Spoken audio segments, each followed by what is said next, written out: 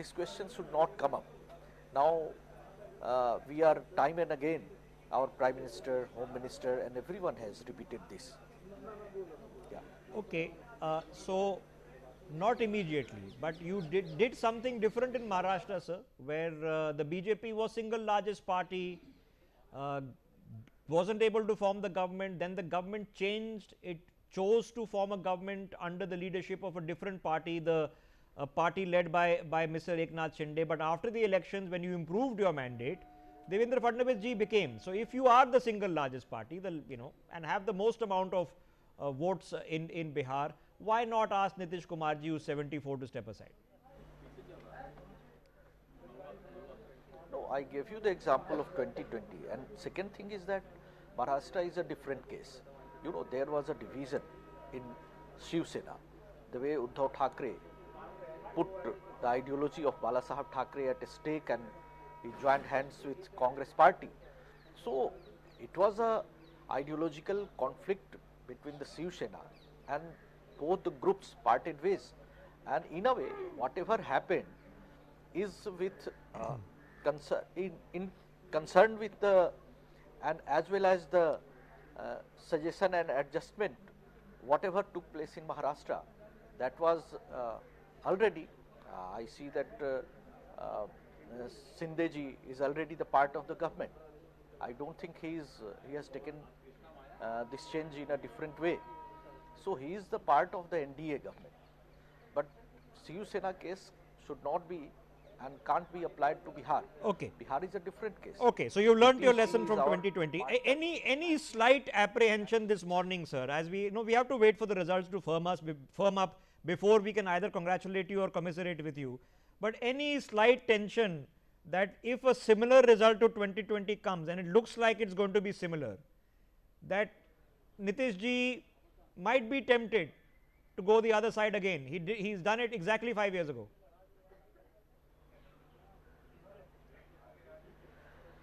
No, whatever happened, twice he changed, parted ways and shifted to other party, joined hand with RJD.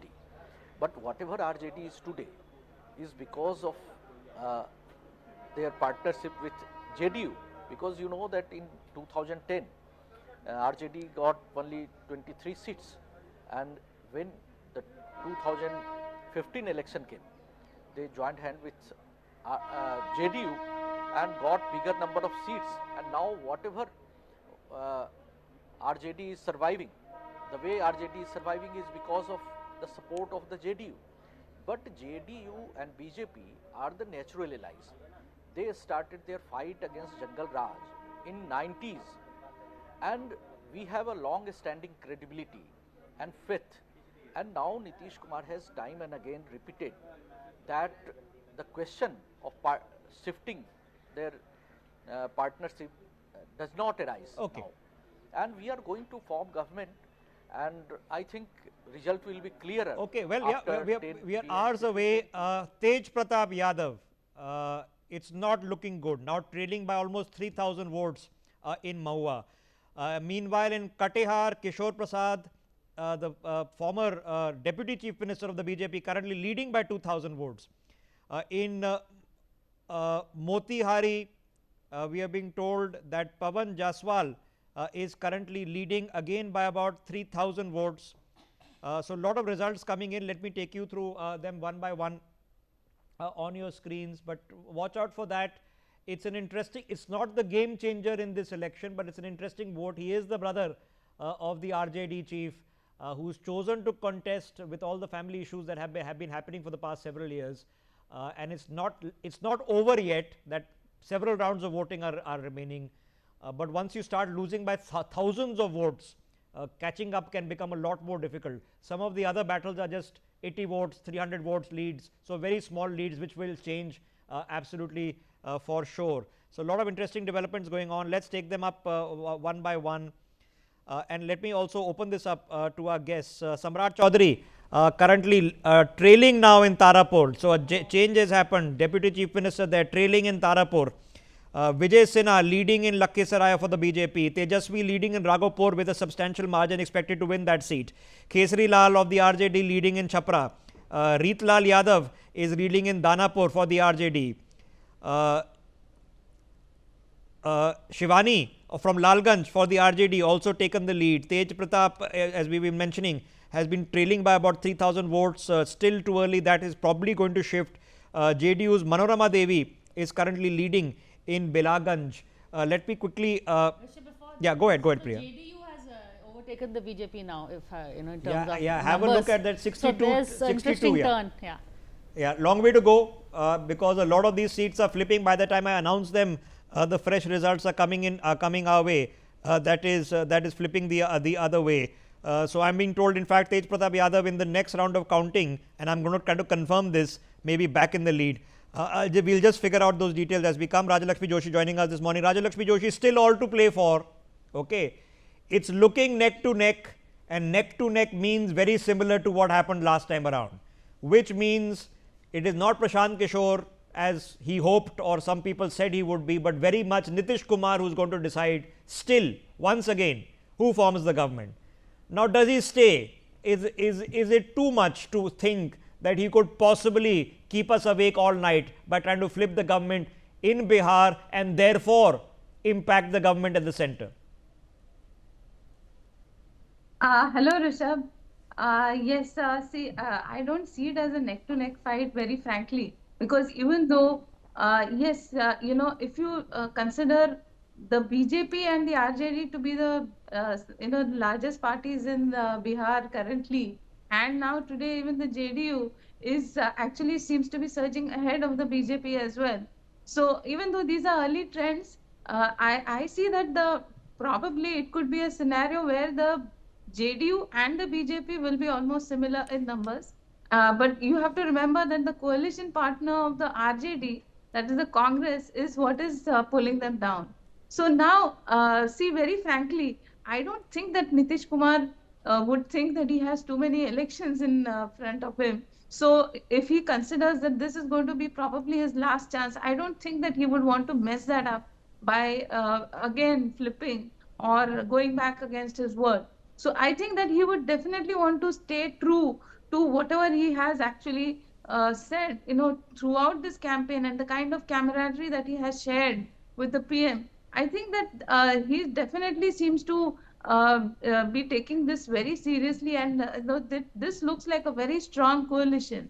Okay. On the other hand, you see that they don't seem to be on the same page. You see that Mr. Rahul Gandhi is not even sharing stage with Tejasvi in the last so many weeks. So that okay, so let's put the blunt. I must appreciate Shahryar Khan is being blunt with us. So let's put the blunt question to Shahryar. Shahryar Khan, is the Congress the problem? देखिए, आप महागठबंधन जब seat sharing हुई और महागठबंधन बना है, तो ये तो आप बहुत ही वेग सवाल ही है कि मैं किसी को प्रॉब्लम बोल दूंगा कि हाँ आरजेडी के साथ कोई अलायंस में है तो वो प्रॉब्लम है। अगर गठबंधन किया गया है और जो बात है मैम कह रही हैं कि राहुल गांधी तेजस्वी यादव के साथ स्टेज शेयर नहीं कर रहे हैं।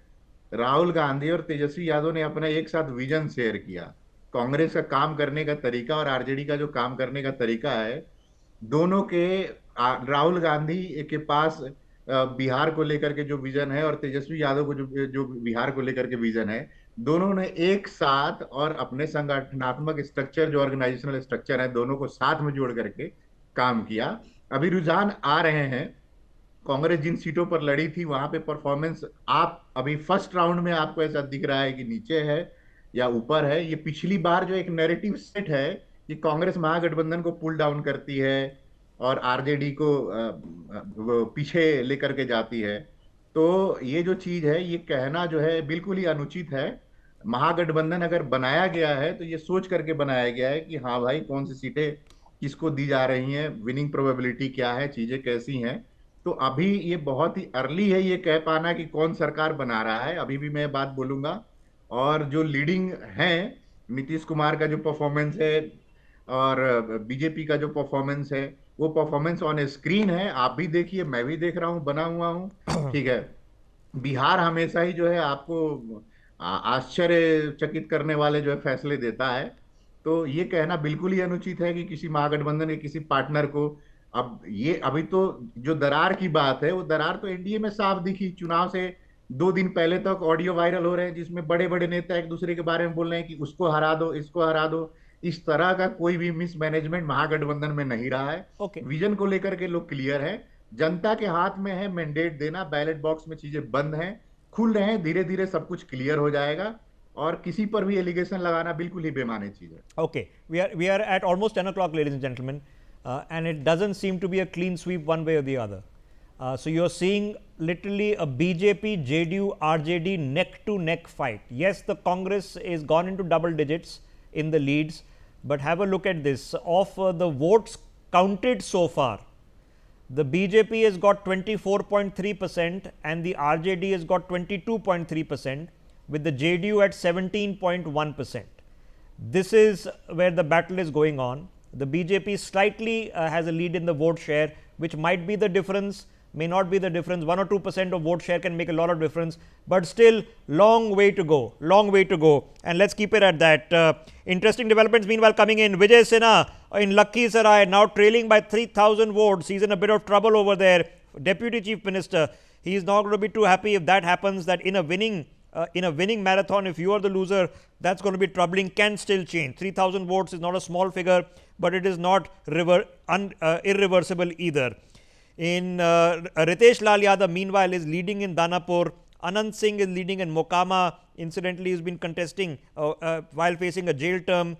This Osama Shahabuddin is leading in Raghunathpur. Tej Pratap still trailing in Mahua. Interesting one that is taking place over there. Patna mein, as we mentioned, Sanjeev Chaurasia is currently leading for the BJP. This is in Dida. In Bankipur, Nitin Nabeen is currently leading, currently a minister in the government there. In Kumrar, BJP, Sanjay Gupta leading by about 2,000 votes. In Jhanjarpur, the BJP's Nitish Mishra is now leading by about 3,000 votes. In Rajnagar, Sujit Paswan is about 5,000 votes ahead. So he is expected to win that seat. Interesting developments are taking place where the JDU's Jayant Raj is currently leading in Banka. I'll keep taking you through these one by one. 8,000 vote lead for Ajay Kumar from the JDU as we speak. So interesting, some of these seats now are going into big tallies. In Kathiawar, for example, we are being told the first round of counting is only completed, so still some way to go. In this case, the AIMM candidate is about 300 votes ahead in that seat. Mehboob Alam of the CPML neck to neck with him, 100 vote difference here. So there is some rounds of counting before that gets established. Long way to go, ladies and gentlemen, but the bottom line figures at the bottom of your screens are telling you that it's a neck to neck fight as we hit into 10 o'clock, and there's a neck to neck between the BJP, the JDU and the RJD to become single largest party. None of these parties are now likely to emerge with the capacity of being able to form the government by their own. None of them suspected or expected that would ever happen. So it is a game of alliances. In the game of alliances, the RJD is contesting about just under 150 seats. They are going to have to deliver 2/3 of what they've contested for them to show a strong result and give the Mahagathbandhan a chance. The Congress has conducted 70 true, not the 70 only of their choosing. So their performance in percentage terms may not be the same, but they will have to cough up well north of 30 seats for there to be any hope of the Mahagathbandhan getting into triple digits, let alone form the government. If you are in the BJP or in the JDU, you want to take a snapshot of this and hope it ends there at 139, comfortable majority for the NDA, 79 not even making 100 for the Mahagathbandhan, with the others making 7 and Prashant Kishore at this point of time unlikely to get even 1. Priya, we still have, I think, probably a couple of hours to go. I think the battle is now not necessarily for government formation. Its battle is for what the Congress will end up with, and battle for who ends up as the largest party. Exactly. No, Rishabh, also, you've talked about Prashant Kishore. So if I may just, because he has really been dominating the election narrative. He's been the headlines, the maximum number of interviews, the focus. He's really been in terms of setting the agenda, so to speak, on the real issues. But given the fact this is his first election, I would really be interested to see his vote share. He himself said मैं अर्श पे या फर्श पे, so it looks like he's going to be फर्श पे, because he said either I'll get 0 or I'll cross 125. As you said, the seats don't look very good for him, but it has been a very interesting campaign. And in terms of driving the narrative, we keep saying the election, the way it's gone, Prashant Kishore has played a huge role. Now, of course, in terms of numbers, yes, we've seen the JDU, Nitish Kumar. This is a nostalgic vote, I think, for Nitish Kumar. They're going to send him off if the trends hold and he emerges as the single largest party. It's a good send off for him, because this is really his last election, and the BJP will have no choice but to make him CM if the trends hold. Congress is the big ticket question. We're going to be watching that space. Will they pull the RJD along? Because there's no question on the RJD's performance. RJD is doing brilliantly. They've done well. Tejasvi has proved that he is, the true inheritor of the Lalu Yadav legacy. And in a post-Nitish scenario, I think it will be Tejasvi who will be holding sway in the state. No other local leader has come up to match him. Okay. Tejasvi confidently leading from his seat, expected to win it comfortably. His brother, meanwhile, Tej Pratap, is now in trouble in Mahua. It's not over yet, still a long way to go, but a bit of trouble over there for him. Meanwhile, in Daroli, it is the LJP's Vishnu Dev Paswan who's leading, but by less than 1,000 votes. In Sadar, it is the RJD's Awadh Bihari Chaudhary leading by but less than 200 votes. So it's still very, very close. Have a look at this in Kanti, which is in Muzaffarpur. The JDU's Ajit Kumar is currently leading by about 1,600 votes. Meanwhile, in Sakra, Aditya Kumar from the JDU is leading by again about 1,100 votes. So some of these battles are very, very close. Ram Nishad of the BJP currently leading by 6,243 votes. This is in Auria. He is expected to take that seat. So a lot of developments. In Jhanjarpur, it is the BJP's Nitish Mishra who is in front. In Rajnagar, it is the BJP's Sujit Paswan who is in front. In Kajoli, it is the RJD's Braj Kishore Yadav who is in front. In Harlaki, JDU is leading. In Benipatti, the Congress Nalini Ranjan Jha is currently leading. In Babu Bihari, it is the JDU's Meena Kamath who is currently leading. In Phulparas, Sheila Mandal is currently leading. In Lokaha is the JDU is currently leading. So a lot of developments are taking place. How is this panning out in terms of the current vote share? The JDU is currently, of all the votes counted so far, has 22.5% of the votes. So they've improved their figure by about 0.5%. The BJP of the votes counted so far is 24.2%, and the JDU of the votes counted so far has 17.6% of the votes.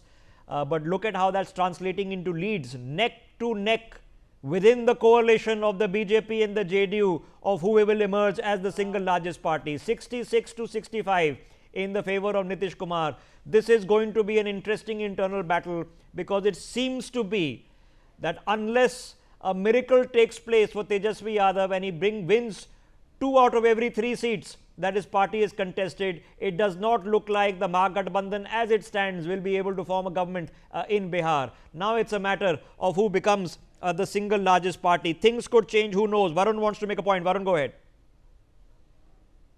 You actually said it, but to be very honest, if you see, as per the election commission, the JDU actually took over the BJP few moments ago, and now they are just trailing with 1 seat. If I have to compare them with the Bharatiya Janata Party, whereas as per election commission data, the RJD is way behind.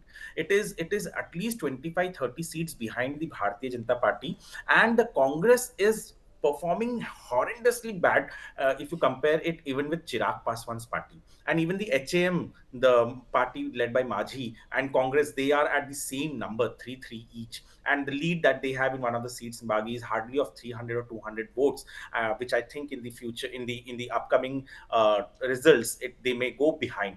But what Priya said about Jan Suraj Party, I still have some hope, because the youth that voted for them, probably the voting percentage that they may get would be higher and compared to bigger than Aam Aadmi Party that is contesting over there, or maybe more than the Bahujan Samaj Party, and even maybe more than the Nota, which is at 2% right now. Okay, But yeah. whatever we see right now, the Bharatiya Janata Party is leading by 1 seat compared to JDU. So there's a fight of being the single largest party between JDU and the BJP. I don't think RJD right now is in the race if you see the trends. Okay, Priya, 2% Nota currently, 2% of the people of the voters in Bihar don't want anyone. I don't blame them in the end of the day.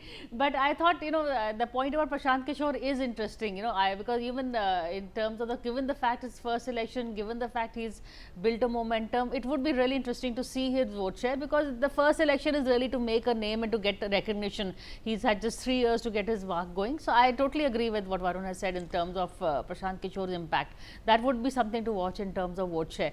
But the Congress vote share is also something that I'd be very keen to watch in terms of Congress versus say Chirag Paswan. How is the Congress, is now Congress reduced to even less than a regional party? What is the Congress doing in Bihar? Despite that big high profile campaign, they will have to rethink the way they fight the local elections. National issues, yes, they do work. Are they choosing the right national issue, or should we be focusing on issues that emote on the ground like jobs, development? Those are national issues but work locally also. So Congress will have to really take a look at its narrative. Having said that, if they, Priya, did they get something right in Karnataka? Because we were talking about free bus rides for women and this for women and that women, and some would argue that started the trend and went to Madhya Pradesh, into Ladli Behna, then went into Maharashtra, and all the parties have copied that trend, but they seem to have left Congress in the dust. That's the thing. In terms, Congress has the ideas, execution. I mean, look at all the ideas Narendra Modi is implementing. They're all Congress ideas, from Aadhaar to the Rojna to the Narega, but they're just implementing it better. That's the whole problem with Congress, is the execution. I'm not, they do come up with the right ideas, the heart is in the right place, but politics is, otherwise you're an NGO. You have to implement and deliver. That's where the Congress falls in short. Patna Sahib, it is good news for the BJP, where Ratnesh Kushwaha is now leading by almost 7,000 votes, expected to take that seats. I'm expecting Giriraj Singh to be with us very shortly, and have a conversation with him, taking a few other results meanwhile. So where is the Congress currently leading? The Congress is leading in Bagaha in the north of Bihar. It is leading in Chanpatia, where Abhishek Ranjan for the party is leading. In Betia, Washi Ahmad is leading. This is a seat they might win. They're expected to win. Shashank Shekhar in Patna Sahib is now trailing. So that seat is gone, unlikely to take that seat. In Bachwara, Shiv Prakash Das is currently leading for the Congress.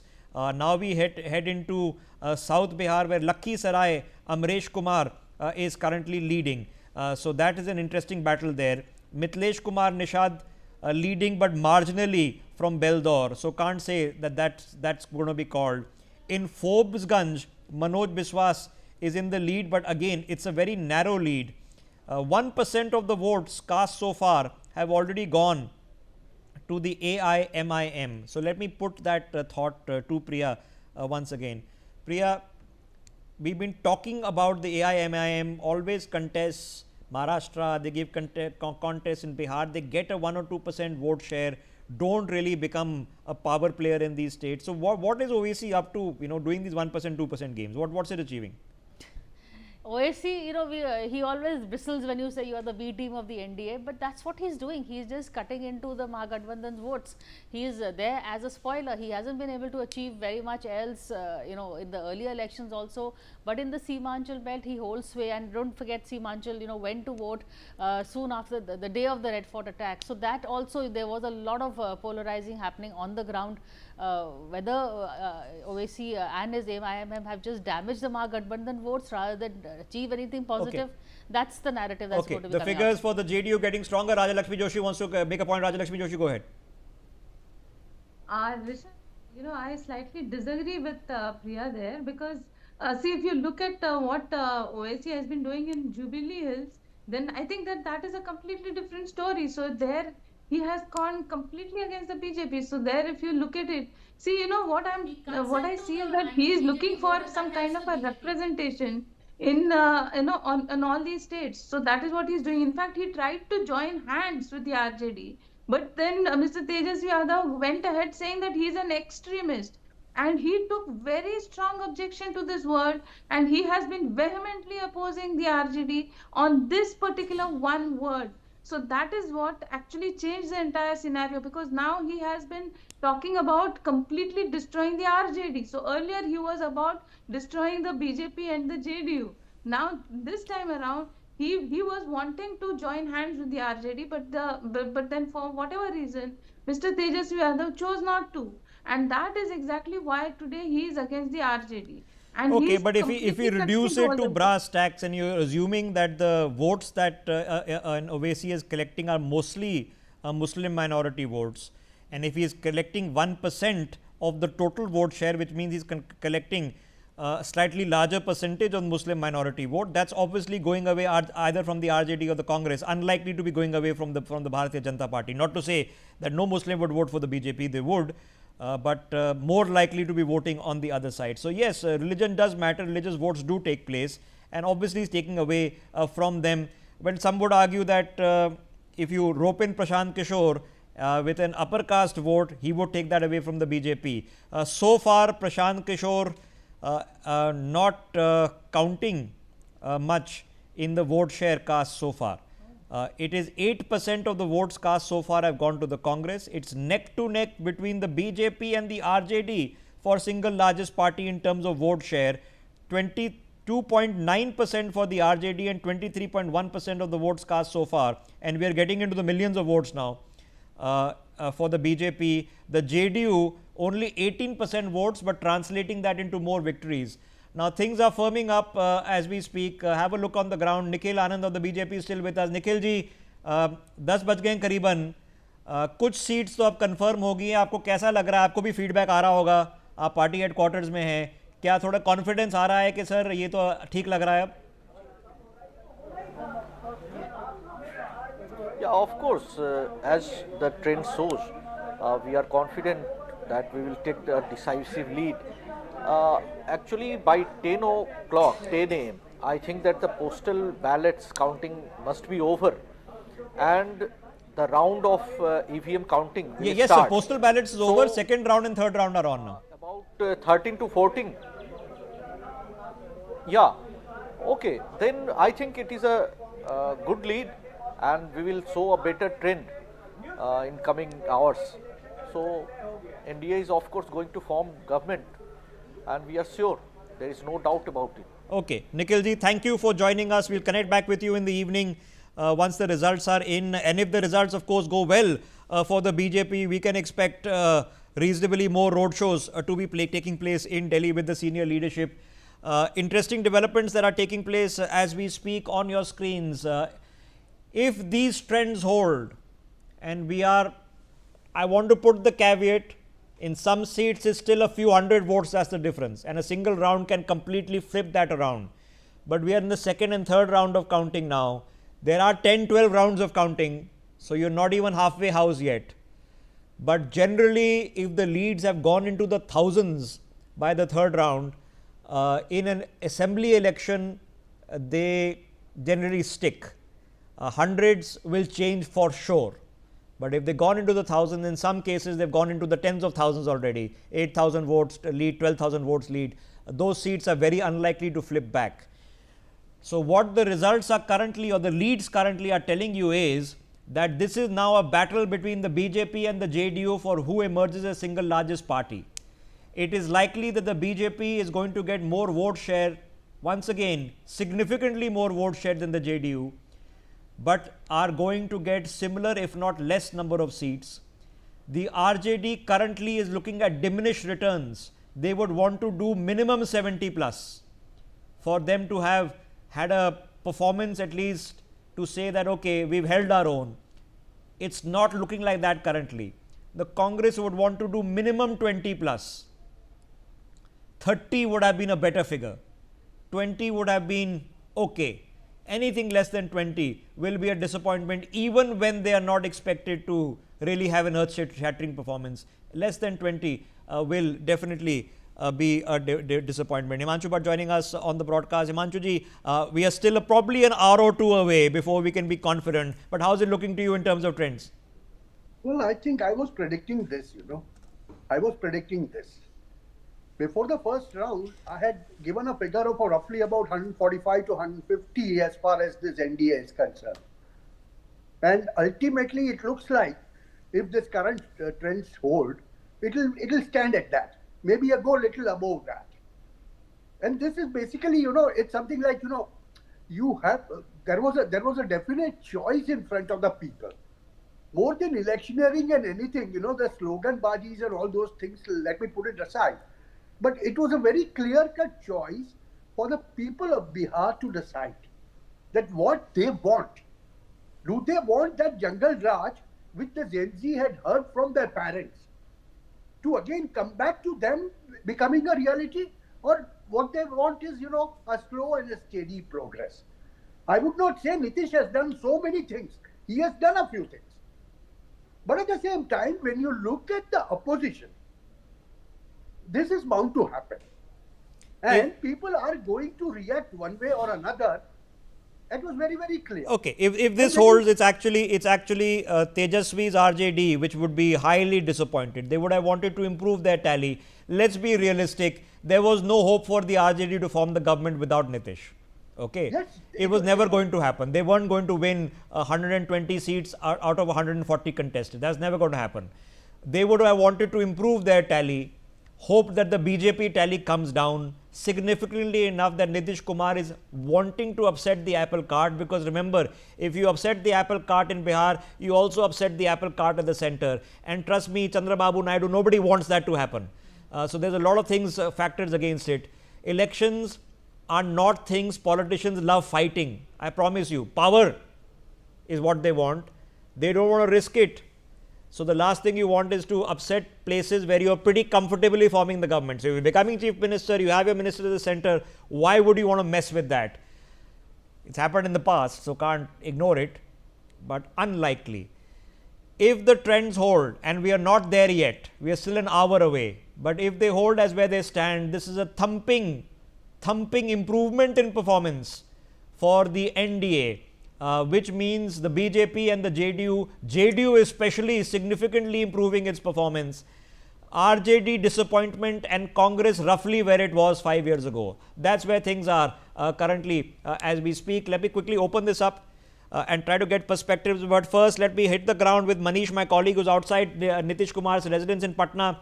Manish, what's happening on the ground? Are people getting more nervous or more excited? देखिए, अगर मुख्यमंत्री के नीतीश कुमार के आवास के बाहर की बात करें तो मैं सीधे तस्वीरें आपको दिखाना चाहूंगा।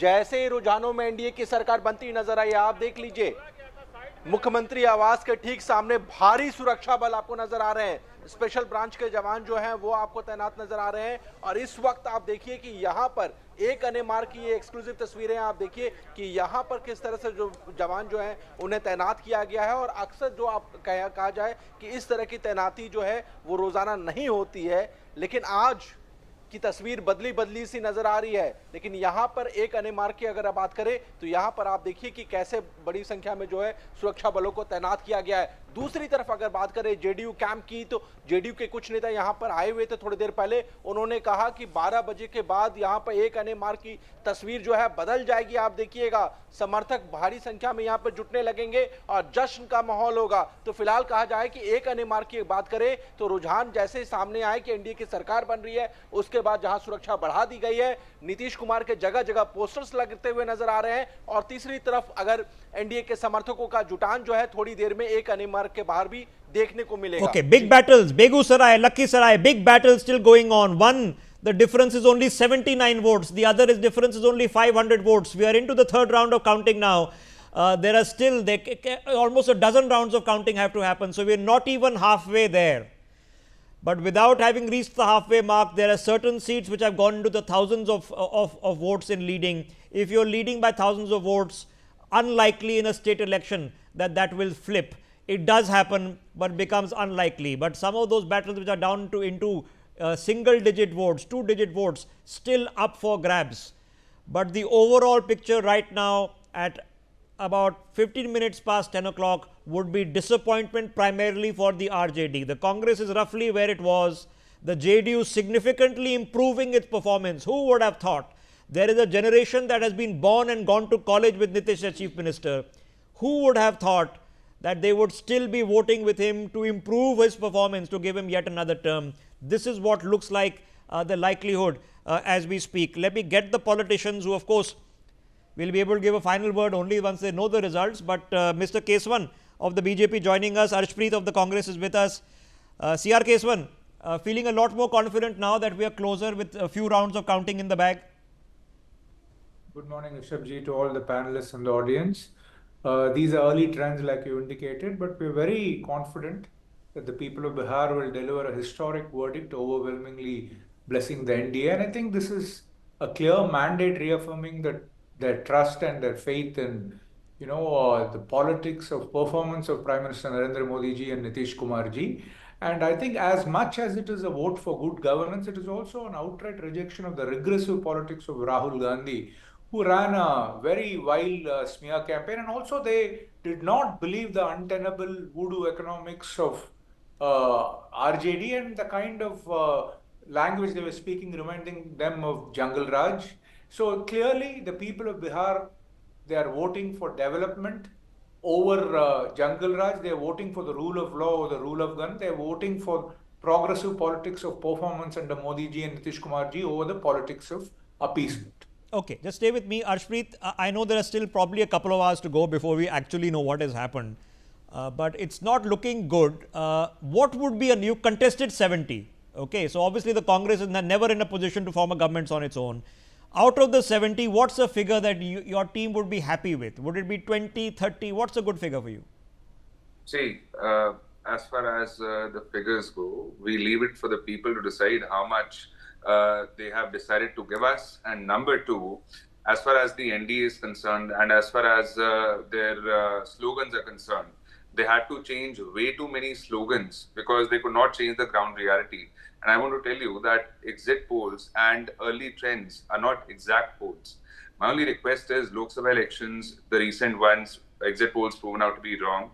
Bihar 2015, Punjab 2017, Haryana 2019, West Bengal 2021, election exit polls were proven out to be extremely wrong. So my request is that we wait for the, for a couple more hours. The trends are definitely going to change. And number two, as far as the NDA is concerned, they say theirs is a double engine, but nobody knows where the engine is and where the track is. And they're concerned about Nitish ji's history, which is of changing alliances again and again and again. Even Google Maps has not been able to track which political direction he's going to go into. But are you hoping he might go in yours? No, we are not. We are only hoping that Bihar sees some development. That because India has been saying we have done a lot of development, we have done a lot of work, given a lot of jobs. Then why do people have to migrate from there? Number two, they have failed on the law and order. They have failed on corruption. They have failed on drugs. They have failed on women empowerment. They have failed on farmers. They have failed on Medicare. They have failed on education. They have failed on employment. They failed on Arshpreet, in a realistic sense, even if you had improved your tally for the Congress and Tejasvi had improved his tally, realistically you would still not be able to form a government in Bihar without Nitish Kumar. That's how you did it 5 years ago. So in realism, are you still hoping? Who knows? Definitely. We see, let's not judge a book by its cover. Many a times these trends have gone wrong as well. Initially the trends showed something else. Subsequently, it was entirely different. So I'd rather wait and yes, I agree with you. I can give you exact examples in Karnataka, in Maharashtra, where the early trends were completely different. In fact, in Maharashtra, so much so that one could have called the election by lunchtime, and then it went into midnight because the BJP fell short by a few eventually to form the government on its own. So yes, early trends are not everything, but they do tell you whether the election is going to be close or not. This doesn't seem to be close at this point of time.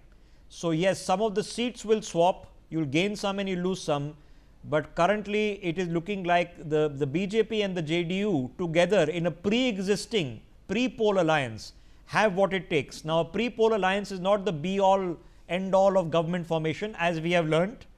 We've learned this in Maharashtra and we've learned this in Bihar, that it can be different. Let me get Priya into this. Priya, but surely not. I mean, Nitish is not going to do it this time. No.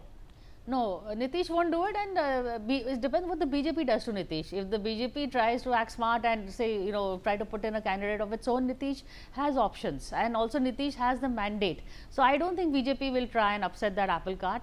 As much as they want the first BJP chief minister from Bihar, they'll have to wait a little bit longer. I think Nitish Kumar is in a very comfortably position. He's done better than the last elections. This is his also his own last election. So there is a nostalgia vote for Nitish. Rishabh, we are a country that honors its old. We've seen whether it was Prakash Singh Badal. I think I always felt a little this thing that his last election he lost because of various compulsions, more of the politics of his son than his own. So otherwise, the mandate that was given to the a leader who's on his way out is usually in keeping by that measure. Then I mean Lalu Prasad Yadav should have hit the campaign trail. He can't contest, but he can campaign. That would have been a lot of. We journalists had a lot of nostalgia hearing him a couple of times this time around. No, definitely. But again, there was a lot of trouble in in fact, that's why we were wondering what happened to the RJD vote. Was the trouble at home spilled on the ground? Because you had Tej Pratap Yadav. That very sidelining of Tej Pratap Yadav may not have been taken well. Tej Pratap Yadav is going to lose, it seems. But will he have cut a few votes? Yes. In the most relevant seats, not necessarily. Does that do it in the end? Once you do, okay, what was the problem? Then you realize that yes, Owaisi cut 1% of our votes and Tej Pratap cut another 1%, and Prashant Kishore, you said Prashant Kishore cut. Now the problem is that Prashant Kishore, but he cut the youth vote of Tejasvi Yadav also. Don't forget that. But the problem I'm finding with Prashant Kishore is that the Election Commission qualifies him as others. He's yet to have an electoral identity with the ECI. So his vote share is currently not being listed. So we'll only find out at the end of the day how much vote share he got. A real-time update for his party is not coming. He's just in the others category. Sorry. We're hopping across to the BJP headquarters in Delhi, where my colleague is standing by. Giriraj Singh is with him. Manohar, go ahead. हमारे साथ केंद्रीय मंत्री गिरिराज सिंह जुड़ चुके हैं। Sir, शुरुआती रुझान जो आ रहा है बिहार का, इसमें एनडीए को बढ़त दिखती नजर आ रही है। करीब 10 बजे तक 80 सीटें एनडीए के खाते में दिखती जा रही है। कैसे देखते हैं आप? देखिए, ये तो डे 1 से चुनाव के घोषणा के बाद से ही बिहार की जनता का मूड यही था, और महागठबंधन को क्यों वोट देता? अराजकता के लिए, गुंडागर्दी के लिए, अपहरण के लिए? बिहार की जनता ने तय किया अमन, चैन, शांति, न्याय के साथ विकास नरेंद्र मोदी, नीतीश कुमार के नेतृत्व में। ये जीत हो रही है, जनता की जीत होगी। लेकिन तेजस्वी यादव तो अपनी शपथ ग्रहण की तारीख भी तय कर दी है। अब कोई पागलपन करे कि बिना चुनाव आयोग के सर्टिफिकेट के बगैर डेट तय कर दे, स्थान तय कर दे, तो ये बचकाना हरकत से ज्यादा और कुछ नहीं कहा जा सकता। जिस तरह से वोट परसेंटेज 10% से ज़्यादा 1951 के बाद, करीब 74 साल के बाद जो है सो सबसे ज़्यादा वोट परसेंटेज हुआ है। मैं तो अपने यहाँ देखता हूँ बेगूसराय में, तो वोट भी 19 में हमारा पड़ा था, जो अभी 24 में चुनाव लड़े तो 12,89,000 वोट पड़ा, अभी 14,93,000 पड़ा, और महिलाओं का सीधा 10% ज्यादा पड़ा पुरुष से। तो ये क्या दर्शाता है कि ये एनडीए सरकार के पक्ष में है। तो इसका श्रेय किसको जाता है? फिर मैं कह रहा हूं, नरेंद्र मोदी, नीतीश कुमार और जनता को। लेकिन वहीं राहुल गांधी ने जिस आरोप लगाए थे और उन्होंने जिसका जिक्र किया था कि वोट चोरी हुआ है, उसका क्या हुआ? ये लोग के पास कोई मुद्दे नहीं है, मानसिक दिवालियापन है, बड़े घर में पैदा लिए हैं, यही उनकी खासियत है, इसके सिवा कोई खासियत नहीं। तो गिरिराज सिंह बता रहे थे कि एनडीए की जीत है। सर, ये जीत जिस तरह से आप लोगों ने अनुमान लगाया था उस और रुझान दिख रहा है, लेकिन बिहार के बाद अब आप लोग की रणनीति आगे क्या होगी? मैं तो यही कहूंगा, ये बिहार की जीत हमारी है, अब अगली बारी बंगाल की है, वहां भी Bangladeshi. Okay, all right. Giriraj Singh, feeling pretty confident this morning. And if you were able to see the trends, and some of them are solidifying into thousands of votes, as I've been pointing out, you would be feeling confident. As things hold, ladies and gentlemen, you just need 122 to form the government. The pre-poll alliance of the BJP and the JDU, and that's where I'll limit myself to call it. Nobody is expecting surprises from Nitish Kumar this time. I can't eliminate it for obvious reasons, but very, very unlikely. So the pre-poll alliance as it stands is expected to have a thumping win in Bihar. Pro-incumbency record turnout, it seems, has taken place. The women vote record highest since 1951 seems to have propelled towards Nitish Kumar and to the BJP. The biggest improvement in figures, ironically, and I say ironically because who would have thought, I keep mentioning it, a generation has been born and gone into college with the same chief minister. And Nitish Kumar is being dealt an even better hand by the people of Bihar for the next 5 years. This would in effect make a stable government in Bihar and then ensure a stable government at the center for the next 3.5 years, which the current term is expected to continue till. Let me get Mr. Keswan back into this conversation. Okay, Mr. Keswan, we are probably, like I said before, an hour or so before we can be confident. Some of his party leaders are feeling extremely confident, but it's been a good run post the Lok Sabha. I mean, if you look at what happened in 2024 in the elections that took place, from the Arunachal election, which then of course we saw what happened in Maharashtra towards the end of the year. It went well. This year began well with Delhi. It looking like it's ending well in Bihar. What has been made the difference? Because 2024 itself as the general election seemed like a much tighter contest. I think what we're witnessing, like you said, is a very interesting thing in Indian politics. It's pro-incumbency, whether it is for the BJP and the NDA. Everywhere, it's a politics of development, it's the politics of performance. I was hearing the Congress spokesperson talk about NDA and making baseless claims because all evidence is contrary to what is happening because it's an overwhelming mandate. But because you see the way in which in Bihar, for example, people talk about, MY vote, the Muslim Yadav vote, but it's the Mahila youth vote this time which is transcending and ensuring such a big victory for the NDA under Modi ji and Nitish ji. Everybody was talking about the Jivika Didi and the rupees 10,000 transfer, but people should remember one of the most important impacts which has been in Bihar is the Sharab Bandi. The prohibition has had a massive impact on the welfare of women in terms of the savings and a comfortable life, and 35% domicile reservation in government jobs for women. These are very, very, very distinct and clear policies of the NDA, and 50% reservation for women in Panchayati Raj. So good governance, honest, efficient, corruption-free. Because when you talk about RJD and the Congress, the first thing is corruption. Okay, but Mr. Keswan, practical question. I mean, of course, forming the government is the main deal. Okay. Finish your thought. One point which is unmistakable today. Today, as we speak, Rahul Gandhi is purportedly on a foreign tour. He's ghosted the people of Bihar. He's ghosted his own allies.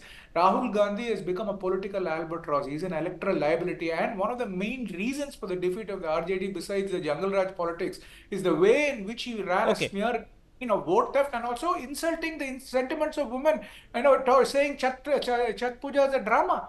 Rahul Gandhi has been a political liability and an electoral debacle for the all right. I mean, there is a problem there. If you are not improving your performance, in fact worsening it, there's a problem. I don't think you can deny that the problem doesn't exist. It does exist.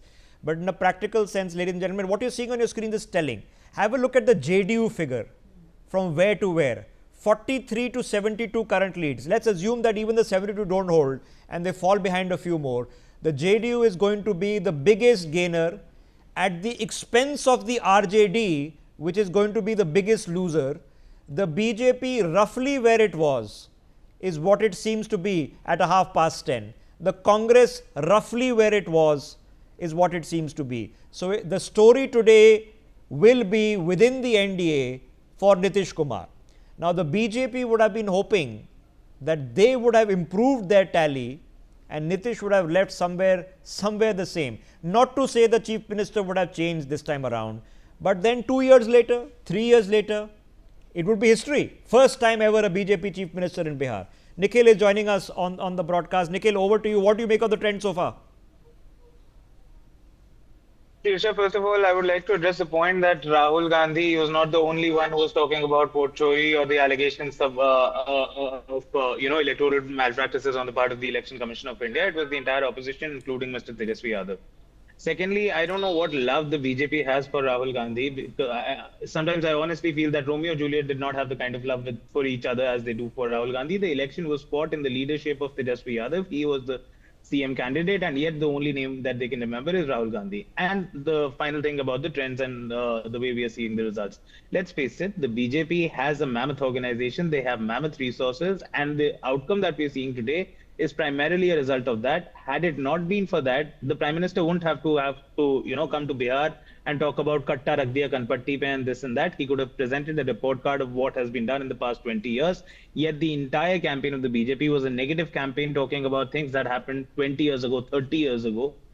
Yet the entire campaign was entirely about Prime Minister having a problem with the way he was being addressed, not at all caring about how his leaders and how he himself was addressing other political leaders.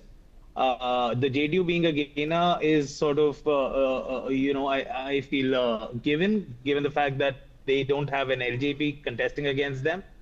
And the RJD losing, honestly, that RJD, losing on that many number of seats, that is a shocker to me, because I was in Bihar for 2 months and nowhere did I hear from people that RJD is slated for such a loss. Either people said that they're going to stand about where they were, or people said that they're going to gain. This is really a shocker to me, because even all the other, polls and surveys that were conducted in the past many months, all of them presented Tejasvi Yadav as the leading face for the chief ministerial candidate over Nitish Kumar. Of course, there's a difference between the organization of the RJD Congress and the JDU BJP. And lastly, on the point of corruption, that, there's been no issue of corruption. Let me remind my friend from the BJP that just 3 years ago, the Prime Minister came to Bihar and gave a whole list of, I think, over 20 corruption cases that he was pinning on the government being led by Nitish Kumar. So let's face it, this is an organization versus organization election. It wasn't as much about issues. It wasn't as much about who could be a better chief minister. It wasn't about the supposed good governance in 20 years. It was essentially just political. Okay, all right. Okay, so one thing is obvious, that this election was about state issues. It wasn't about national issues, which you would think would be at the disadvantage of the BJP, because it has a strong government led by Narendra Modi in the center. Don't take away from the BJP's electoral performances post 2024. 2024 was not what they would have wanted. They would have wanted more seats to be able to be past the halfway mark by themselves. But after that, what has happened in Haryana, what's happened in Maharashtra, history has happened in Odisha. Let's not take all those away. Delhi was a flip, not to the benefit of the Congress, but to the BJP. And if the government in Andhra has been formed by the NDA under Chandrababu Naidu, it is with BJP support. Jharkhand was a disappointment. But if Bihar is what it is, I think they'll take it. They would have wanted a few seats here and there, but they'll take it. Himanshu, but quick response before I rope in. I believe Anil is also joining us. Himanshu. Basically, I wanted to pinpoint a couple of things which people seem to have forgotten. I'll give you a data which says this time around, in spite of having, this record voting, as far as women voters are concerned, they have voted more in numbers despite being 40 lakhs less in the state. Yes. So women voters number already was 40 lakhs less than the male voters. Yes. So Himanshu, but if the mathematics is that because last time was COVID, so a lot more people working outside Bihar have returned to vote, and the women have come out and voted.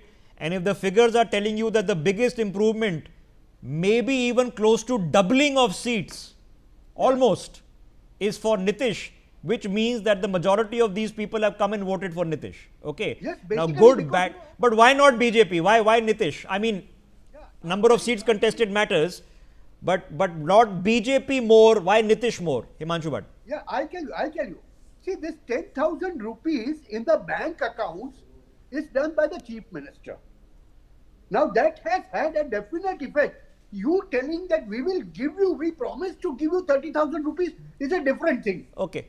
But okay. 10,000 in the bank account. Okay. Nothing like money in the bank. Nothing like money in the bank. So is there a formula? We don't know. And if there's a formula, well, one could argue the Congress invented it in Karnataka when it came to appealing to women voters. But the BJP then with Beti, Ladli, Behna as from MP to Maharashtra seems to have overtaken it in a large measure. Stay with me. Anil Antony joining us of the Bharatiya Janata Party. Anil, it seems like it's being a good morning. Okay, I'm told we are just getting that connection sorted. Priya, you want to make a quick point, then I'll go to Arshpreet. Priya, yeah, we were wondering about Prashant Kishore's seats, Rishabh. So I just found out from somebody from Prashant Kishore's party, they are leading in 2 seats, although they are not showing up on the ECI website because they are labelled with others. But they are at least leading in 2 seats. So not what they were hoping for at all, but their account is open in this election, so to speak. Okay, leading in 2 seats, may not win the 2 seats. We are still probably an hour or 2 away. Before we can call it, but with every minute that is passing, the Congress number is at where it was. It's been there for the past 20 minutes. It is 1-6, which is less than last time, a couple short than last time. The JDU number is the big ticket because the BJP's number is also a couple short, but roughly where it is. The difference, ladies and gentlemen, is that the RJD is down 20 and the JDU is up nearly 30. So the others are down for sure this time around. The Congress, as I mentioned, down by about 3 so far. That can change, but is it dramatically going to change? Seems unlikely because the NDA is currently, that map is not fully populated yet because it will get populated as the leads change into results. But the NDA currently leading in 160 seats. You need 123 to form the government. So they are done. Even the LJP performance has been better than many people would have expected just about 2 or 3 weeks ago. So if Chirag Paswan can hold its own, that will also be interesting. Let me get Anil into this conversation. Anil, it's been a good morning so far. What are you hoping happens from here? It's a good, thank you for having me in the show, and yes, it has been a good morning so far. But I am very sure that as the day progresses, the day is only going to get better for the Bharatiya Janata Party, the NDA, and also for the people of Bihar. The people of Bihar has spoken and they have comprehensively spoken. At this moment, it's still early trends. It's more than half the rounds are still left. At this moment, we are getting more than 2/3 majority, and as the day progresses, I am very sure that the number of leads and the number of wins will only increase. This has been one of those elections where, just like what you saw during the Lok Sabha elections and many of the state elections afterwards in Delhi, in Maharashtra, in Haryana, here also the NDA is getting our best ever victory, our best ever mandate. The people of Bihar has given a very comprehensive thumbs up to our double engine government. We had put the vision of Sri Narendra Modi ji and the leadership of Nitish Kumar ji in Bihar this time. Despite 20 years, the people are saying that there is no anti-incumbency. The people are very happy with the work the NDA and Nitish ji has been doing in Bihar in the last 20 years. You look at different demographics, you are looking at, youth, you are looking at first-time voters, women, men, everywhere the BJP is and the NDA is leading. So this is a very good day for the BJP and also for the people of Bihar, because now the developmental work we have been carrying on for the last few years will keep continuing. Another very important point which I want to raise is the Congress party, the Rahul Gandhi and the opposition. They have been putting forward a lot of narrations in front of the people, including misinformation against the ECI, including SIR, including electoral rules. And everything has been comprehensively rejected. Rahul Gandhi's whole narration of vote chori is completely rejected by the people. And this is a very comprehensive victory which the NDA is Anil, I have to forward. ask you for practice sake, because Nitish Kumar has improved his numbers from 2020, most likely. Your BJP is roughly where it was. It can change, it probably will change up and down a little bit.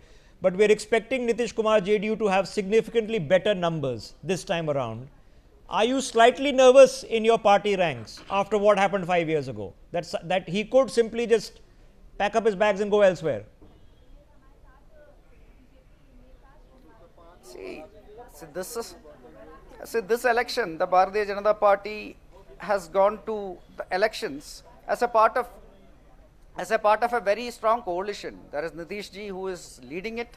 There is Bharatiya Janata Party. There is Chirag Paswan ji's party. There is Ubendra Kushwaha ji's party. Jitendra Manji ji's party. There are 5 very strong parties, and we have gone as a coalition. We are fighting 243 seats with the aim that every single of those 243 seats we want to contest and we want to win. So we try to win as many seats as possible. At this moment, around 160 plus seats. The NDA is leading, where Nitish ji is leading. We are leading in many seats. They are leading in many seats. But overall, this is a collective victory of the whole coalition, where we had put forward the vision of Sri Narendra Modi ji and Sri Nitish ji's double engine government as the roadmap and blueprint for the people of Bihar for the next 5 years. Okay. And the people have comprehensively spoken. So there is nothing to worry about. It's a very strong coalition. Okay, so we you're saying it's collectively strong. And we are winning collectively. But is it strong enough, Anil Antony, that there might be, there's never been a BJP chief minister ever in Bihar? Are you not tempted if you come out strong? Nitish ji has had 20 years in the saddle. Why not a BJP chief minister this time? So these are all, when in Andhra Pradesh also, it was the Bharatiya Janata Party's parliamentary board, which also have our Prime Minister, our Home Minister, our Rajnath ji, many other stalwarts. It's the parliamentary board of the party that takes decisions on the roadmap going forward. That is the same, that is how it is in every state across India whenever there is a state election.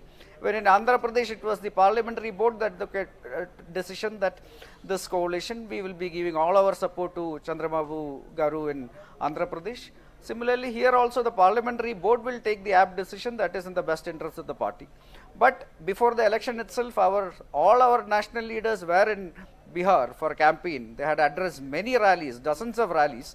And every single one of them had made it very clear that we are fighting this election in the leadership of Nitish ji in Bihar with the vision of Narendra Modi ji to take Bihar forward, a double engine government. This was the vision we put forward, the people of Bihar. And our leadership had made it very clear that we are fighting this election in Nitish ji's leadership. But every other decision from now on, it will be taken by the BJP parliamentary board, keeping the best interest of the people of Bihar in mind, the party in mind, the NDA in mind, and the state of Bihar in mind. What's the pressure now to actually deliver in Bihar?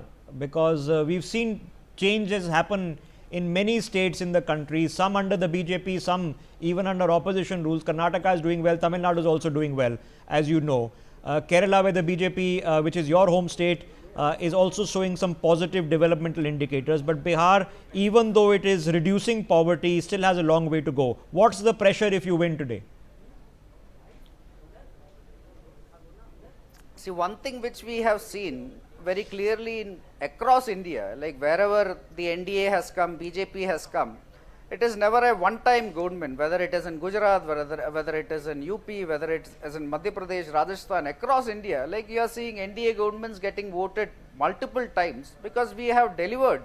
The first time we delivered, then the people again choose us for another 5 years. Then again people choose us for 5 years because every time we are delivering our promises. Yes, you are right that Bihar has, when compared to many other states, there is still some catching up to do. But when compared to what it was 20 years back, when even the courts of India used to say, this is a jungle rush that is happening there. When, many of our developmental indices, many of the other human development indices, Bihar was lagging when compared to many other states. But in the last 20 years, there had been tremendous progress in infrastructural development. And we will keep working forward to ensure that Bihar is as or more developed than any other state across India. Okay, all right. Anil Antony, it's too early to congratulate you, but it looks like a congratulation will be due very shortly. Thanks very much for joining us on this broadcast. The BJP figures looking good, NDA figures looking even better. The big winner of the day is Nitish Kumar, who is looking to nearly double the number of seats he won last time. Priya Sehgal, that has got to be the story of the moment. Yes, one was really expecting Tejasvi Yadav to be that man of the match because in terms of the crowds, the campaign he ran, but it is the vote for Nitish Kumar, and I think what you may call a tipping thing for all the work that he's done. This is his Susashan Babu that's getting the vote. Whether it was a women campaign for the BJP, it was the women said that Nitish Kumar has always looked out for us from his first when he started, gave us bicycles to go to school. Those are the women that are now become voters and are voting for him. So he's been consistent in his approach, and even now when failing health, etc., the people of Bihar remember him for his governance model, and they've given him this vote. So this is really a vote for his, apart from the organization on the ground, of course, but I think this is a lot of it is a personal goodwill vote for Nitish Kumar. Brands still are working on the ground, and he is a brand name that has worked despite his paltu politics, despite going here and there. I think the people of Bihar have restored their faith in him. Those who were looking at JDU splintering, they will have to wait a while, because there were already overtures. Chirag Paswan was posturing, hoping to take that space in the post-Nitish scenario, but that post-Nitish scenario will now have to wait a while. BJP too will have to wait a while before they see their first BJP CM. I think Nitish has proved that, in terms of politics, old is gold, and he is here to stay. I don't think they will dislodge him. To answer your earlier question, BJP cannot afford to not make Nitish Kumar Chief Minister. They will, of course, have if Samrat Chaudhary wins his seat, he was trailing a while ago, I think he will play a big role in terms of governance. BJP, this is what it does, whoever makes the Chief Minister, the governance is from Delhi. That model works for Nitish also, because that's what the double engine Sarkar is. So he will be the face of this new government. Big elections coming up, especially in the northeast and the south next year. Assam is up next in May of next year, along with Kerala and Tamil Nadu. West Bengal is going to be the big fight then in 2026. That's going to be an interesting one. So big things up for grab. Nikhil, the Congress tally is shrinking as we speak, as more time passes, and we are probably an hour away from where this settles in.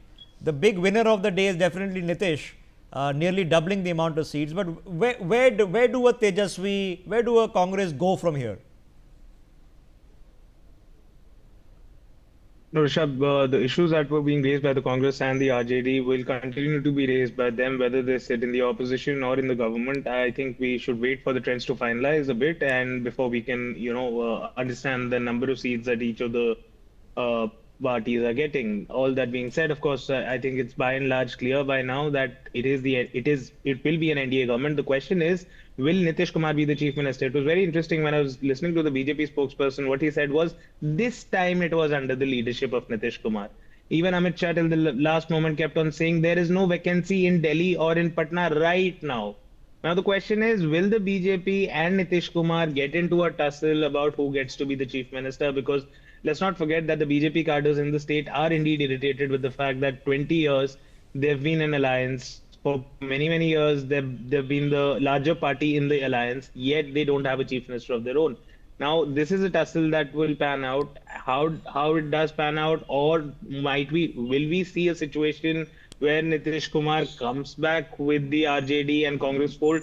Those would be interesting developments for me to watch. That looks, I mean, like I've been saying since morning, you can never rule it out because it did happen. So history can and often does repeat itself. Likely this time, probably not. I think the reason the BJP is making the pains to say these things, because that's exactly, and the reason you're poking a hole there, Nikhil, is because exactly that's what went wrong last time. That Nitish was in doubt of whether he could stay on for a full term as Chief Minister, because the pressure was being put last time, and that's what caused the flip. I don't think the pressure is being put in the very least this time. So the situation in the centre is also different. Just stay with me before I come back to Harshpreet. Priya, quick thoughts over here. The figures are stabilizing, and eventually that's where they'll settle. It is going to be an NDA government for sure. Who is going to be the bigger party, BJP or JDU, is up for grabs. Where does the Congress go from here? The Congress will really have to now again, go back to where it goes after every election so far, post 24 is back to its drawing board.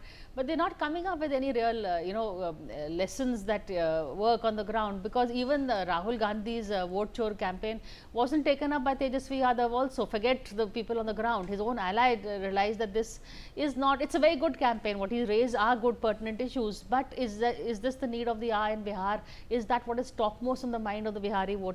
That is what Tejasvi Yadav has been complaining about. Then the confusion about declaring Tejasvi as the CM face, though of course the confusion was there in the BJP camp also. So that's not really the Congress's sole prerogative. But creating confusion rather than a clear campaign and the lack of organization on the ground. Both these things have been. We're just doing a quick audio check. I'm expecting Mukhtar Abbas Naqvi within a minute. Arshpreet, quick response from you. You're looking at the figures now, they're stabilizing. Obviously, it'll be disappointing to do worse than last time around if that's what happens. But how are you absorbing the trends as we speak?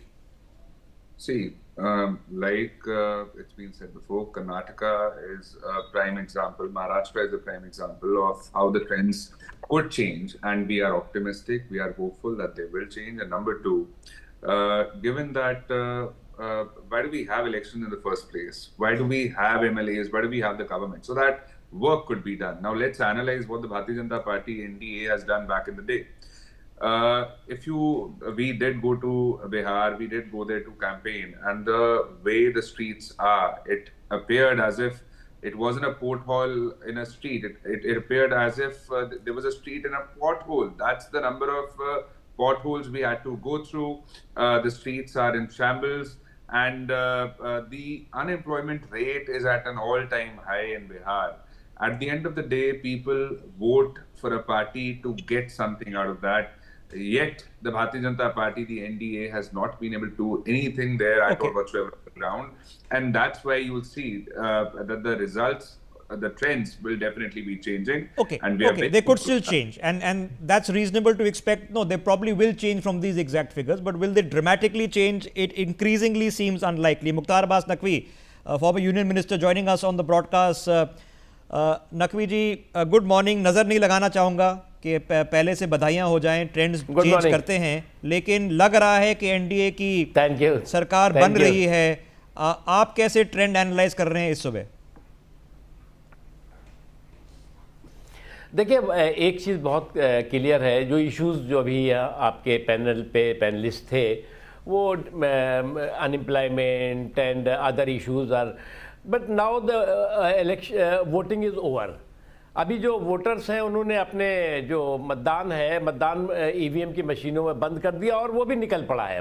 तो मुझे नहीं लगता कि इन issues पे कभी और discuss करने की ज़रूरत है. लेकिन एक चीज़ बहुत साफ है कि जो सुशासन है उसकी निरंतरता के लिए और समावेशी विकास के जो है वो सफ़र को आगे बढ़ाने के लिए, जो गुड गवर्नेंस है उसकी कंटिन्यूटी के लिए और इंक्लूसिव डेवलपमेंट है उसको जो है उसके जर्नी को आगे बढ़ाने के लिए लोगों ने जो है वो मैंडेट दिया है. और मैं तो बार बार कहता हूँ कि जहाँ जीत की जलेबी है वहाँ हार का हलवा भी है. चाहे जीत की जलेबी हो चाहे हार का हलवा हो, जनतंत्र का दोनों में जायका होता है. जो जीता वो सिकंदर, जो हारा वो धुरंधर. फिर वो चुनाव के मैदान में जाएगा और जनता के बीच में अपनी किस्मत आजमाएगा. ये एक होता है. लेकिन मैं मानता हूँ कि unfortunately some peoples and some political parties are trying to hijack the vibrant democracy through a violent anarchy. I think they will not succeed because our democracy is not a Disneyland of the destructive dynasty. No, but what are you suggesting, sir? Are you suggesting that the people who are saying vote chori and the people who are saying we'll turn Bihar into Nepal, that they pose an existential security risk? देखिए, हमने एक बात कही कि जहाँ पर जो है वो जीत की जलेबी होती है वहाँ हार का हलवा भी होता है. ये जनतंत्र का जायका है और हमें जनता जनादेश देगी तो हम उसे स्वीकार करेंगे. अगर उनको जनता जनादेश देगी तो जो है वो हम उसे दोनों स्वीकार करना पड़ेगा. देखिए, जहाँ पर जो है वो जीत का ग्लैमर होता है वहाँ हार का ग्रेस भी होता है. जीत के ग्लैमर के साथ साथ हार का ग्रेस जो है वो हमारी डेमोक्रेसी की जो है वो ब्यूटी है, खूबसूरती है. और आप जो है वो वोटिंग से पहले कहेंगे कि वोट चोरी का विलाप करने लगेंगे, वोटिंग के बाद जो है वो वोट पे डाके का वितंडा करेंगे, तो ये मुझे लगता है लोग एक्सेप्ट नहीं करते इस बात को। Grace in defeat. Okay, the BJP sir, ऐसा लग रहा है कि जहां पिछली बार में आंकड़े आए थे 2020 में, करीबन वही आंकड़े आ रहे हैं इस बारी, तो स्टेबिलिटी है in terms of returns. JDU के नंबर इंप्रूव कर रहे हैं काफ़ी ज़्यादा इस बारी। कभी कोई अभी भी कोई शंका आशंका कि पता नहीं नीतीश जी ने जो पिछली बार किया था 2020 में शायद फिर से हो जाए? देखिए, एक चीज़ बहुत क्लियर है, लोगों का जो इस वक्त मूड है पूरे कंट्री में, अगर आप देखें, ये पहली नॉन कांग्रेस सरकार है सेंटर में जो बिना कांग्रेस के रिमोट और कांग्रेस के सपोर्ट के कंटिन्यूटी के साथ जो है वो स्टेबिलिटी के साथ जो है वो तीसरे कार्यकाल में काम कर रही है। इसीलिए तरह से इन 10 सालों में देश में जितने भी स्टेट्स में इलेक्शंस हुए, उन इलेक्शंस में ज़्यादातर राज्यों में एनडीए या बीजेपी जो है वो को जनता ने जनादेश दिया, और यहाँ तक कि उन राज्यों में भी दिया जहाँ पर बीजेपी कभी सत्ता में नहीं आई, वहाँ पर भी लोगों ने दिया। यानी एक बात, देश के लोगों का जो मूड है, जो मिजाज है, वो एक तो स्टेबिलिटी के लिए है, कैपेबल लीडरशिप के लिए है, और साथ ही साथ जो है वो परफॉर्म और रिफॉर्म करने वाली व्यवस्था के लिए है। और इसलिए जो है वो एक के बाद एक आप देख रहे हैं, और जो जनादेश होगा उसे सब लोग स्वीकार करेंगे। कितना प्रेशर होगा सर अब कि जब डिलीवरी का प्रेशर बिहार में? देखिए, ये तो सही है, जो भी सरकार को जनता जब जनादेश देती है, जो भी अगर मैंडेट देती है, तो डेफिनेटली उसकी एक्सपेक्टेशन लोगों की बढ़ जाती है, और उस एक्सपेक्टेशन पर जो है वो आपको उस कसौटी पर खरे उतरना ही पड़ता है, वरना अगली बार जो है गुड बाय कर देती है जनता। तो इसलिए क्योंकि बीजेपी और एनडीए सरकारें ज़्यादातर जगहों पर लोगों की एक्सपेक्टेशन पर खरी उतर रही हैं, fulfilling the people's expectation. That is why peoples are re-electing again and again. Okay, like I said, मैं नजर नहीं लगाना चाह रहा हूँ। प्रिया Sehgal wants to ask a question also. Go ahead, Priya. Go ahead. Naqvi साहब, प्रिया सहगल है। मैंने आपका बड़ा इंटरेस्टिंग लाइन सुनी, डिज्नीलैंड ऑफ डिस्ट्रक्टिव डायनेस्टी, जो आप कह रहे हैं, तो ये क्या वोट अगेंस्ट डायनेस्टी भी आप इसको मान के चलेंगे आगे लेकर? क्योंकि आपके पास भी एक डायनेस्टी है, चिराग पासवान। देखिए, एक चीज़ आपको समझना होगा, ये जो ख़ानदानी खिलाड़ियों का जो धारा प्रवाह जो है वो धूर्तापूर्ण, धमाल और कमाल था, वो इनको धूल दूषित करने के लिए काफ़ी मददगार रहा। और अब इस जो घराना है, जिसे लोग घमंडिया घराना भी कहते हैं, वो जो है वो उसका धारा प्रवाह, धमाल और कमाल चलता रहा कि साहब जो है वो हम तो सरकार इस तारीख को बना लेंगे और जनता जो है वो वोट चोरी का जवाब देगी, फलां देगी, ढिमाका देगी। हम्बल जो उनका अप्रोच, एटीट्यूड होना चाहिए, वो नहीं रहा है। अभी तो जनता जनादेश देने वाली है, क्या देगी वो तो लेट्स वेट एंड वॉच, कुछ घंटों में एकदम स्पष्ट हो जाएगा। लेकिन मेरा मानना है कि 20 सालों से जो सरकार चल रही हो, उसके प्रति लोगों का विश्वास, लोगों को फिर से उसको रिएलेक्ट करने की जो चाहत है, वो इस बात का प्रमाण है, इस बात का प्रतीक है कि जो लोग जो है वो अभी तक डेमोक्रेसी को डायनेस्टी का डिज्नीलैंड समझते थे और जो प्रजातंत्र को परिवार तंत्र की प्ले जो है वो ग्राउंड समझते रहे, तो उनको जो है वो सबक है, उनके लिए संदेश भी है। अच्छा, आपने घमंडिया बोला, एक आखिरी सवाल, ये घमंड को लेके बीजेपी भी तो घमंडिया, ये वोट बीजेपी के घमंड के खिलाफ तो नहीं है? क्योंकि अगर बीजेपी को सिंगल लार्जेस्ट पार्टी बनती और तो आप नीतीश कुमार को शायद चीफ मिनिस्टर नहीं बनाते, बिकॉज आपके किसी लीडर ने नीतीश कुमार का बिल्कुल जनादेश नहीं बोला ही विल बी सीएम। तो ये बीजेपी के घमंड, बिग ब्रदर एटीट्यूड के खिलाफ भी एक वोट हो सकता है कि जेडीयू को बनना ही है नीतीश कुमार को, अब आप you can not make him CM. देखिए, ये जो है प्रिया जी, ये कन्फ्यूज़न बहुत क्रिएट करने की कोशिश की, और इस तरह का जो कन्फ्यूज़न जिन लोगों ने क्रिएट करने की कोशिश भी की, वो उसमें भी सफल नहीं हुए कि नीतीश तो नहीं बनाएंगे, नीतीश कुमार जी तो नहीं बनाए जाएंगे, इनको तो है वो किनारे कर दिया गया। यानी कि आप जो है वो एक क्रिमिनल कन्फ्यूज़न की कॉन्स्पिरेसी में लग गए। आप जो है वो जो आपका जो है एक कंस्ट्रक्टिव और पॉजिटिव रोल होना चाहिए था जनता के बीच में, उसके बजाय आप जो है वो नीतीश होंगे कि नहीं होंगे उस पर चर्चा, आप होगे कि नहीं होगे आप अपनी चर्चा करो। आप तो जो है वो बिना जो है वो वोट के जो है वो अभी से आप जो है वो विक्ट्री के बगैर जो है वो आप वहां पर जो है सरकार बनाने लगे थे। पर नरेंद्र मोदी ना अमित शाह ना the prime minister none of them ने कहा कि नीतीश कुमार सीएम बनेंगे। कैंपेन के टाइम हमने बहुत क्लोजली ये देखा, दोनों ने नहीं कहा।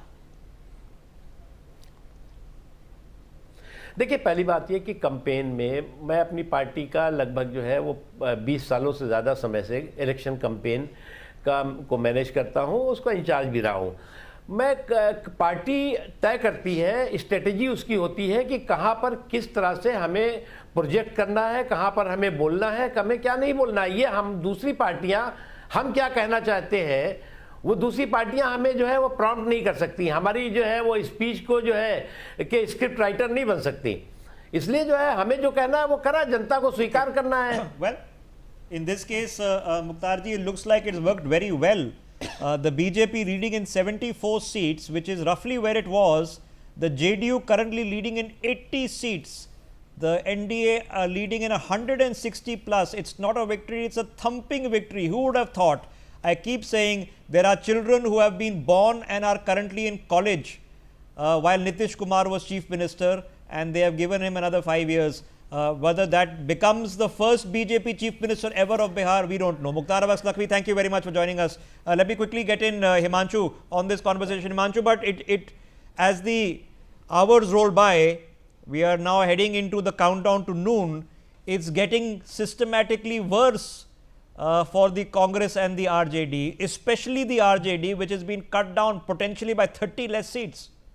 Yes, it's going to be that way. You know, it was a very, very straight fight right from the beginning between Nitish and Tejasvi.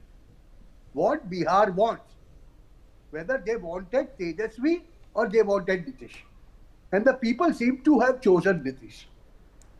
See, I'll tell you very frankly, and you know, over and above all that, when a man who doesn't know how the jalebis are made in factory. Do you remember in Haryana what he had said? He goes up in Bihar and talks about vote chori, where a voter knows that his name is already there. How will he cut ice with the people? A common man will not relate with such people. I will not be surprised Congress will have less seats than what they had last time. Okay, so far, this is the vote share so far of the votes counted so far. So, this is not the final figure. It is telling you that the BJP and the JDU and the RJD are roughly the same in terms of vote share. Very interesting, but this is going to have to be an analysis. Look at the JSP vote share, which is the interesting one. I don't think that figure will hold, that they will win as many votes as the Congress. So let's take this with a pinch of salt. So this is so far of the votes counted, and that is from the, like I said, take it with a pinch of salt of where it ends at about 5 o'clock today. When we actually get the final election commission figures, there will be a press conference where the figures are given out. But there's no denying the facts on your screen. The facts on your screen are saying that with every minute that we talk, the RJD figure slips lower and lower. The Congress figure was around about 16. I think its highest mark was about 17, 18, but those trails have now fallen down to 11. They might fall further still. There are at least a couple of seats which are still up for grabs, and as in they are not won and settled for the Congress. The BJP has held its own, 76 seats. So they are in a position of probably improving the number of seats by a couple. But the story of the day has been Nitish Kumar, doubling the number of seats he won last year after having been 20 years in power. Priya, that is surely a little bit more than the 10,000 rupees to the women voter. There's some other factor at play over here which we'll have to spend. Even perhaps Nitish Kumar is probably surprised by this. Absolutely, Rishabh. I think it's what you said earlier. You know, the girls who took their cycles from him, who were studying voters, are now, young girls have grown up under Nitish Raj. are now voting adults. So they have, I think, voted for him.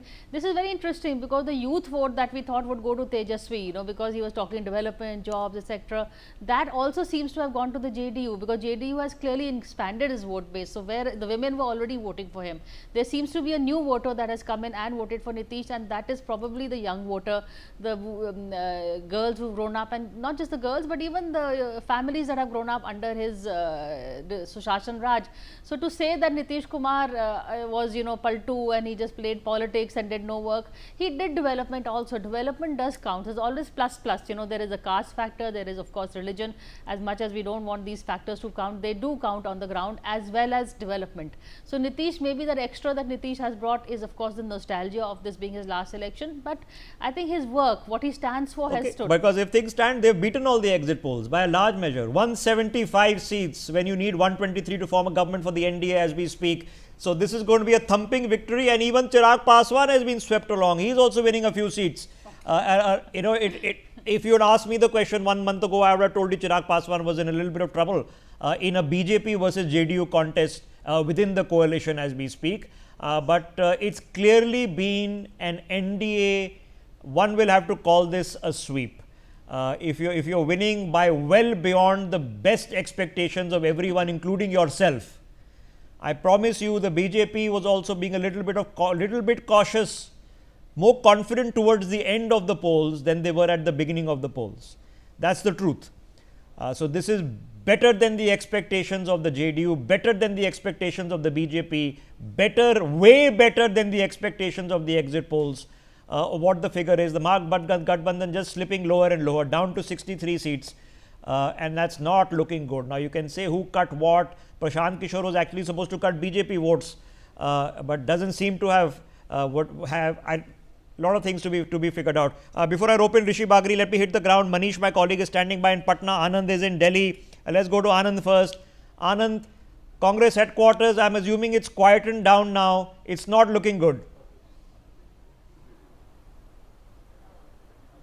Yeah, Rishabh, look, as the results trend are showing, with Congress only leading in 6 seats, so clearly there is no such jovial mood here at the Congress headquarters. Some of the party workers who had arrived at the party headquarters earlier in the day, they also have left from the party headquarters over here, and most of the senior leaders who were supposed to arrive at the party office over here, even they have not arrived yet. So clearly this shows how is the mood at the Congress party headquarters over here, that is the 24 Akbar Road. So clearly Congress, which was expecting for a good show in this assembly polls, with given the fact that the way in which they had campaigned aggressively and Rahul Gandhi leading the voter Adhikar Yatra in Bihar over vote theft and SIR exercise. So clearly all these issues have not gone down well with the public, and the way in which Nitish Kumar party that has made a grand comeback with its leading on 86 seats, just doubling its number from 43 that was in 2020 assembly polls. So clearly the mood at Congress party headquarters, yeah, you can tell pretty quiet. So the figures from the Election Commission website, which are slightly behind our figures, but in the end those are the figures that matter. So I keep repeating this, when the electoral process is on, after every round of counting, including EVMs are counted in rounds, generally about a dozen rounds of counting. After every round, the returning officer actually posts a sheet of the round results. That is for all the polling agents of the various candidates so that they can witness them. Those datas are generally shared with us, and which we decide, and I have a WhatsApp group for my teams on the ground who tell us what the votes are. That's how you know all these figures that are flashing on your screens, leads by this much, leads by this much. This is then communicated to the Election Commission, and the Election Commission updates its website. So it takes a little bit longer, half an hour, 45 minutes, 1 hour longer. So here's where the Election Commission stands as we speak. It is putting the JDU at 82, which is where the figure at the bottom of your screens right now. The BJP 78, RJD at 34, LJP at 22 leads currently. The Congress only at 6, and the CPIML at 6. That's your others, and Manji and others bringing up a few. That's why Anand mentioned 6 leads. So the Congress may slip further, the RJD may slip further, and that's, if you're the Congress, if you come down to single digits in Bihar, heartbreaking that would be for Congress loyalists. Others will be celebrating. Rishi Bagri joining us on the broadcast. Rishi, I don't think the trends are going to change that dramatically now, that this is going to flip. This election is no longer too close to call. It's an NDA government now. Who gets number one party is still up for grabs. What do you make of the leads and trends? Hi Rishabh.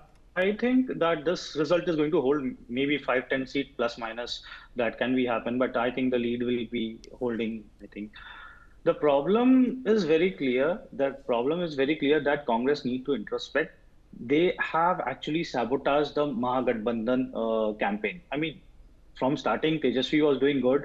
He was taking up the youth issues. He was taking up the jobs issues, unemployment issues, into a very nicely curated campaign. In come Rahul Gandhi, he came with the non-existent issues like vote chori. He came with the attacking EC.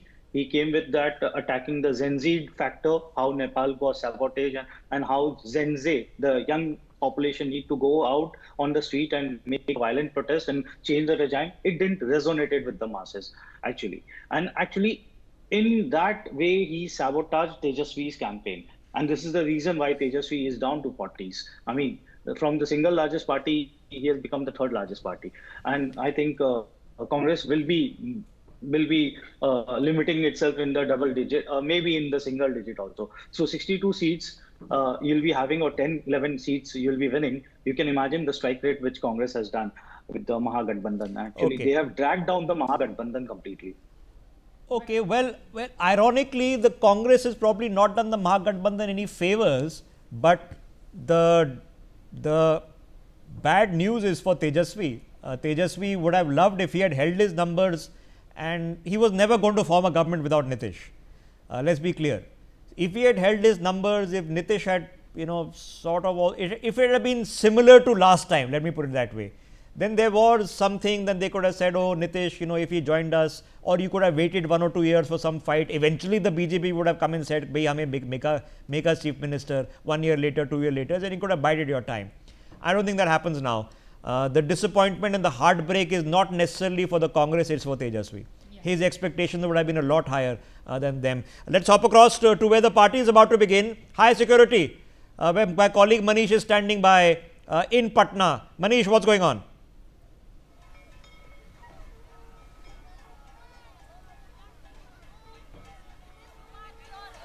Manish, can you hear us? Okay, we can see him, we can hear him, but I think he can't hear us. You can clearly see what's happening behind him. The party has already begun. Let me use that opportunity to get in Tom Vadakan of the BJP. The state that Mr. Vadakan is from is about to go to polls in 4 months. Mr. Vadakan, since the 2024 results at the Lok Sabha, there have been a historic performance in Odisha. In Haryana, you've come back. In Delhi, you've come back. 2025 seems to have been a winning start and a winning end. How are you feeling? Rishabh, we met after a long time, but let me tell you this, that this is a victory of democracy. This is a victory of Bihar, and this is a message to India. Let us look at the background. We had a situation that fallout of Mandal Commission issue. Out of that sprouted this dynas, whether it is RJD, SP, or the results are indicative of this dynas collapsing. This is victory of democracy, and this is finally the rest in peace message for these dynas, because it's across India. We will conquer South India too, which is coming in for elections again. But let me tell you one more thing, that this whole issue was on the narrative of caste being carved on stone. But it seems caste is carved on water. And as a result, progression, aspiration, delivery have been the basic issues. Nitish ji has done much more than what was happening in the Jungle Raj in terms of development, in terms of employment, in terms of women's welfare, especially I must specifically mention the issue of, alcohol prohibition. Now, these are things that matter, and this has been a situation where law and order was also affected. Women couldn't go out, and then there was this industry of ransom collection, kidnapping, what have you. And generations after generations have been reminding the Generation Z that, look, if you permit the Lalu dynasty to come back, you will have a situation where you will be back into Jungle Raj. This is the legacy that RJD was carrying. And then Congress contributed to it, and we saw Rahul Gandhi missing in action for 60 days. He was talking about Haryana elections when Bihar was at its peak. Now he's where, I don't know, he's abroad. He's not waited for the results. But he has manipulated his workers to stand there and talk about vote chori. I agree there has been a chori, and that chori has been dil ka chori, not vote chori. So this is something the Congress party did not anticipate. And the more the Congress party covers this vote chori business, people of India have realized that they want booth, elections by ballot paper. And why they want it is well known, because they're experts. All right. I'm sorry to interrupt you, sir. And I know, and I don't want to ask you Congress specific questions, but as a principal opposition party, national opposition party, we're looking at the Congress potentially down to single digits in Bihar. Now, where does that leave national politics? Well, national politics is not guided by the opposition, mathematics. It is Rahul Gandhi, Rahul Gandhi and Rahul Gandhi. And I must compliment Rahul Gandhi because he has done service to the BJP. The more he opens his mouth, he loses about 1 lakh votes across the country. But this country needs an opposition. Yes, I agree. But it has to be an opposition. It has to be an opposition which has progressive, which is aspirational and is development basis, not negative politics. The more you go into negative politics, Rishabh, is over and out for the Congress party. It's a sad story. But the reason I'm asking that, Tom Badakan, is because the conversation we were having the entire last week was, look at the number of people who come out to vote. People from all over the country have returned to their towns and cities and villages in Bihar to vote. The women have come out to vote in more percentage numbers since 1951, since India became a republic. And it seems now that they voted for Nitish and the BJP. Nitish has dramatically improved his tally. The BJP has held its own, probably a little bit better. Is it primarily because they don't see an option? It's not about seeing an option. It is because of the delivery. Promises were made by RJD, promises were made by the Congress party, but nobody believed them.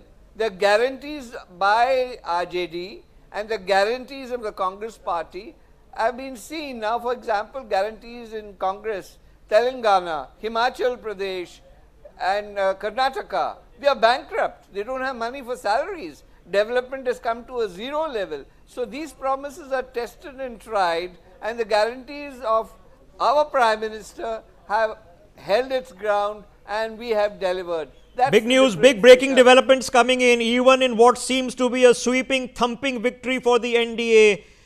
Something which I would have thought impossible even an hour ago is happening as we speak. In Raghopur, Tejasvi Yadav now trailing by 1200 votes.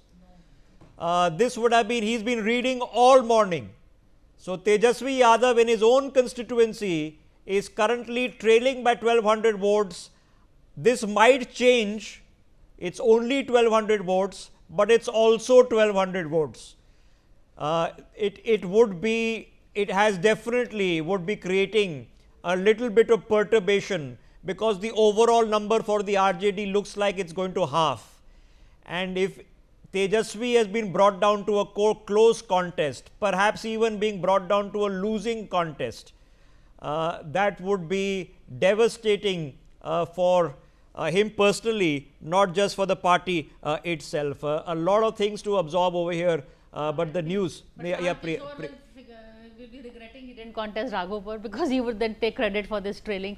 But one quick point, Rishabh, if I may quickly make, is, we were talking about the legacy of Nitish Kumar. You spoke about how Chirag Paswan's party is doing very well. I think 22 seats you were saying, versus RJD, which is trailing down to 35 with Tejasvi losing his own seat.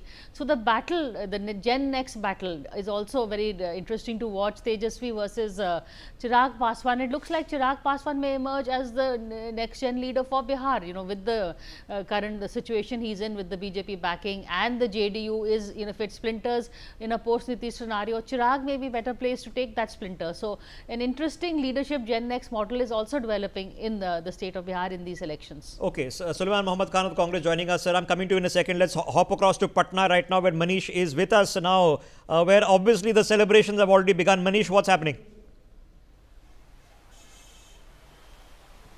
Rishabh जी, अगर पटना की बात करें तो JDU camp में गजब का उत्साह देखने को मिल रहा है। जेडीयू के नेता कार्यकर्ता नीतीश कुमार के नारे लगा रहे हैं, और ये देखिए, ये जेडीयू कार्यालय के भीतर की तस्वीर है। यहाँ पर अभी थोड़ी देर पहले जमकर आतिशबाजी हुई है, लेकिन कुछ सीनियर लीडर्स ने इन्हें ये कहा कि अभी रुकिए, अभी थोड़ा सा सब्र करिए, उसके बाद ये जश्न मनाया जाएगा। लेकिन कार्यकर्ता है कि मानने को तैयार नहीं है।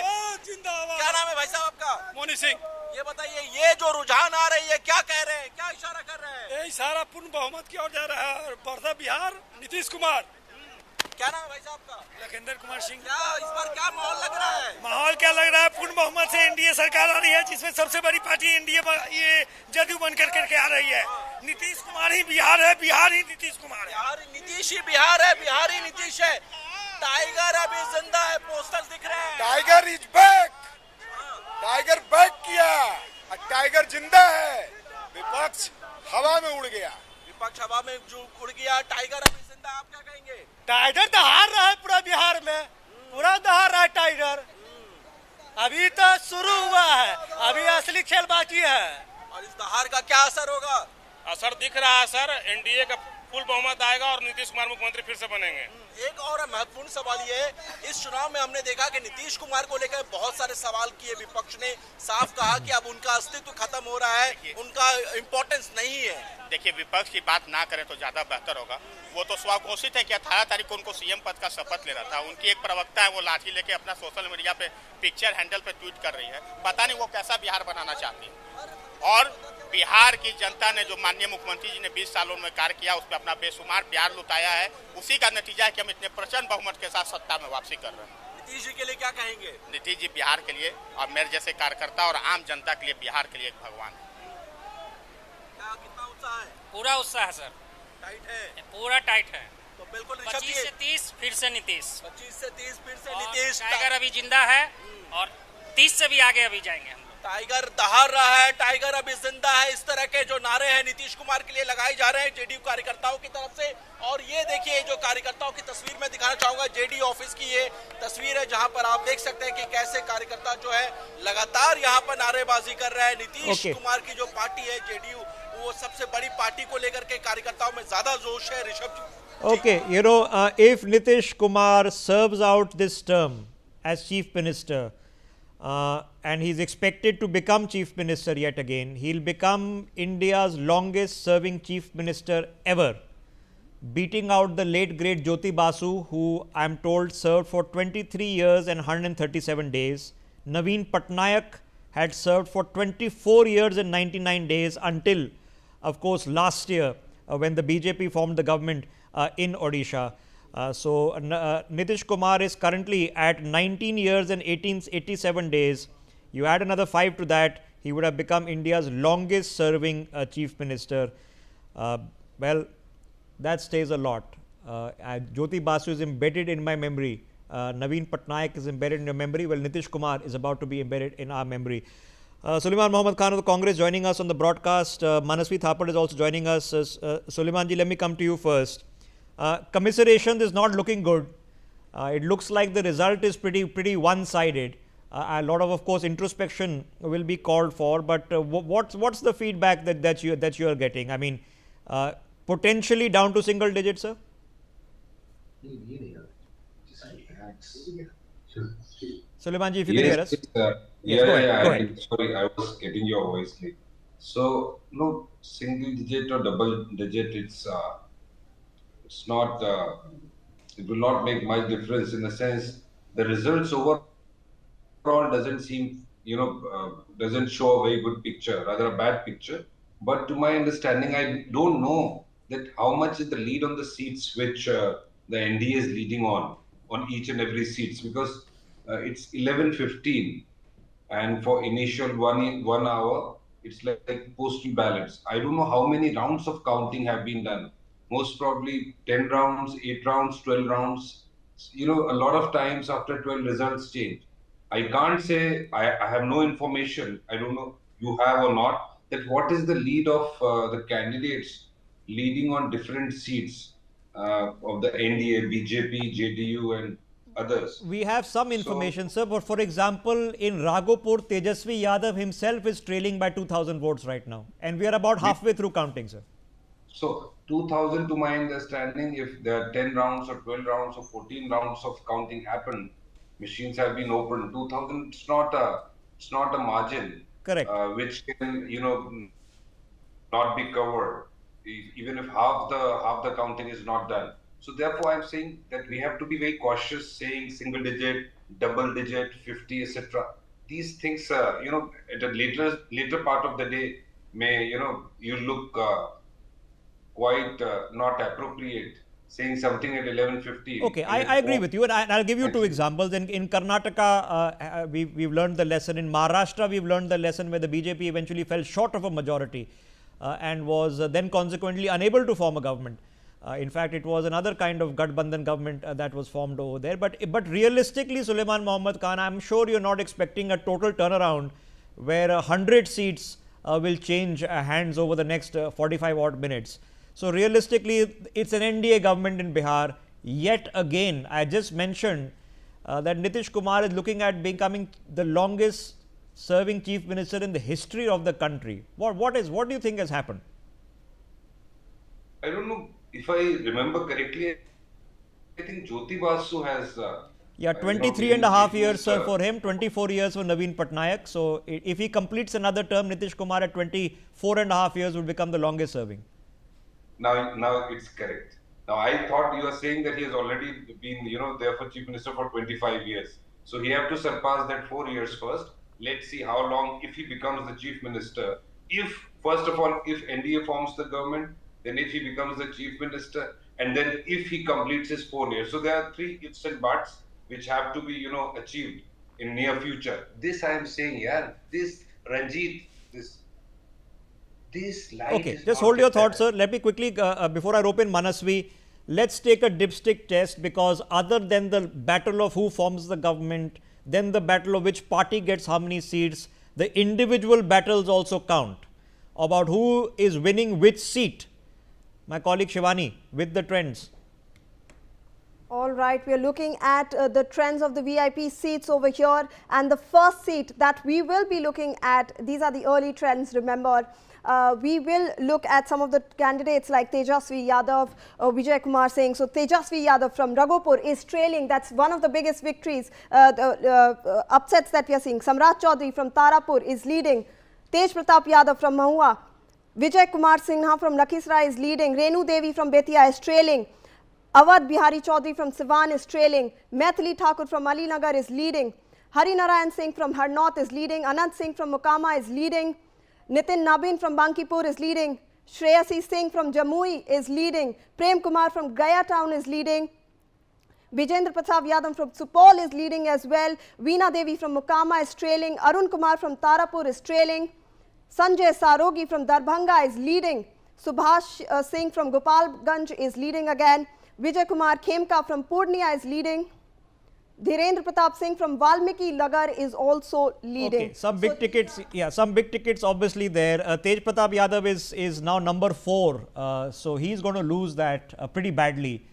And I don't think many people in the RJD will be commiserating with him either for a lot of things.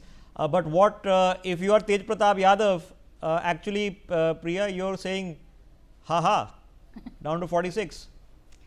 And if Tejasvi Yadav loses, then that's another haha from Tej Pratap Yadav's side. No, let's be realistic. He probably will win, but even if he does and has been brought so close that after 6 rounds of counting you are still behind, I mean that means that really it's a wave election. It's not in your favor. Yes, and it's that is the one way, or rather the only way of explaining it, because you know we can go later on to issues whether Congress pulled it down or not, but end of the day it is a positive vote in favor of Nitish Kumar rather than a negative vote, I would say. You know, now Osama Sahib from Raghunathpur, expected to win this seat, is now trailing. Well, what do you know? And you'll have to do a reference check of his father and his past history to understand why this was an interesting contest. Sorry, Priya, go ahead. Yeah, so back to Tejasvi. So really he is going to be the story of this election, because you know he has been winning consistently. He did very well in terms of vote share, maybe not in seats in 2024 also. So what went wrong for Tejasvi in this election, or was it just that he could not combat the Nitish wave, as you said? I think it was a wave that no one really saw coming, because everybody was putting this saying that BJP may be ahead, BJP is the one that is pulling Nitish up, but now it is Nitish who is pulling the BJP up. Really, his track record and governance, any scheme that was announced, people were saying, you know, though Modi may have announced it, but people were saying Nitish Kumar ka credibility hai, Nitish Kumar ka susashan hai. So on ground, the people really, there is a lot of empathy for him. You know, we were talking about legacy votes, but Naveen Patnaik could not hold up the momentum. You know, he lost. So okay, what did Nitish Kumar do right that Naveen okay, Patnaik so the BJP, like last time, as they did in 2020, will end up with more vote share overall in Bihar than Nitish by about 2 or 3 percentage points. They will end up with more seats than they won in last time. But it is Nitish Kumar who's the man of the hour, who's doubling the number of seats he won last time. Wow. It's not even close. Manasvi, all the exit polls were wrong. It's an even bigger victory than even the most optimistic BJP supporter could have thought a couple of days ago. Interesting election we have ever had in the recent history. We all were of that opinion that BJP is going to be the bigger partner, and suddenly JDU turns out to be an equal partner and a stronger partner, countering anti-incumbency, countering various other issues which were there, the youth unemployment, the migration issue, the paper leaks issue. Everything has been countered by Nitish Kumar's governance and Prime Minister Narendra Modi's magic, and I think it's a congratulation for NDA and Congress going to such a level of low. I think that is the lowest Congress could have ever touched in BJP in this Bihar election. So everyone has failed, I think, and only winner here is NDA, and the biggest winner, I would believe, is Nitish Kumar. His governance, people love him still, and he's, as you rightly said, he's going to be the longest chief minister of our country, and that is a congratulatory thing for him. Something which he has countered after 19 years in governance, he has countered anti-incumbency into pro-incumbency. Everything was against him. The age factor was there, anti-incumbency was there. There was something which could have turned out in terms of burning issues were there, which was cited out. The vote chori issue was not an issue in Bihar election. If that would have been an issue, at least Congress could have touched at least double digit. That is not the reality. And NDA crossing 150 plus seats in the early trends, I think this is going to only consolidate. 10% here and there would as we stand is looking closer to 180. 180. Wow. It's getting worse for the RJD and the Congress. The Congress is down to 8 leads right now. As far as the Election Commission website is concerned, it's 6.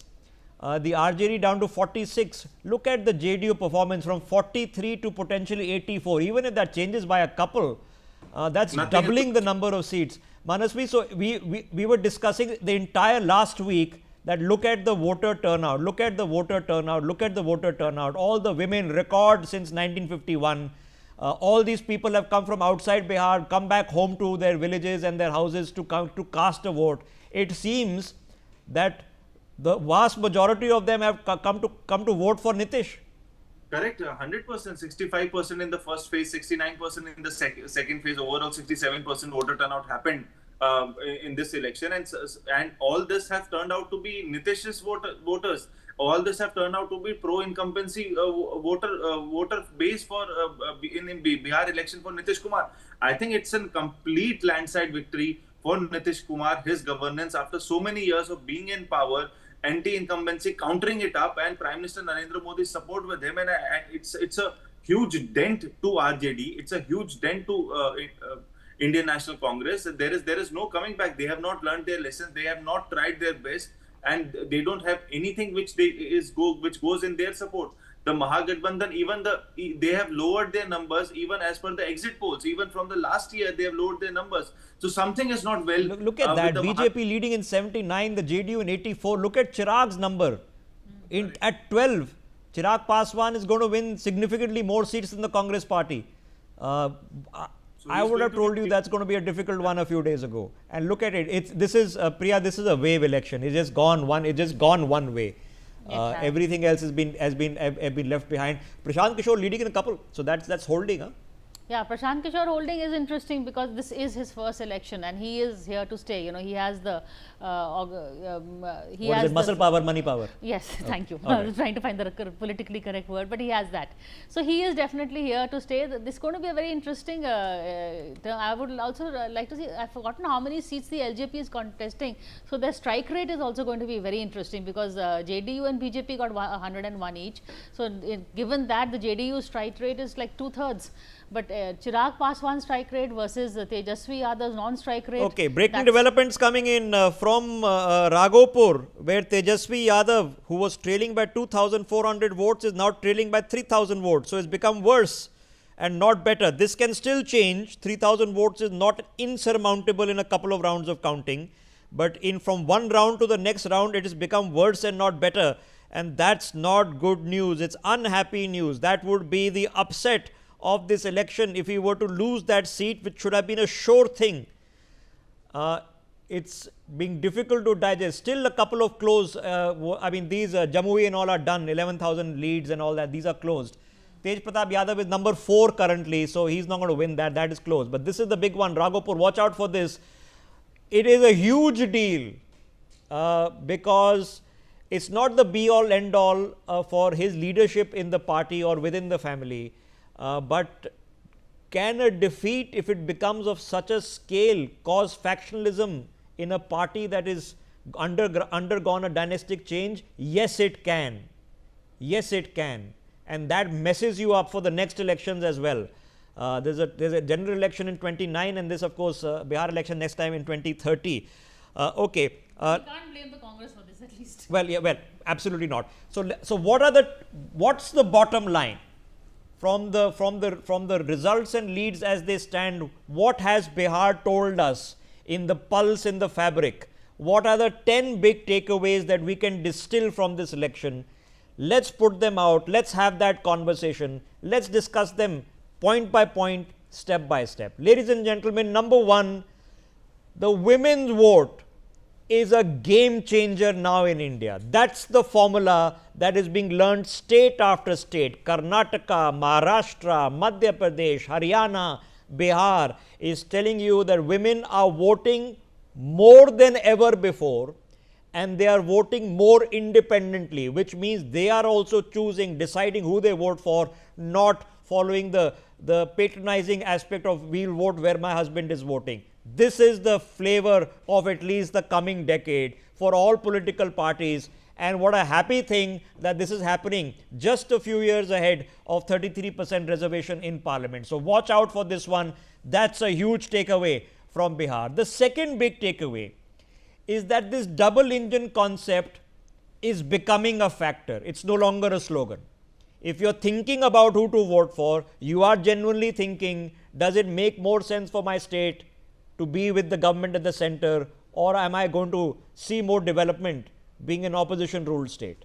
This is no longer a slogan, it's a factor. Number 3 on your screens, government jobs is still an enticement for the youth and their parents. So family with young people, jobs is still a thing, especially government jobs. And the people who are promising them, you'll see more and more political parties come out with these promises. A takeaway from Bihar, and I don't think it's restricted only to Bihar, but especially in Bihar. The fourth major takeaway, which is relevant, is the Congress is in trouble and is getting worse. Now, this is stating the obvious, but from the national politics point of view, we don't seem to have now a coherent opposition, and my hair have gone grey since we had to first discuss it 12 years ago. is becoming worse and worse and worse, state after state. And history will tell you, as soon as the Congress becomes the third largest party in the state, which means it goes away from the number 2 position to 3, 4 and 5, it never comes and leads the government in the state ever again.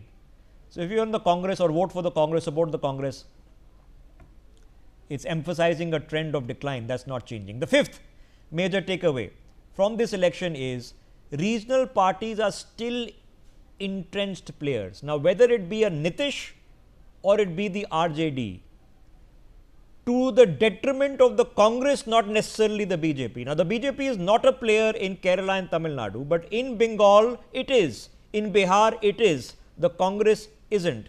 That's unhappy news if you are in the Congress. The fifth major takeaway from the elections is identity politics has diminished, but it's not dead. It's not over.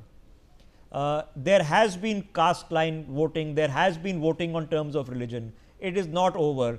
Voting in terms of religion, ladies and gentlemen, is not always Muslims coming out in terms of a minority vote. It is also sometimes Hindus coming out in terms of a majority vote, which is a pattern that we probably have seen this time in Bihar. So, is it everything? No, but is it nothing? Certainly not. The seventh out of the 10.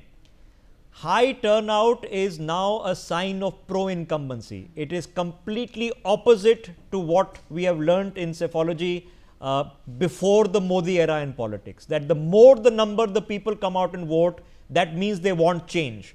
It's the opposite. This has proved it. We've seen that in the past. We've even seen that in the general elections in the past. Number 8 out of 10 to digest from this election, which is relevant. Welfare politics is as important. I'm not calling it dole, I'm not calling it Revidi and all that, but welfare politics, especially when it comes to women welfare politics, but in general, is as important as roads, bridges, airports. People want money in their accounts. That matters. DBT, huge thing. Number 9 of 10 on your screens. Local issues over the past several elections, including in Bihar, have trumped national issues, which is telling, because the BJP was always long standing on their national strength with Narendra Modi as Prime Minister, but even at the regional state level, with state level issues, at least in these states, they have held their own. And finally, ladies and gentlemen, number 10, the Modi factor is still a core factor, not only for the BJP, but for elections in this country. For the seats that the BJP has won, and they have held on and improved their tally from last time in Bihar, a percentage of those are still being won, percentage of those votes are still being won just on the name of Narendra Modi, not on the candidate, not on the local leadership of the party at the state level. That's what it is. Okay.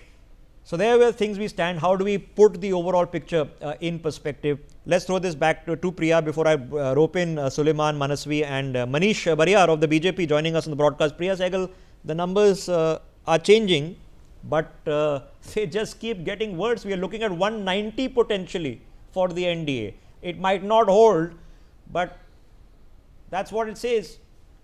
No, I like your 10 takeaways, Rishabh, particularly the point about how now large turnouts really mean pro-incumbency, because, that had what had really got everybody confused, because the exit polls were saying a moderate lead for the NDA, but the huge turnouts, historic turnouts were, made everybody rethink, take a look at the crowd at Tejasvi's rallies.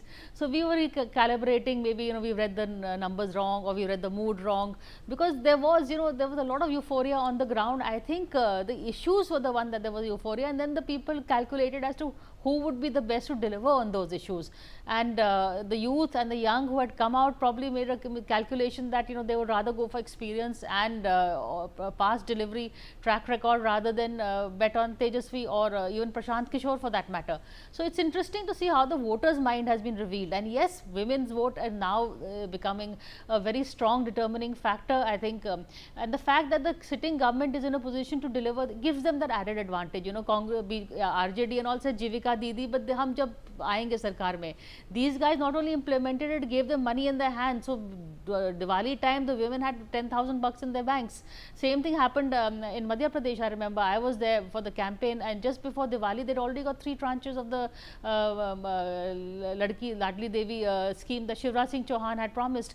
So, this empathy that the leaders are reaching out straight to the women, whether it is Mama or Shivraj or whatever, Nitish Kumar is called on ground, has worked. The personal connect is working. Brands are mattering a lot in terms of the image that you have. Your own connect with the people is mattering a lot. Local faces are coming into play. Also, this is something that the BJP also will need to take into account, because winning elections on Modi's name is fine, but look at Madhya Pradesh. BJP has got a chief minister in place who is not delivering as much. The next election that may not work in his favor. Okay, Yogendra Yadav joining us on the broadcast. Mr. Yadav, appreciate your time. What do you make, because we are now looking at this as a sweep? It seems like a wave election if potentially the NDA is up to the north of 180 seats. Absolutely. I'm disappointed. I'm not surprised. Disappointed because we from Bharat Jodo Abhiyan have been supporting the opposition. We want to strengthen the opposition. I personally campaigned for Mahagathbandhan, so I have reasons to be disappointed. Surprised I'm not. The fact of NDA's victory doesn't surprise me. The normal tendency in political analysis is to assume that someone who won, everything worked for them. That's not the case. To my mind, and sometimes in our political analysis, we tend to put too much of emphasis on what happened in the last 1 month or so. To my mind, this election, the fundamentals were with the NDA right from day one. 3 or 4 things. Number one, NDA is a larger coalition than Mahagathbandhan. Larger, if you look at even 2020 election, and if you recall the fact that Chirag Paswan was not in NDA, and then they were equal in terms of votes. So once you look at the current configuration, NDA started with an advantage of something like 5%. It's also larger because it's a bigger social coalition. The Mahagathbandhan draws upon at the most 40% of Bihar's population, Muslims, Yadavs, and a few other smaller communities. The NDA draws upon at least 50% of Bihar's population. So that's a much larger pool to draw upon from. Number 3, over the years, systematically, the NDA has targeted, specifically Nitish Kumar, has targeted women voters who have gone beyond the standard caste community lines to favor him a little more. And the latest, you could call it empathy. I was listening to your discussion. But I would call it a straight bribe, which has been legitimized by the Election Commission, just handing over 10,000 rupees when the model code of conduct is in operation. That confirmed it. So these 3 things have been in NDA's favor, and that tilted the election right from day one in favor of the Mahagathbandhan. This, of course, was cemented by the fact that the entire system, be it the misuse of official machinery, be it the role of money and the media, or be it the role of the Election Commission. But Mr. Yadav, the problem is, that, respectfully, sir, that we then assume that most of the people in Bihar who have voted in record numbers are either bought or bribed, and which becomes a rather strong assumption to make. So we are assuming that they either took the 10,000 rupees or they took muscle power, money power, and they're all bought over. We've had a historic turnout, sir. Generally, as you know, large turnouts are not good news for the party in power. What do you think has changed that trend? I don't think you have heard me carefully. I said right from the beginning, in terms of political coalition and in terms of social coalition, NDA is bigger than MGB. So right from the beginning, in the fair election situation as well, the NDA had an advantage, which has been supplemented by this fact of the NDA has worked hard among women over the last few years. Last time it was prohibition. Before that, it was cycle for girl, child. All these schemes have worked. It is only the latest one which I'm calling bribe. There is no other name for it. It is bribery, plain and simple, and the Election Commission is partisan in this respect. So I'm not saying the entire election was decided just because people were bribed. But it would be foolish to say that the entire election was decided just by bribe. It would be equally foolish to deny the fact that this was bribe, plain and simple, something that Election Commission should have prevented. Okay, the Congress performance, sir, has come down to single digits as things stand and are likely now to stand. Tejasvi is in trouble in his own seat in Raghopur. He'll probably still win, but it's becoming close. Are there similar factors to what you described? Do they explain these also, these occurrences as well? I'm surprised by the extent of victory. That NDA was ahead. That NDA was going to be much ahead of the MGP is something I had a sense. I campaigned for MGP, but I had a sense that NDA was much ahead of them. That was quite clear.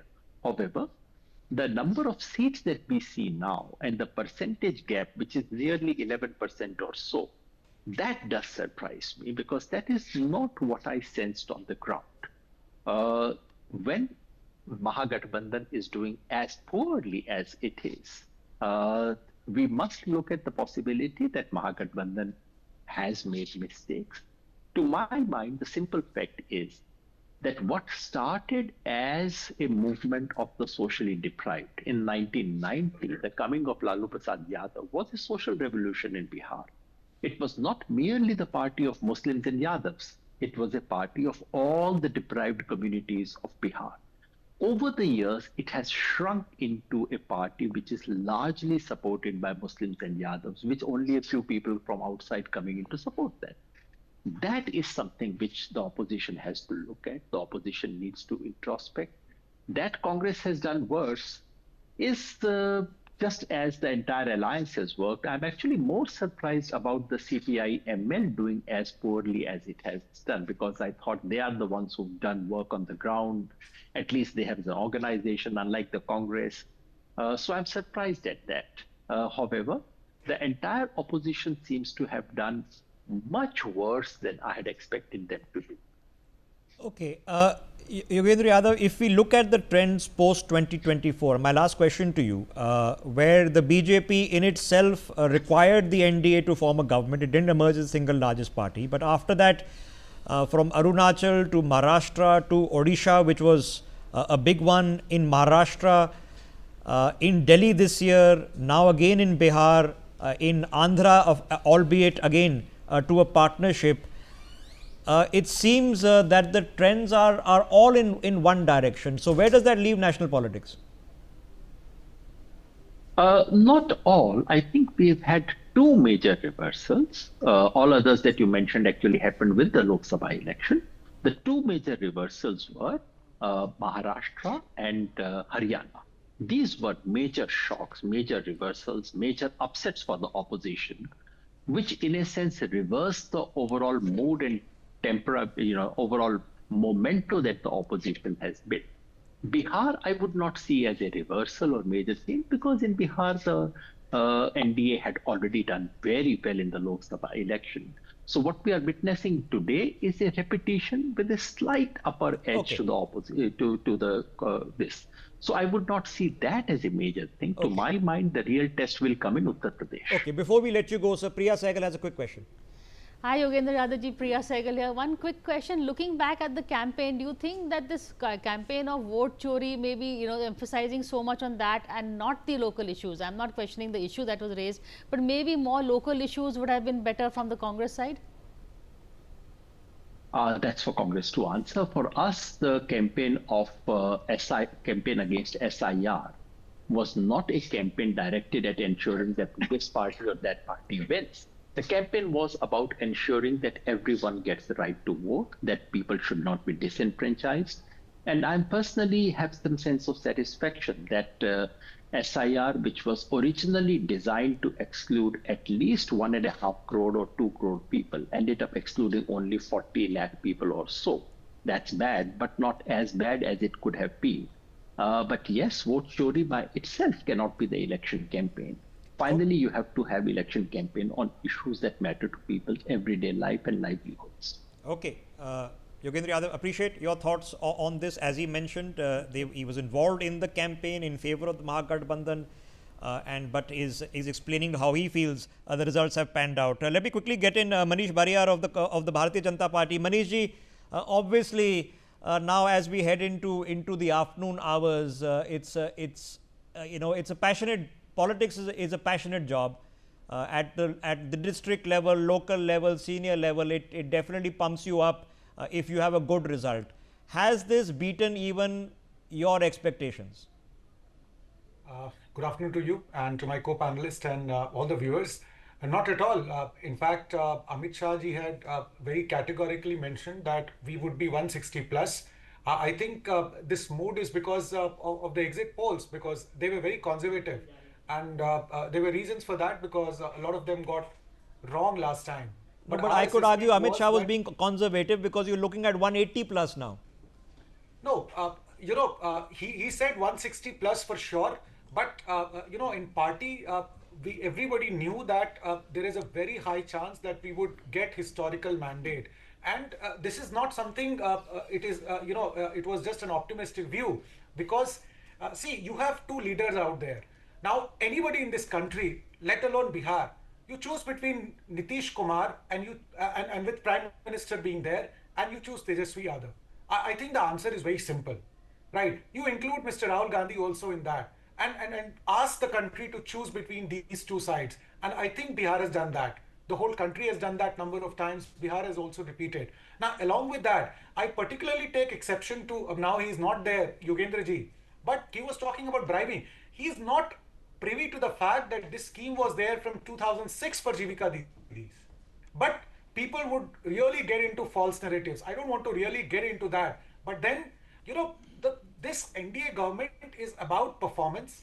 This is about development. This is about political empowerment, social empowerment, as well as economic empowerment. All the three factors are there, which a lot of times people who are doing analysis miss out on. It's very, very simple out here that Prime Minister in last 11 years, he has visited Bihar 64 times. In last 1.5 years, he has come 16 times. He has done so many Jan Sabhas. If you look at Nitish ji, this time he did around 200 Jan Sabhas. Now, if you compare with what happened in our coalition, vis-a-vis the opposite, Mahagathbandhan, you would not see a united front at all, right? People were saying friendly fight, but then, it was a suicidal fact. In fact, I saw out of 11 seats, 9 they are, likely to lose out of those 11 where they had so-called friendly fights. So it was not a united house. So it was very, very much expected lines, because opposition which is not united, they were undercutting each other. As you know, even Tejasvi, is likely to lose. So that kind of a situation was there. Okay. I do have a couple of follow-up questions, because of course now is the opposition to figure out where they lost it, for you to figure out where you won it. For people watching this broadcast, I can tell you very safely and reliably that this result even beats the best case scenarios of the BJP and the NDA. Even they were not expecting this kind of victory. So this is a wave election. This is not an election which you could have computed. This is completely gone. Look at the figures that LJP is pulling in this election. Everybody just voted NDA. So my question to you, Manish ji, is that in a situation where we've had a record voter turnout and the highest women turnout since 1951, since India became a republic. Now, that is telling you that either they have faith in you or they have absolutely no faith in the RJD and Congress. Either way, they've given you a strong mandate. You now have the double engine. What is the pressure now to deliver in Bihar? No, see, it makes us humbler. We knew that people of Bihar have faith on us, and that confidence was obviously there. So the vote is a very positive reinforcement of what we have been doing for last 20 years. And people have to realize, I would just share one NK Singh's article just recently came, that Bihar's nominal GDSP is between 23 to 26%. Now, this is unprecedented. So, we have been working very hard to ensure that the fruits of development reaches the last mile, the last person, wherever that person is. So I'm sure, and the kind of programs and policy the Prime Minister as well as the Chief Minister has made, I'm sure that people would find that their lives would improve even further. No, you have to do it, sir. That the 10,000 rupee doesn't do it. You'll have to build the roads, the airports, the bridges, the trains, they have to be sorted out. Bihar needs it now, and there are no excuses after a victory like this to deliver in the next 5 years. So my next question, sir, is the BJP has never had a chief minister in Bihar, never had it. You are going to win the largest vote share. You're going to be, if not the, but one of the largest parties yet again. Has the time come for a BJP chief minister? Maybe not immediately, maybe 2 years later, 3 years later. No, see, we never contested this election as a BJP or JDU or LJP. We have always called Pash Pandavs. 5 parties are there and they are one. So it was under the leadership of Nitish ji. So that was that was never in question.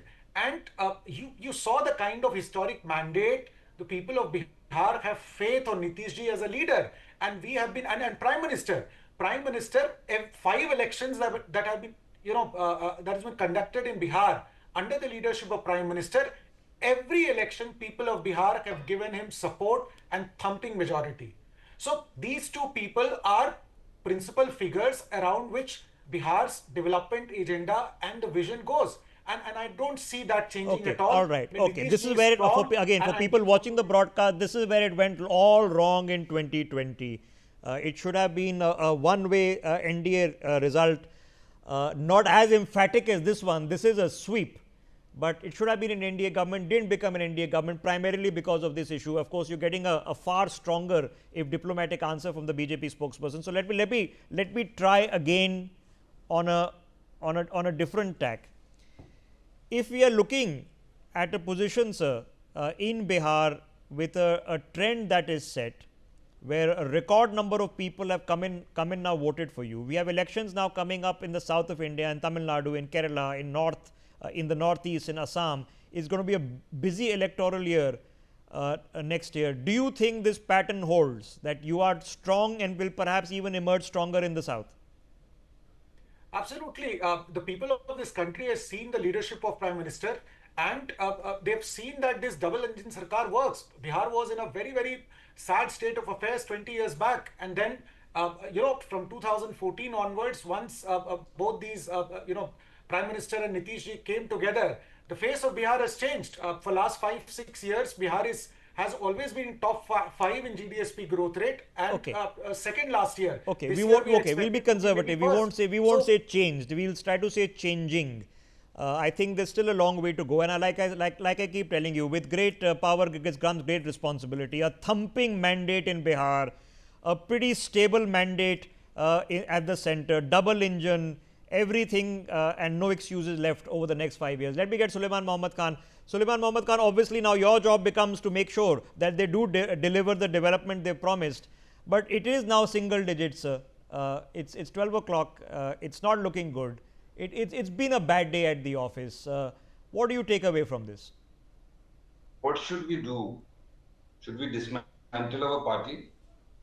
Let BJP, Prime Minister Modi should become Prime Minister forever, and BJP, be in the government in every state and at the center.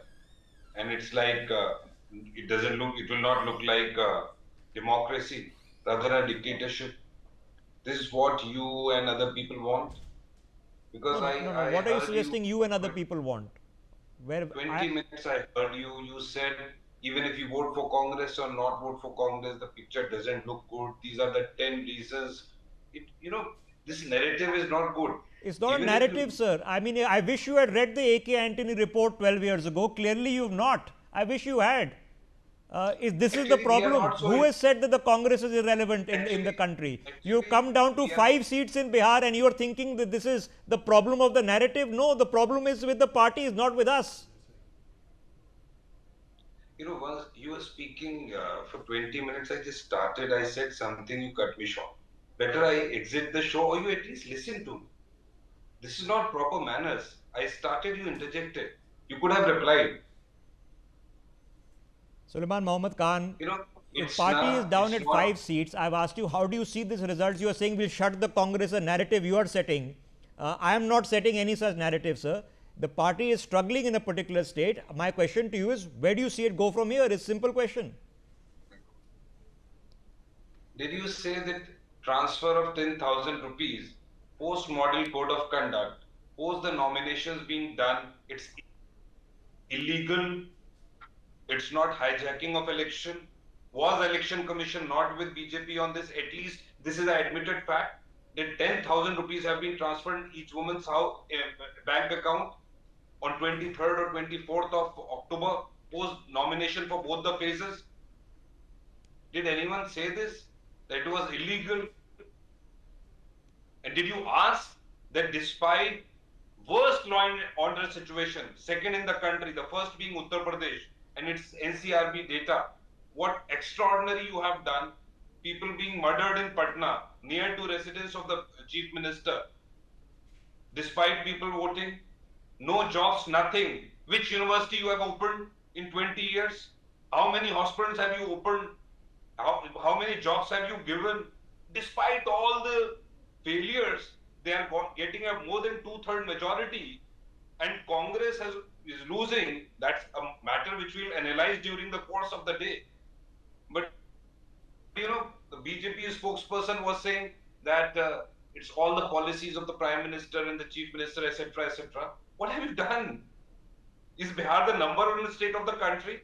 It's like Europe, very good roads, hospital, education, law and order. These are the parameters.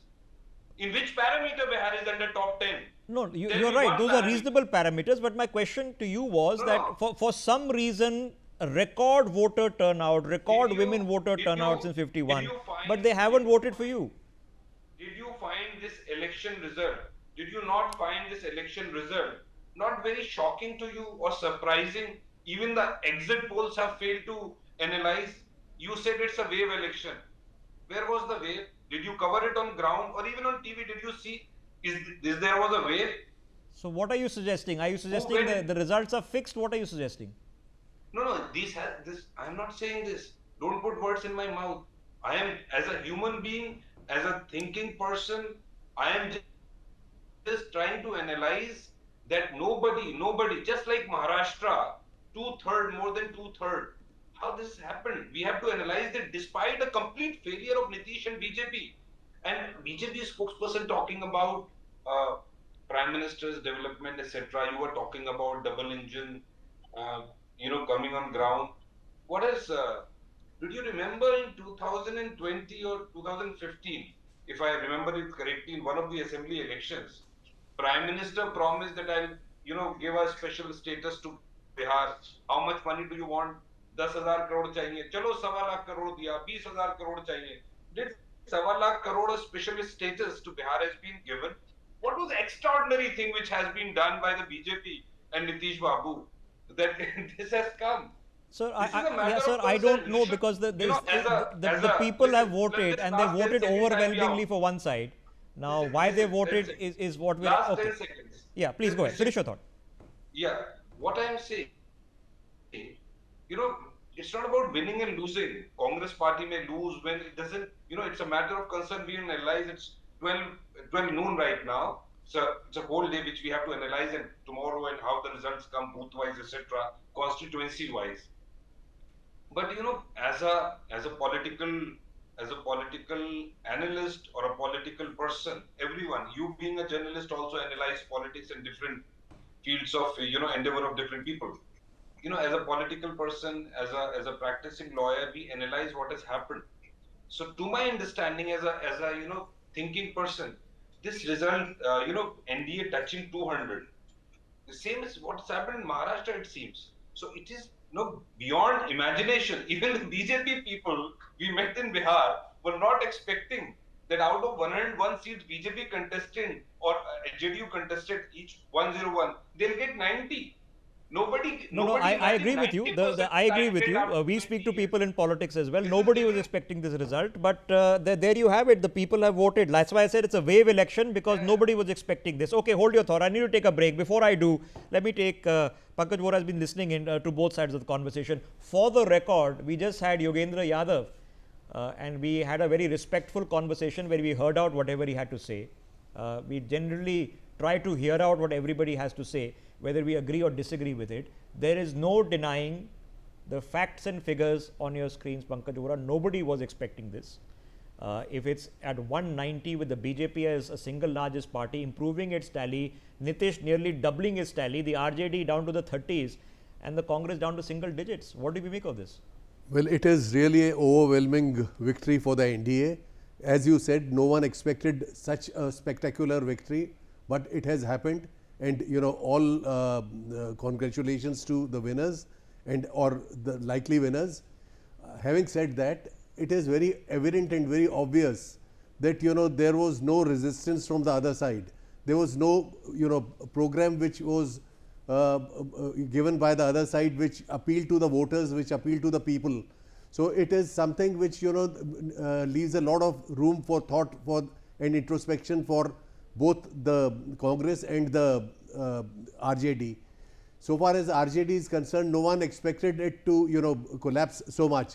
Congress, everyone knew will end up in single digits. So it is not surprising so far as the Congress is concerned. It has no organization. The Congress spokesperson, unfortunately, was talking about parameters which should have been discussed, but I mean these parameters were never the talking points of its leaders who were campaigning.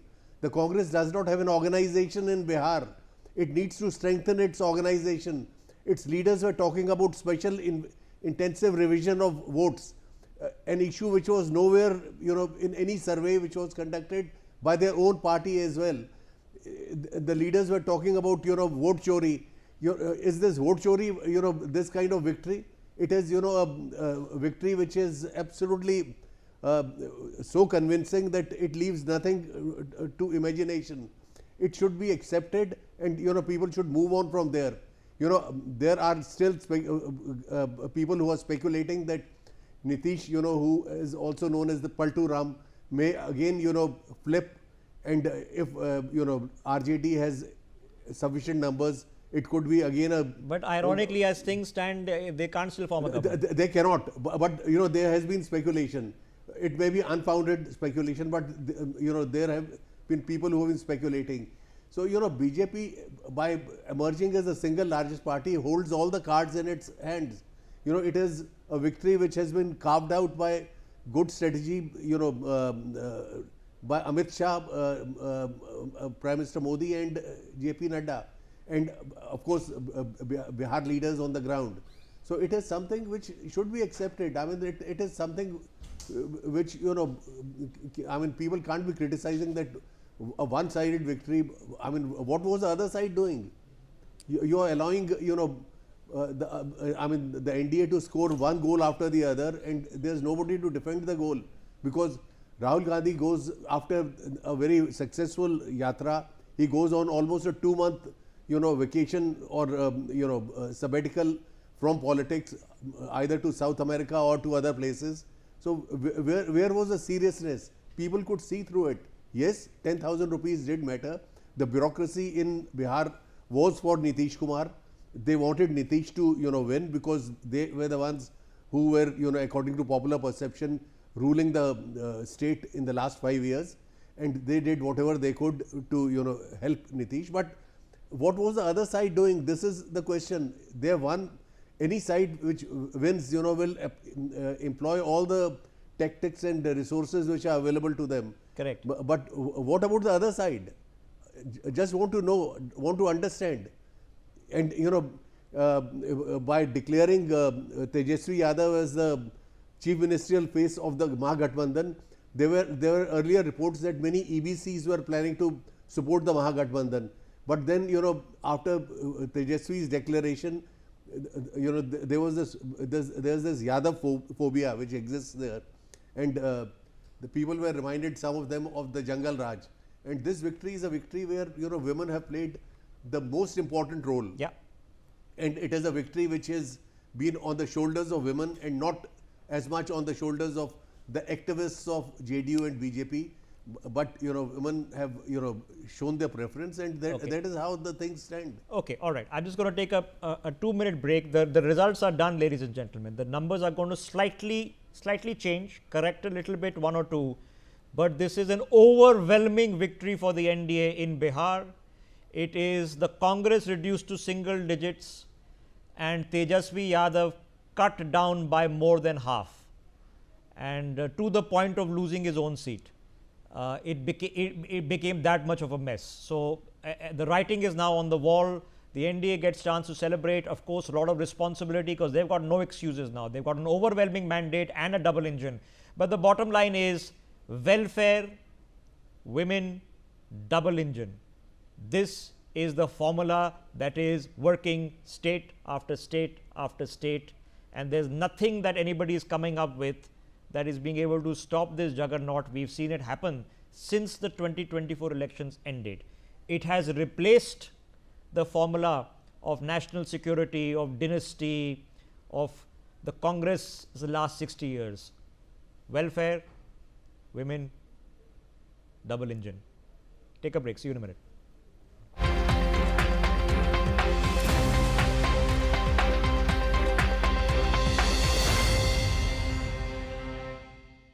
मुझे बवासीर है और दर्द भी रहता है। इसके लिए वैद्य ऋषि का अर्शकल्प एक सेफ और क्लिनिकली टेस्टेड आयुर्वेदिक फॉर्मूला है। जल्द राहत के लिए वैद्य ऋषि का अर्शकल्प।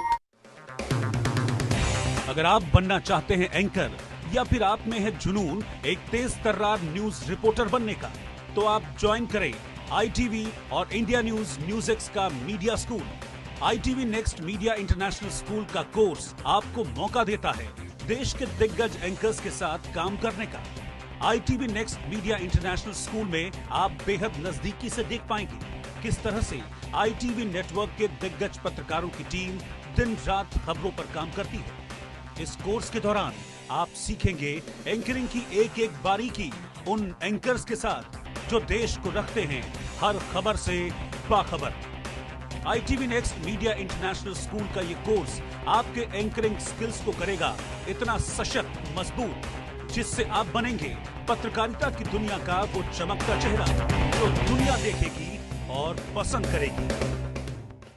2047 में कैसा होगा विकसित भारत का विकसित उत्तर प्रदेश? क्या आप चाहते हैं कि कृषि क्षेत्र में नवाचार और पशुधन की समृद्धि से बढ़े अन्नदाता की आमदनी, गांव-गांव तक पहुंचे चौड़ी सड़कें, हवाई यात्रा के लिए किसान की जेब में हो पैसे, विश्व स्तरीय शिक्षा और वर्ल्ड क्लास इलाज, बढ़े उद्योग, रोजगार, नौकरी और अपना व्यापार, रिन्यूएबल और ग्रीन एनर्जी हो यूपी में फुल, ताकि कभी न हो बत्ती गुल। डीप टेक, AI और इलेक्ट्रॉनिक संसाधनों का बिछे जाल, सांस्कृतिक धरोहर का पुनर्जागरण और गौरव काल। क्या आप चाहते हैं ऐसा उत्तर प्रदेश? अगर हाँ, तो उठाइए मोबाइल, QR कोड को स्कैन करें और पोर्टल samarthuttarpradesh.up.gov.in पर लिखकर या बोलकर दर्ज कराएं सुझाव। आपके सुझाव से बनेगा विकसित यूपी का रोड मैप और मूल्यवान सुझाव देने वाले किए जाएंगे सम्मानित, क्योंकि आपकी राय विकसित यूपी बनाए।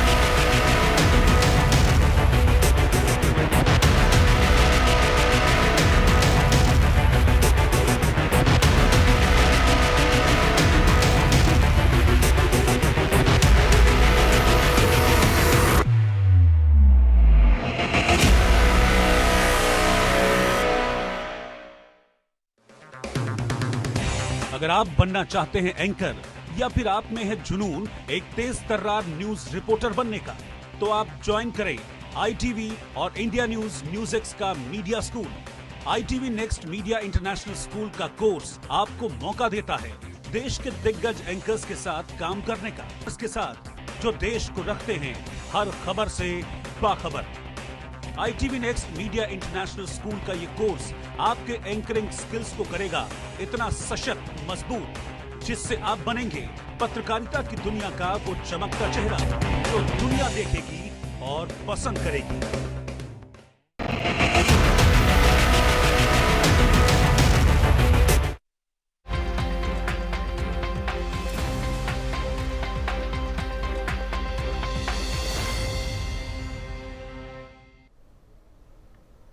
Welcome back. You're watching Newsx. I'm Megha Sharma, and this is the big day. A big victory is on the line for the NDA. The numbers say it all. I'm going to once again repeat it for my audience over here. BJP over here is at 87, leading at 87. JDU, which is led by Nitish Kumar, 76. RJD over here at 36, Lok Janshakti Party 19, and the Congress has performed dismally at 6, which has of course reduced the number of the BJP from the 2020 tally that it had been able to garner. Let's start off our conversation. Joining me on the telecast is Pankaj Vora. I would want to understand from you, sir, in terms of what has worked for the NDA, what has worked specifically for the BJP, for the JDU, for the Lok Janshakti Party. In contrast, what went wrong, miserably wrong for the RJD and for the Congress? On the face of it, everything went right for the NDA and everything went wrong for the Mahagathbandhan. Having said that, it is certainly superior strategy, superior thinking, deployment of cadres, deployment of resources that has led to this overwhelming and spectacular victory of the NDA. And for this, all credit goes to the NDA leaders, especially Home Minister Amit Shah, who was the spearhead of the campaign here, though Nitish, is the person who was the basically the nucleus around which the entire campaign was built. And Nitish was helped greatly by his support which he has received and the NDA received from the women. It's a victory which has been carved out by the support of the women. For whatever reason, the opposition may say that 10,000 rupees were put in their account or various other factors, but it has been achieved. It is a part of a similar strategy which was adopted in Maharashtra, a similar strategy which was adopted in Haryana. So, the NDA has shown to its opponents that it is, way ahead of their thinking and their strategy. Coming back to the RJD and the Congress, firstly, the RJD and Congress, there was lack of coordination. The Congress is without an organization. It has been without an organization for last so many years, and repeated attempts to, drive this in their head does not seem to be working. They think that haath hilakar election jeeta jata hai. Those days are over. Rahul Gandhi got tremendous support when he organized that yatra, but instead of consolidating on the support he was getting, he disappeared from the scene for virtually 2 months. You don't fight elections by disappearing. He went to South America and all other places, and by the time he came back, the game was lost. And by declaring Tejaswi as the chief ministerial face, the Mahagathbandhan gave rise to the Yadav phobia. They were reminded of, people were reminded of the Jungle Raj or the lack of law and order which existed during Lalu Yadav's regime. So they were scared. Many EBCs who were willing to come and vote in favor of the Mahagathbandhan went back to the JDU and the BJP, thinking that there's no point, it will again perpetuate a Raj which is something which is going to be very bad for them. So these are so many factors, and there are other things also. The real issues, the Congress spokesman on your channel was talking about, parameters are law and order, unemployment, this, that, but these were not the talking points of their leaders. The leaders were talking of special intensive revision of votes. Yeah. They are talking of vote chori. When you are so far removed from the ground, how can you be touching the hearts of people who are wanting a change or who want better governance? The bureaucracy was overwhelmingly helping Nitish to stay in power, and though there is no evidence of it in terms of concrete terms, but it was obvious that they have been ruling for the last 5 years and they would want their hold to be consolidated. So these are things, and for which one needs to understand and one needs to compliment the BJP and Nitish Kumar for this spectacular victory. Okay. Kalyani Shankar is also on the show with me. Kalyani Shankar, what is your assessment of the results? Thumping majority with which the NDA is now leading, and especially the very dismal performance of the RJD. Tejashwi, who was spearheaded as the chief ministerial face of the Mahagathbandhan alliance. He has been performing consistently well in the past assembly elections. What went wrong? Well, the basic thing is nobody expected BJP to get this thumping majority. I mean, they were saying that the NDA would win, but nobody, not even BJP people, expected this kind of results. BJP had many advantages. First is ruling at the center, ruling in the state, and then together they are talking of the double engine. Then Nitish Kumar has been able to get the support of the women the past 20 years, one after the other. The last thing was about, depositing 10,000 rupees in their account, lakhs of women. So this definitely has gone into his favor. And the third thing is that RSS worked fully for the election. And when RSS works, definitely the victory is sure. So that is another thing. They have the cadre also. BJP has the cadre. But as far as the RJD and the Congress, concerned, RJD has not thought of the good strategy to deal with the BJP. He should have thought of it much better. But then he's proved to be a good young leader. Now he's lost his stage. So we will have to see why he did not do it, whether they had lack of funds, lack of workers, or lack of other things. So that is why RJD has got very little, but Congress is worse. That's because Rahul Gandhi, both the brother and sister, they have not bothered about developing the state. And they have not been coming to visiting the state also often. In Bihar, long time ago, Congress ruled, I think 1985. After that, they have not come to power at all. Whereas BJP is now going to set up its first government in Bihar. It's a great victory for the BJP, and I really compliment them for doing this. And despite all the allegations of, EVM problem and so many other things which they are talking about. Stay on with me, ma'am. I'm also being joined on the telecast by Shahid Siddiqui. He's a former Rajya Sabha member of Parliament. Shahid Siddiqui, your assessment of the results that are coming in. It's a massive victory that is on the anvil for the NDA. Both the BJP and the JDU and Lok Jan Shakti Party have performed, and that has consolidated such a massive victory. The margin is unprecedented. The way BJP and the JDU performed last time around in 2020 and in the Lok Sabha as well is very reflective of how people have supported and put their faith in NDA once again. It was expected victory for NDA.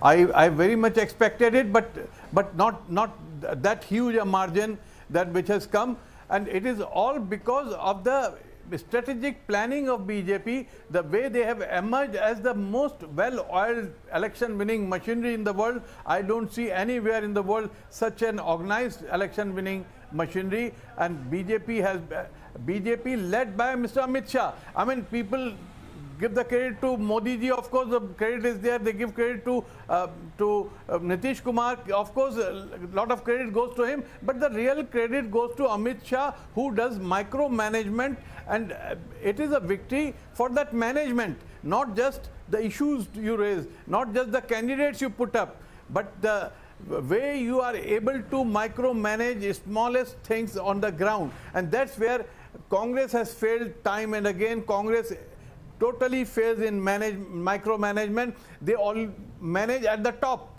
The top leadership is managed, where they will go, what kind of rallies they will hold, which helicopters they will use, etc., etc. But they don't have cadre on the ground, and they do not prepare for the polling booths. That they cannot bring their supporters. I've seen time and again that they have in areas, certain areas, they have huge support, but they are unable to bring them to the polling booths, and they don't turn them into voters. So and then it's also a big defeat for Tejasvi Yadav, because he has tried to work on the laurels of his father, on the past victories of RJD, but he has not been able to reinvent the party. He has not been able to appeal to the young, to women especially, and that's where, you know, Nitish Kumar has succeeded time and again. He has emerged as the real hero for the women of Bihar, although he has not been able to change their life. But he has been able to tell them that I am there for you, I am going to bring some relief for you in the future. So that's what's happened.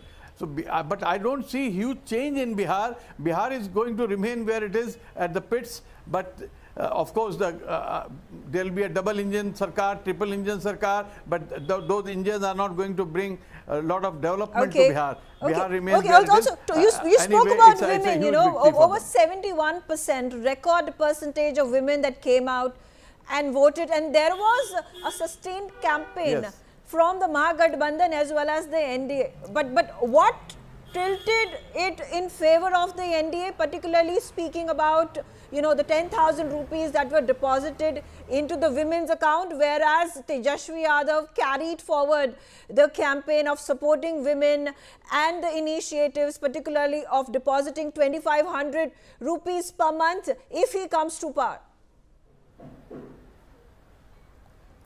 Look, here it was delivered. Although I have my doubts that whether it was very fair, it was very unfair to allow the government to deposit these 10,000 rupees when the election was virtually to be announced and the election campaign was on. Just before the voting, these 10,000 rupees were deposited into the accounts of more than a crore women, which was absolutely unfair, wouldn't have been allowed in any other democracy, and in the past election commissions would have allowed that. But that was allowed, that has happened.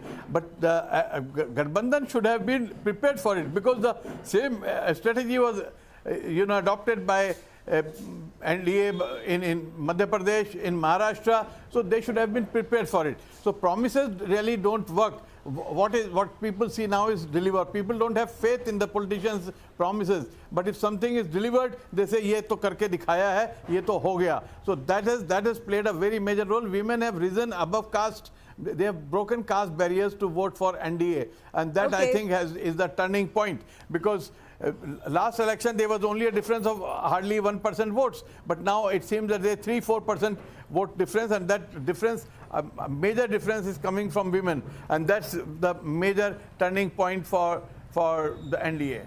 Okay, Shahid Siddiqui, thank you very much for joining me on the telecast, sharing your views. We'll come right back. I request all my panelists to stay put, and we'll take a short break.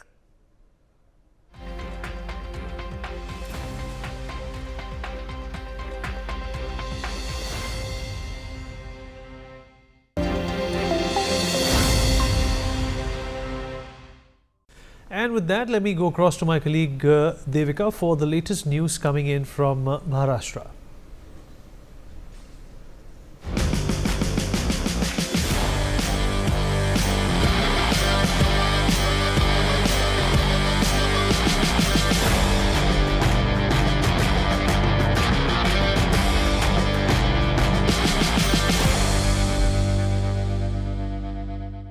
Hello, my name is Devika Diwan and you're watching Next in Maharashtra, a special segment where we bring you the latest from India's financial capital.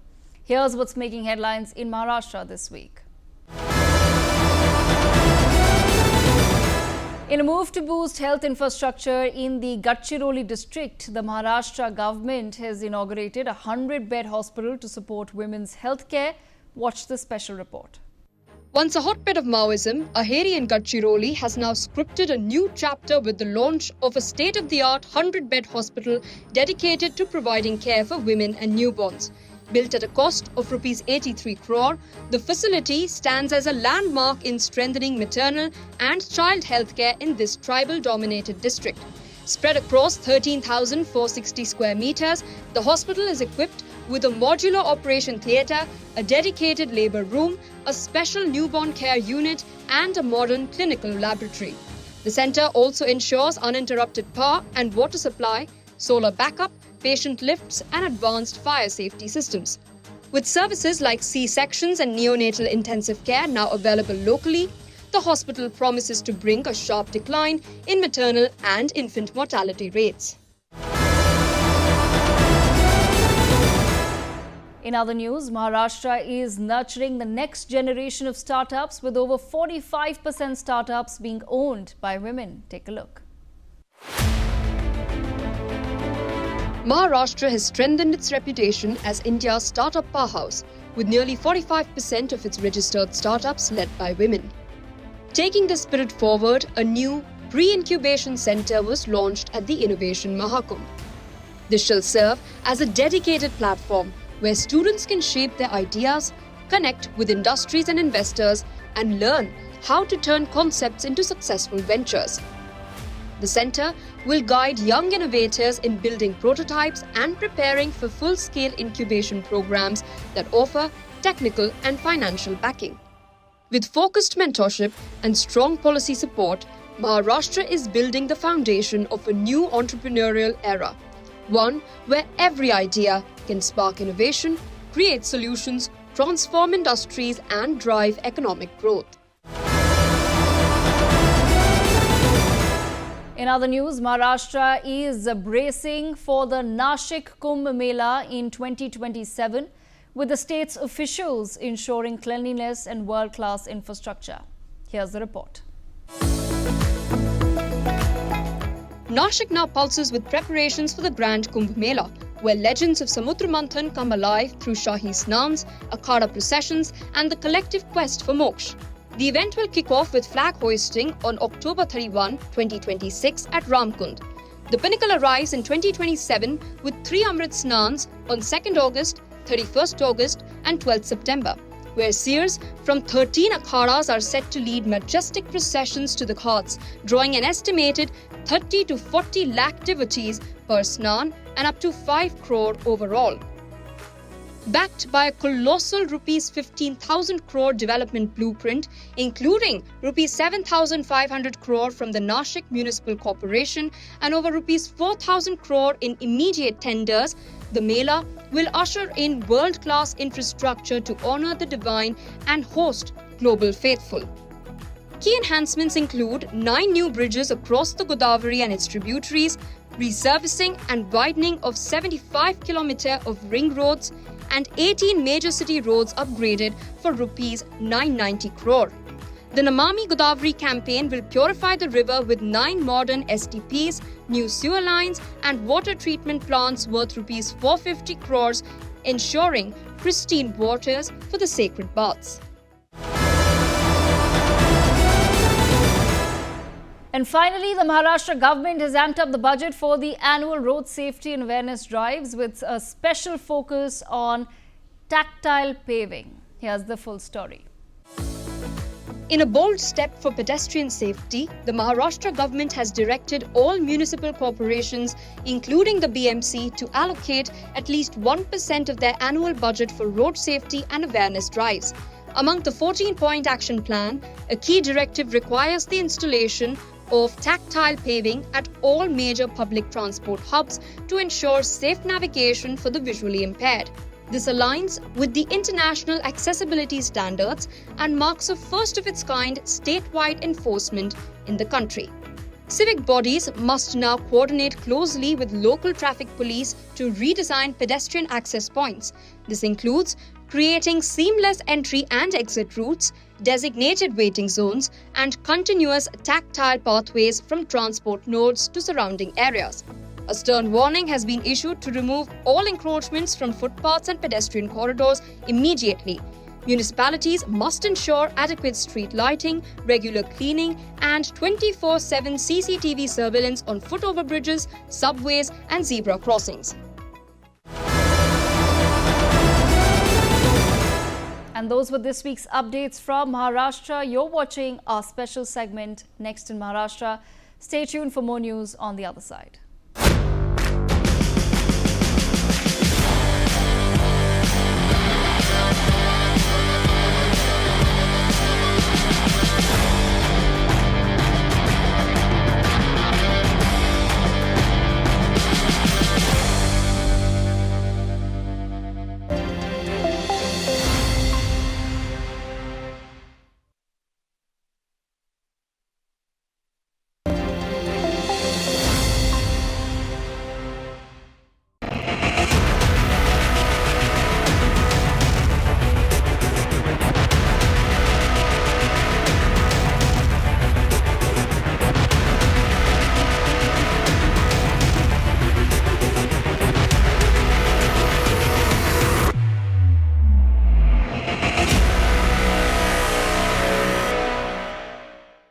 मुझे बवासीर है और दर्द भी रहता है। इसके लिए वैद्य ऋषि का अर्शकल्प एक सेफ और क्लिनिकली टेस्टेड आयुर्वेदिक फॉर्मूला है। जल्द राहत के लिए वैद्य ऋषि का Arshkalp.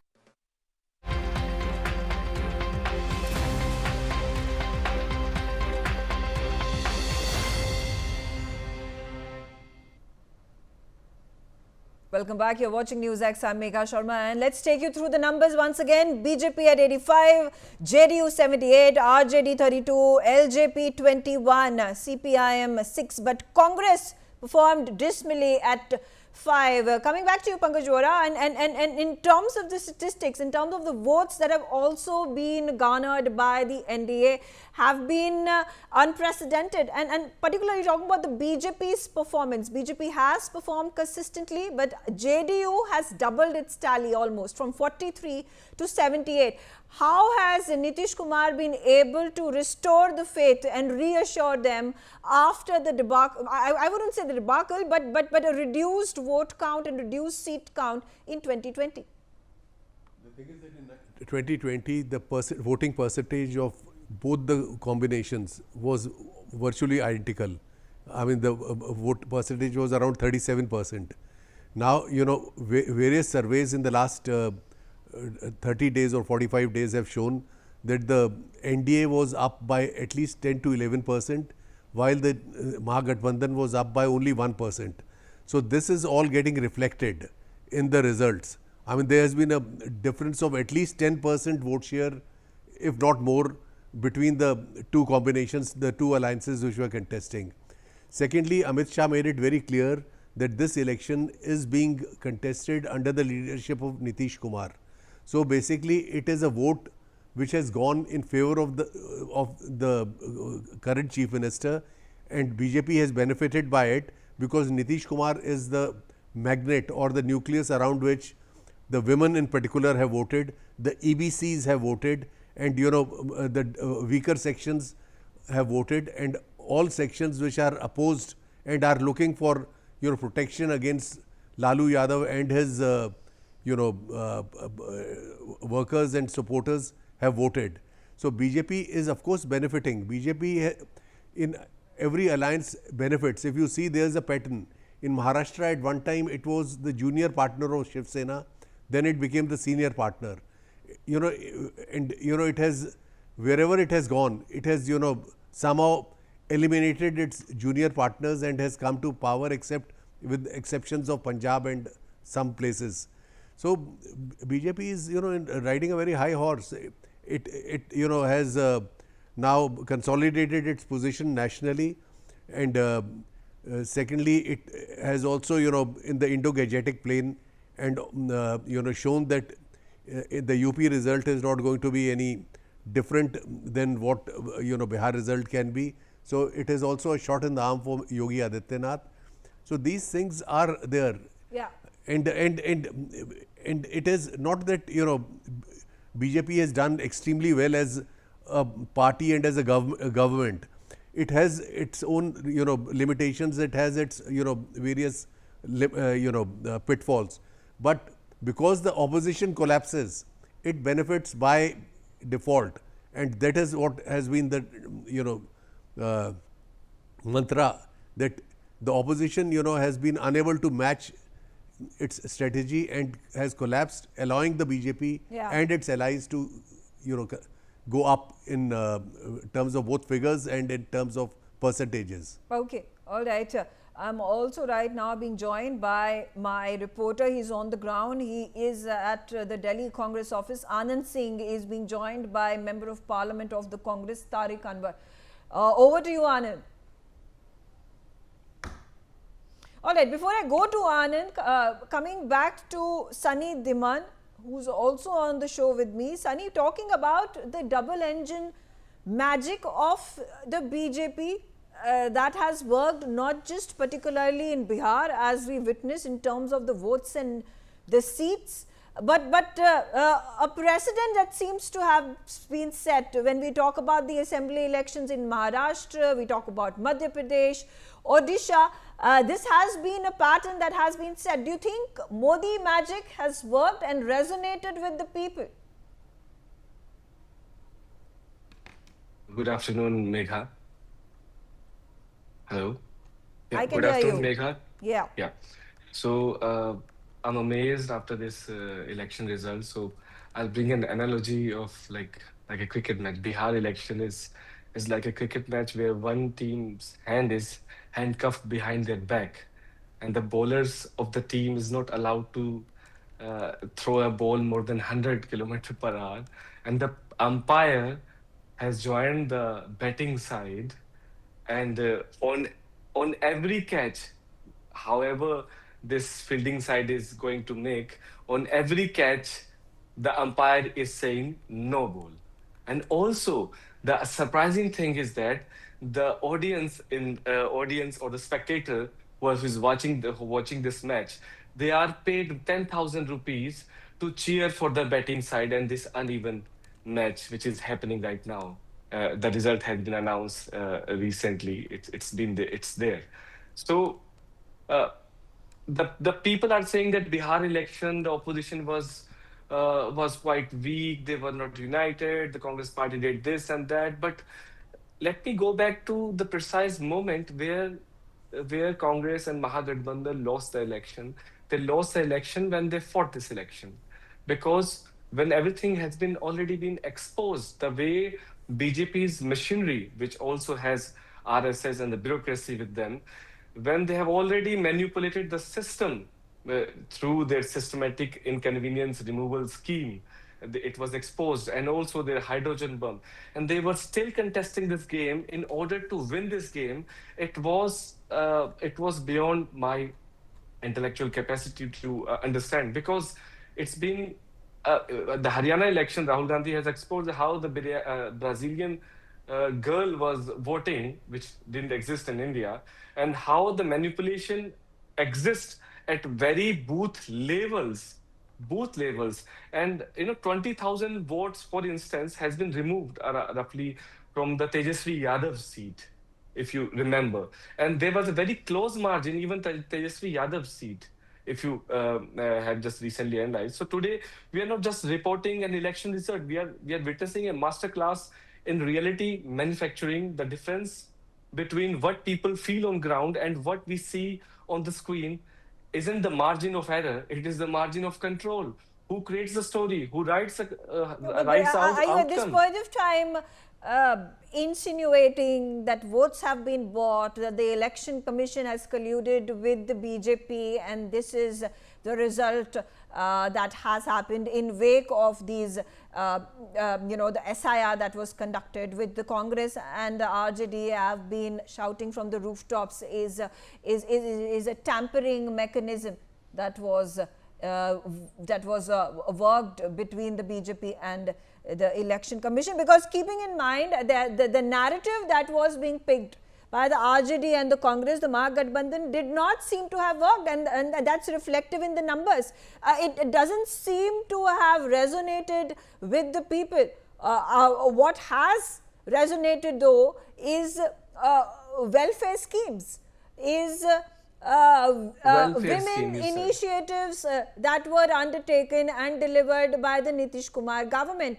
what has resonated is the double engine sarkar that has been the reason people have voted for the NDA. So you have NDA at the central level and you have the NDA at the state level as well. Yeah, your question, is it a question or Yeah. a big statement No, which I I'm need to just talking second about or oppose? because it doesn't seem like the SIR tampering accusation that was made by the Mahagathbandhan really worked in favor of the party, of the alliance. Yes, but अपने दिल पर आप हाथ रखे, put your hand on your heart and ask yourself, giving 10,000 rupees just before the election, isn't it a violation of election machinery or the election conduct? And the Election Commission of India, the Chief Election Commission of India, has no objection on this. He has objection that Rahul Gandhi has allegedly said that there is a vote chori, then he should come on and write on affidavit, whereas Anurag Thakur can come on very second day or third day, but claiming that even Congress is doing this, but he didn't say anything to the Anurag Thakur or BJP leadership. So the umpire, the whole machinery has been hijacked. And if you remember, okay, this is the narrative. Is it Congress, is not narrative, it is fact. Congress It and is the fact. RJD you going It to is use fact. this as a weapon to attack NDA and for their dismal It is not a weapon, ma'am. And it's a dismal performance. I mean, is this Megha, the justification that is going to be given Megha, to it the is people not, of Megha, Bihar and of the country? This is the reason Megha, that they it have is lost. not, Because this was I'm not this here was a to narrative defend. that has been repeatedly used by the Congress, whether the Maharashtra election results came out or for that matter in Haryana as well. So this is again, are people going to be tired of this repeated accusations of harping upon the one thing that there was vote tampering, that there was vote theft, that was a collusion allegedly between the Election Commission and the BJP that has led for these various victories in a number of states. I don't know if people are going to be able to believe this, keeping in mind. It's not about belief. And keeping in mind, taking a look, are you talking about this massive victory? This is not just the halfway Let me result. tell you a very good example. This is like a thumping majority by which the NDA is winning.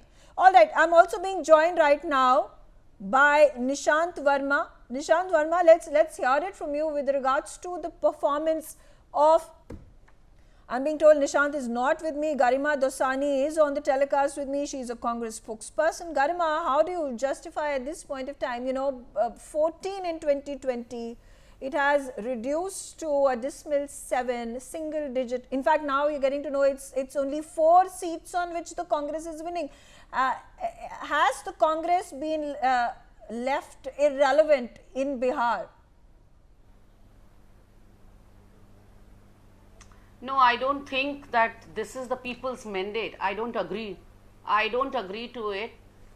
This is echoing back to my ears. Whatever I'm speaking, it is coming back. Anyways, so I see it as a nationwide pattern. What happened in Haryana, what happened in Maharashtra, what happened in Lok Sabha elections, and what my leader Rahul Gandhi has been fearing and dreading for so long. I am asking you that your channel must be also covering Bihar elections. Was this the scenario? Were we not neck to neck? What was the reason for the JDU and the BJP to do so many rallies if they were sweeping Bihar like this?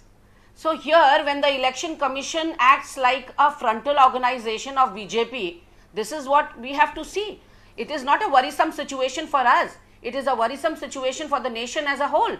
That your democratic and your electoral rights are being snatched from you. Lok Sabha 2024 elections, because the exit polls and opinion polls pointed to a massive landslide victory for the BJP. That did not happen. They had to get the support of the JDU and Chandrababu Naidu to even form the government. I don't know where was the opposition, where was the Congress in talking about how this is quote unquote some sort of a manipulation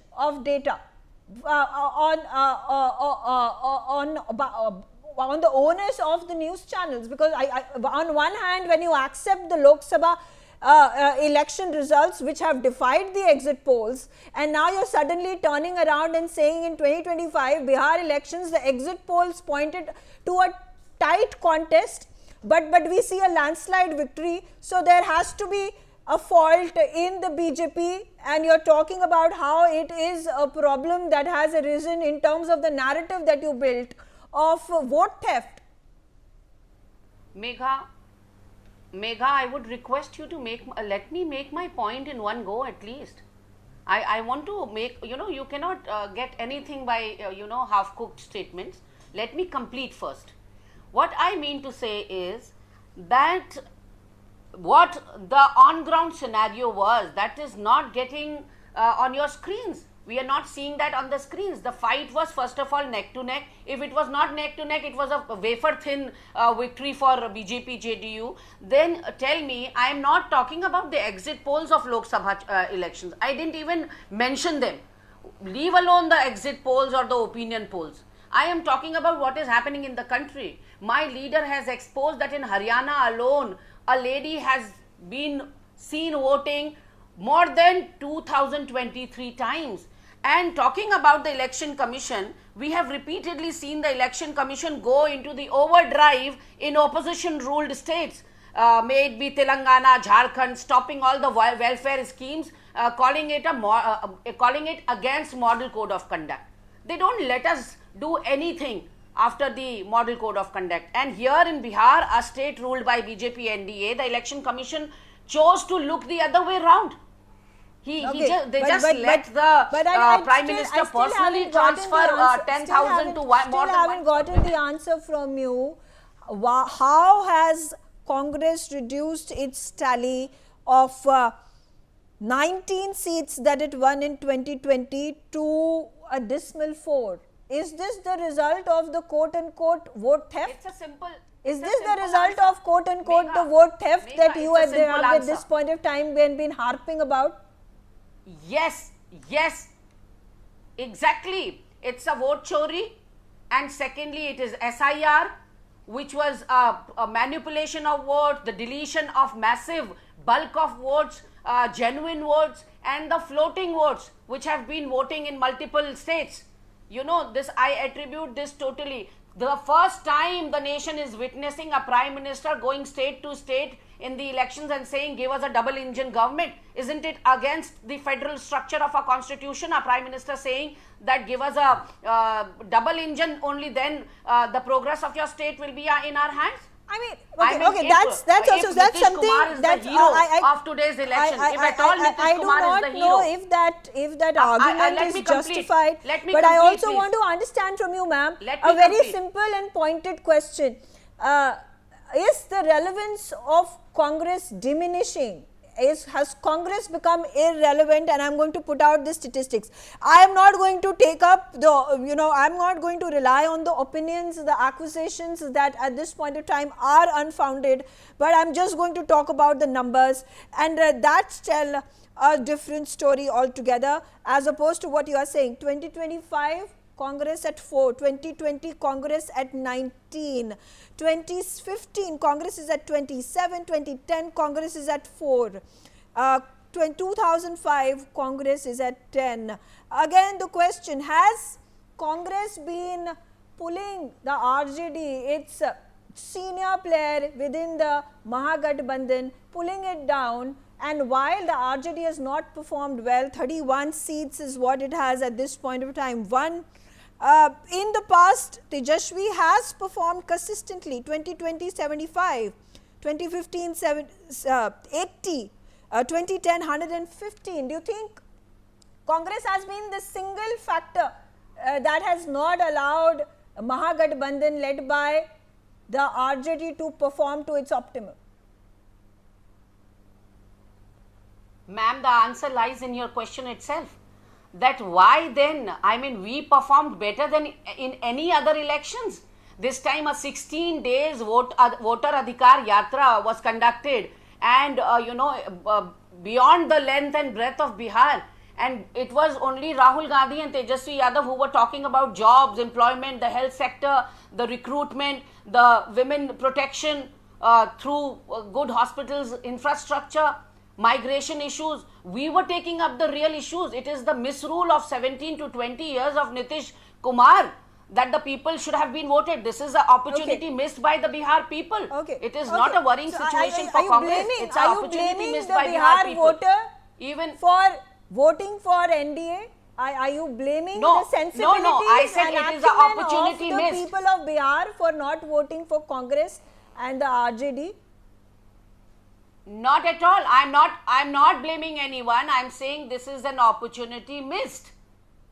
I said this is an opportunity missed by Bihar because there has been ample misrule by Nitish Kumar. You tell me one thing, if Nitish Kumar is the hero of today's election, why does he need the crutches of BJP in every election? If he has done something substantial, something to show if an achievement, strong achievement is there. A milestone by Nitish Kumar. Why he needs to have so many political flip-flops? Nitish Kumar to form government. So I don't know what you're talking about. I'm also okay. Pankaj Vora also wants to ask you a question, ma'am. I'd like to ask the Congress spokesperson. Why? I think I'm very clear. Why you don't know what I'm talking about? I'm talking about the political flip-flops of Nitish Kumar. I'm very clear when I'm saying that. So when I don't Nitish see Kumar anything joins ambiguous in it. The Mahagathbandhan is happy because you are able to form government, but as soon as he shifts and flips flops and goes back to NDA, No. You are again taking me wrong. You are again taking me wrong. No. I'm not talking about alliance. I am not talking about Mahagathbandhan or NDA. I am talking about Nitish Kumar's performance. If Nitish Kumar, after 17 or 20 years of rule, cannot just, pinpoint what he has done for Bihar, why does he need BJP all the time if he is the hero, if he is the chief ministerial candidate? Why he has to do so many of political flip-flops? That is what I am saying, that he has lost his credentials. Okay, Pankaj Vora, people don't trust him anymore. The Sunday Garden also so would like to ask this is a question. Clear-cut vote chori. This is SIR. I'd like to ask a question from the Congress spokesperson. He spoke about, the vote yatra which was, undertaken in Bihar. Does she have anything to say that after the vote yatra, where was her leader for 2 months? Number one. Number two, I would like to ask, where was my Prime Minister after the Delhi bomb blast? I would like to ask a question to my Prime Minister. We are talking about Bihar. Delhi bomb blast. Where was he for 2 years when Manipur was under fire? You can ask those questions. When Manipur was burning, where was my Prime Minister? You can ask those questions. The Prime Minister. This is pertaining to Bihar. I am asking this very, pointed question. I also want to know that when Congress was contesting on 58 seats, why were its leaders campaigning only in 18? Why did they not campaign in all the 58? I mean, if they had to campaign only in 18, why did they ask for 58 seats? I want to know, where is the organization of the Congress? In the last 10 years, there have been 6 presidents of Bihar Congress, and none of them have been able to, make their or constitute their PCC. Why is the Congress not, focusing on strengthening the organization? Where is the organization? I mean, it is nowhere. That is the main reason why the Congress is losing. No, we'll definitely look into it. We will definitely look into our Ma'am, 11 years and you are still looking into it. 11 years. 11 years you are still looking into it. How can you have foot soldiers not being there? How will you win elections? There is a clear-cut disparity. No one in the exit polls also, and no one since 3 days in the debates was giving landslide victory to the NDA. Now all of a sudden you are seeing this. Even I am shocked and aghast as you are. And on ground this was not the situation. The fight was neck to neck. It was not neck to neck. According to Congress was nowhere in the fight. My India voter, according to. Congress was nowhere in the fight according to Congress's own internal survey. I'm not saying Congress. They were getting only 9 seats. Here we are fighting as Mahagathbandhan. And the Congress internal survey, the bulk of voters, genuine voters, which were removed in sheer 19 days. Tell me the SIR process. Do you know 4 lakh government? Just a second, let me complete, sir. 4 lakh government jobs are vacant. There are no field workers in Bihar government. Who did the SIR? The BJP workers. Who was doing the SIR? According to your own survey, it was not an issue. who wanted according to... to your own survey, it was 7th or 8th issue. Unemployment, migration, right, but pricing. it is an issue when you delete voters in bulk.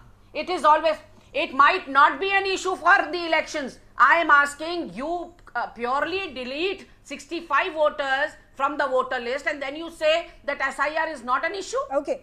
Okay. SIR, let me tell you, was you're taken out within 19 about days the issues during the summers issues when the raised people by the migrate Congress, for by their Magad job. Bandhan, talking about unemployment, migration, poor infrastructure, facilities and safety of women, again a big issue. But what seemed to be the overarching narrative that was being built by Magad Bandhan was the SIR tampering, the faulty SIR exercise that was conducted by the Election Commission according to Congress. Has it resonated? Did it work for the Magad Bandhan is the big question. I'm also being joined by Mukesh Tyagi. He's the BJP spokesperson. Mukesh Tyagi, it's a resounding victory for the NDA. All the three important parties, the BJP, the JDU and the LJP, have performed consistently and they have achieved their targets. In fact, this was something that was not even predicted by the exit polls. What worked?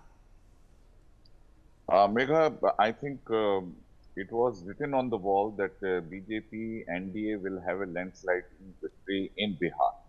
And it is not based on any kind of a conjecture or speculation. It is based on the delivery by Nitish Kumar government. And now what has happened is, which is a very interesting political trend, that for the first time, the pro-incumbency, having ruled for 20 years in Bihar, and is still continuously having a landslide victory, shows that incumbency cannot be anti itself. It can become a pro-incumbency, and that is based on the work they have delivered. There was a saying, there was a jungle Raj. I think people in Bihar now are enlightened.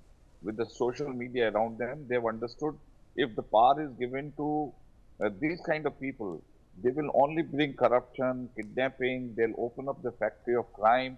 And I think in contrast to that, Nitish Kumar, there was a saying used to be, कि जब तक रहेगा समोसे में आलू, तब तक रहेगा Lalu. That kind of narrative was built up in Bihar. There was a saying at that time when the computerization started happening in India, Lalu Prasad Yadav himself said, we don't need computers. I think typewriter is good enough. So this kind of regressive thinking, because they think their fiefdom is only the caste and they can capitalize on the caste at any point of time. Now the caste obliteration has also happened in a big way.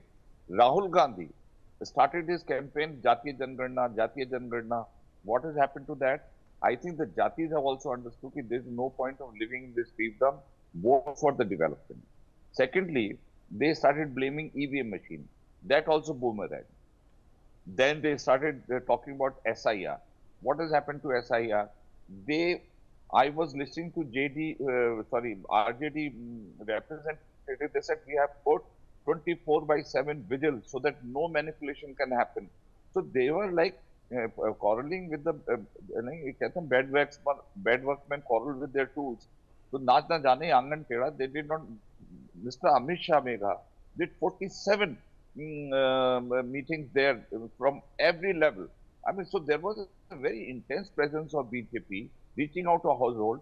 Now the opposition says, oh, aapne wo Jivika Didi wala vitran kiya, you have given 10,000 rupees, that's the reason you are winning this election. If that is the criteria of winning the election, then why Jagan Reddy and KCR did not win? They also opened up the coffer for the ladies. So if that is the only criteria, but women have understood that empowerment will only happen in the regime of Mr. Modi. So I think it is twin engine combination. People have understood that the development, if you really want Bihar to grow, which was a Bimaru state, into a progressive state, only solution left before them is get out of this caste consideration, vote for BJP and vote for NDA. And I think Nitish Kumar has done an incredible job. And you will see the opposition is completely decimated. VIP party, I mean, look at their condition, what has happened to them. So people are punishing anybody who is trying to be a Jechan in this politics. So this is what my take is, and I'm very happy that BJP has made a landslide victory for the interest of the people. Okay. Also talking about, the caste politics, it looks like the RJD may have lost the faith of the Muslim Yadav vote bank, but it seems like the LJP and Upendra have come together and also consolidated a certain section, the economically backward classes, that seems to have built the voter base for the alliance. Because you see, look at Paswa. He won 5 parliamentary seats last time, okay? And I think he has given an extraordinary performance now. That's what I'm saying. The caste has got a minor consideration left now. They are looking in a combined strength of the party. I mean, if suppose Chirag Paswan moves to Mahagathbandhan, I'm sure his performance will deteriorate substantially, despite the fact MY Gathbandhan will work, Pichra work will also work. So the people are seeing in totality whether who is constituent of which party. NDA, any party, look at the VIP condition, what has happened to VIP.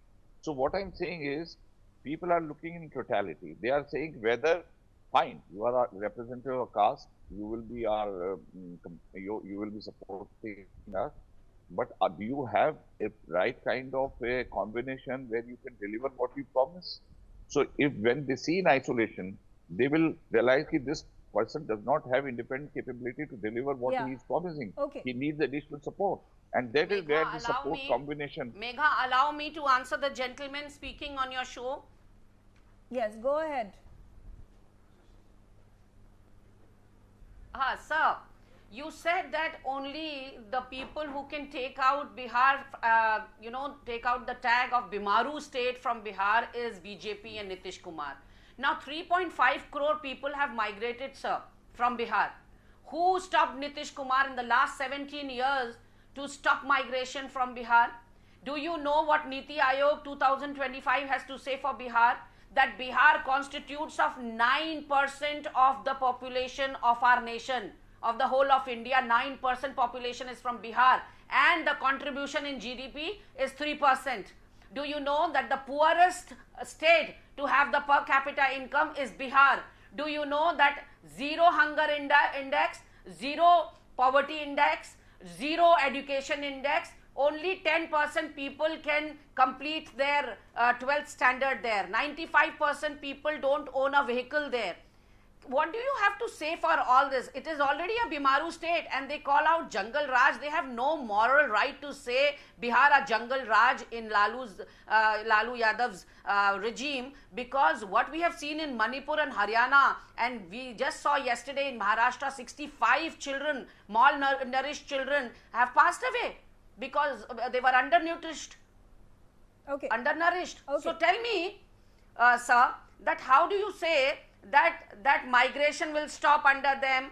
It is basically the Gadbandhan and Thagbandhan of Election Commission of India, BJP and JDU, which has this election has been captured. Nobody was seeing NDA's landslide victory. People were seeing this election as a neck-to-neck elections on ground. If you would have gone to Bihar on ground, because we were getting from our workers the on-ground repeat. Tejasvi Yadav was seen in all the exit polls. Tejasvi Yadav was the most popular face as a chief ministerial candidate, and RJD was emerging as a single largest party. See some of the major and very reputed exit polls.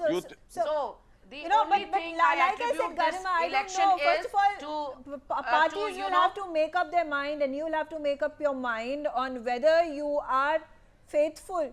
It was a coalition government, and the opposition was gung-ho about how the exit polls were wrong in their predictions. And suddenly now you are taking the crutch of the exit polls. You should accept your defeat, madam. Questioning the win of the NDA. No, what I'm saying is... Madam, you should accept your defeat. Why don't you accept your defeat? We don't trust the exit polls at all. Why don't you accept your defeat gracefully during the Bihar elections in 2015, you know that. The results was just the reverse of what we saw in exit polls. So Bihar. I don't know.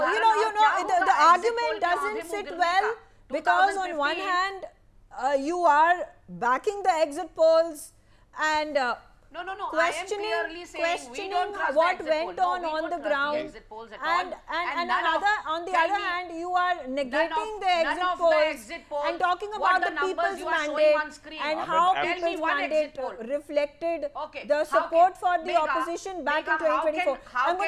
Okay, all right. I'm also right now. I am being joined by other panelists. Let's get them on board as well. Piyush Pant, political analyst, is on the show with me. Piyush Pant, let's hear it from you about the results. A massive victory for the NDA. JDU has performed, BJP has performed fantastically. Right now, numbers at the bottom of my screen say BJP at 90 and the JDU is at 80. Has the double engine magic worked when people came out and voted in large numbers in Bihar this time around? Oh, of course, I think the people were happy with the doles which were extended to them, and they want, in one sense, I think the people of Bihar are happy with the state of affairs in which they are living. They want to remain in poverty. They don't want to come out of that. So they were happy with the doles which were extended to them in different forms, whether it is Jivika Behan Yojana or it was farmers increase in the farmers Samman Nidhi, or giving increasing old age pension and all those things. I think this is what is this, because the main issues, the Bihar electorate, they have skipped the main issues of poverty and this thing, migration and the development issues. So, well, I think the issue of lawlessness was heavier on their mind, but more important was the doles which are being given by different political parties, different governments in different states. They are getting decisive in deciding the poll results. So this is the way I think this verdict has given the indication that people of Bihar, because if on the ground level nothing much better has happened in Bihar, whether you see in the per capita income, still Bihar is the most poor state after UP, and and the crime is also against women are highest in Bihar, and the per capita income, you see the GDP, or you see other developmental projects which are not. But you're saying people of Bihar are happier staying in poverty than to be voting for change. This is what you've said. Yeah, it shows that they are happy with the state of affairs they are living in. But that's completely unreasonable. I cannot wrap my head around that justification that people of Bihar would rather live in poverty than want to vote for change, for development, for their improvement and welfare. Because then that cannot be a justifiable reason for why NDA has won. It's completely unpalatable as well. All right, I'll come back to you, sir. I'm being joined by Abhishek Singh, if you see who is my reporter. He's on the ground. He's outside the JDO office. Abhishek, what's the mood like on the ground? Yes, mood of the people here is just like a celebration.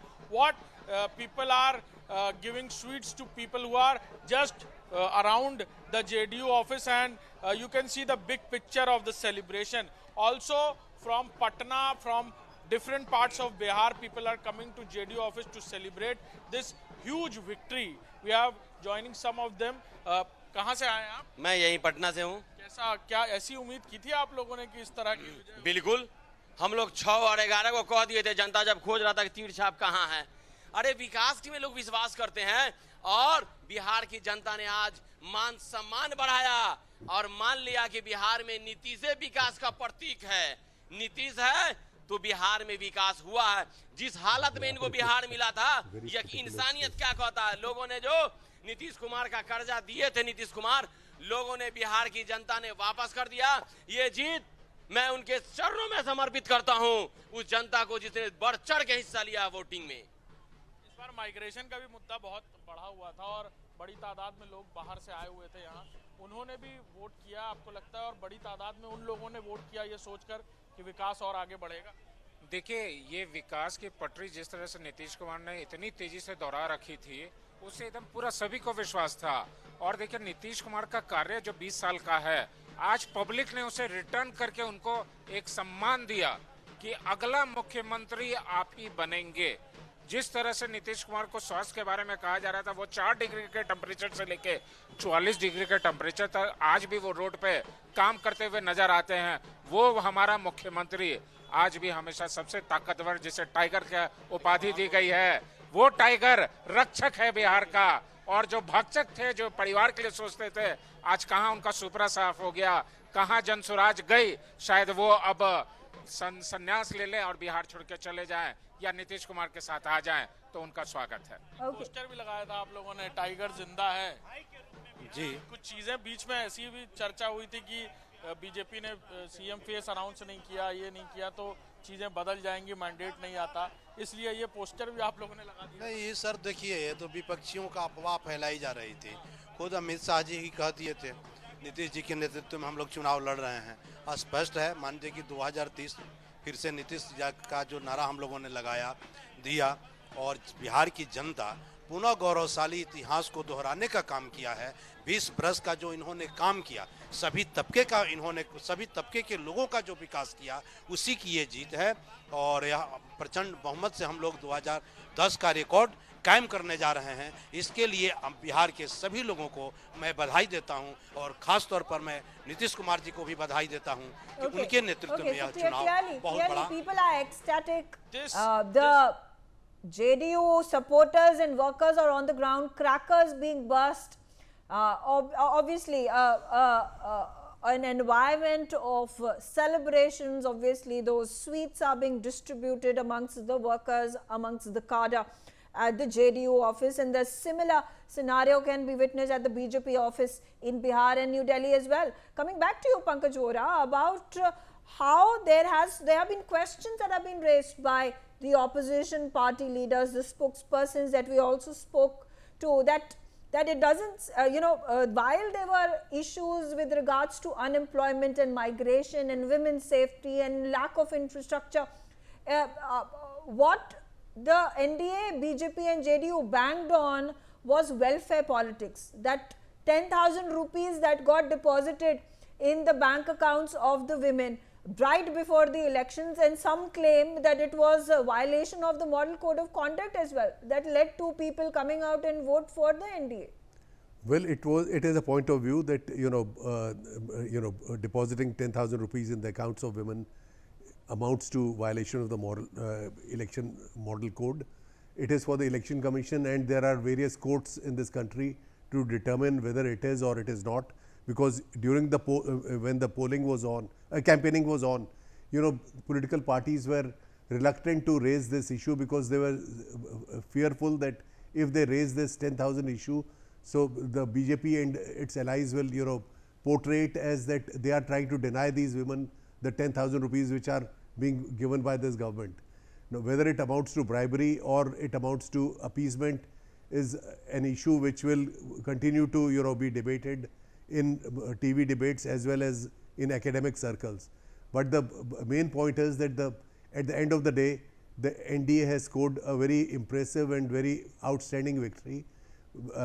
Whether it is on account of any kind of surreptitious practices is out there in the open for the other side to provide evidence and allow those who are in a position to evaluate that evidence to take a final view on the subject. But the fact remains that Mahagathbandhan did not work out their internal differences in the manner they should. Now, for instance, in Vaishali, where the Congress had put up, Sanjeev Singh Bhumiyar, and he was being backed by the only seat which D.K. Shiv Kumar, Deputy Chief Minister of Karnataka, was asking for in Bihar. At the same place, RJD had put up Ajay Kumar Khushwa, who was also asking for this seat. Now, in this friendly fight, if these two people had contested together, the ultimate winner, Sam Patel, would have either lost by a few hundred votes or would have won by a few hundred votes. Right now, the Congress is in a position where it will most probably lose its deposit, and the RJD is at least 10 to 11,000 votes behind the ultimate winner. Okay, so stay on with me, sir. I'm also being joined right now by Union Minister Rajbhushan Chaudhary. Thank you very much, sir, for being on the telecast with me. Congratulations, first of all, for such a thumping majority by the NDA. BJP has performed exceptionally well with 90 of those seats in its kitty up until now, as per the tally that we have gotten. What worked in BJP's favor? सबसे पहले मैं आपको और आपकी पूरी team को और बिहार की महान जनता का आभार व्यक्त करना चाहता हूं कि उन्होंने इस तरह से जो अपार बहुमत दिया है, मैं इसके लिए आभार व्यक्त करता हूं। और ये जो जीत है, ये दर्शाता है कि बिहार के लोगों का विश्वास अपने सरकार के प्रति, हमारी जो एनडीए की सरकार ने काम किया है लगातार लगभग 20 सालों से बिहार के विकास के लिए जो सतत प्रयास किया है, इसकी जीत है और ये जनता का प्यार दर्शाता है। जी, बात करें जो 10,000 रुपए जो महिलाएं थी बिहार के अंदर उनके अकाउंट में गए, चाहे हम बात करें प्राइम मिनिस्टर नरेंद्र मोदी और बीजेपी की जो लगातार कैंपेन हुई थी कि अगर जंगल राज वापस आएगा तो बिहार की दुर्दशा और खराब हो जाएगी, जिसके कारण बीजेपी एनडीए को वोट मिले हैं। चाहे हम एलजेपी की बात करें, उसने भी बहुत शानदार परफॉर्मेंस दी है। किसको श्रेय देते हैं इस इलेक्शन की जीत का?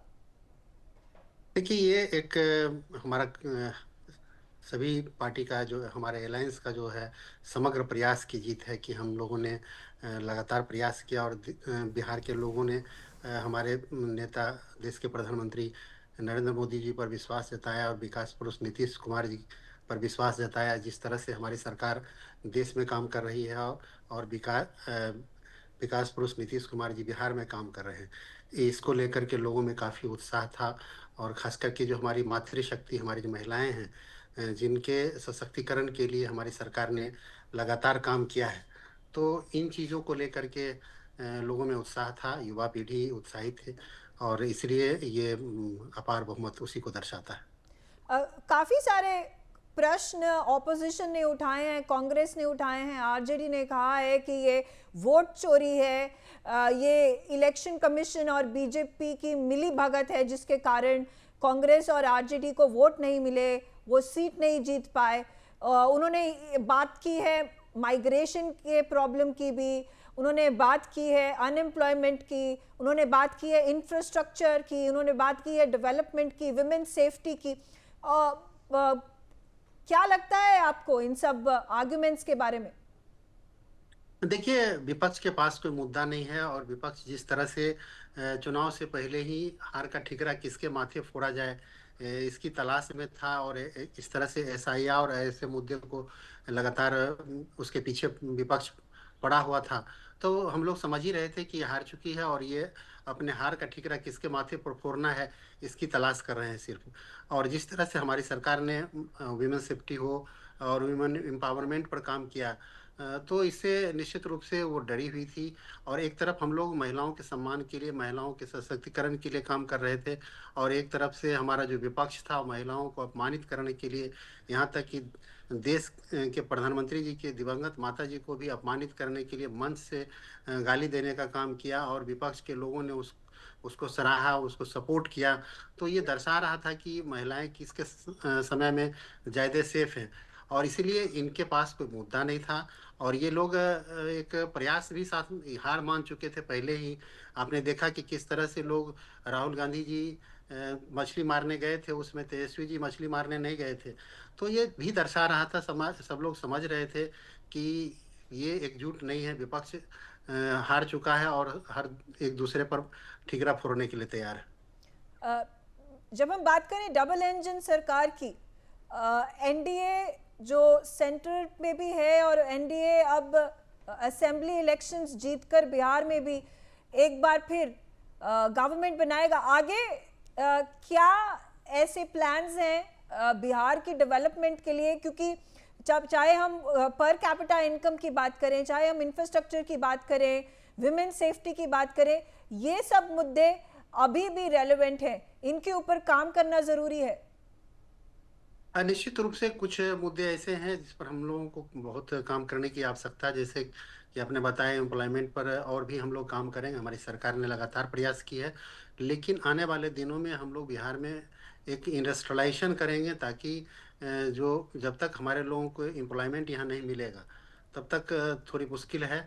और इसीलिए हम लोग लगातार प्रयास कर रहे हैं। हमारी सरकार में औद्योगिकरण हुआ भी है।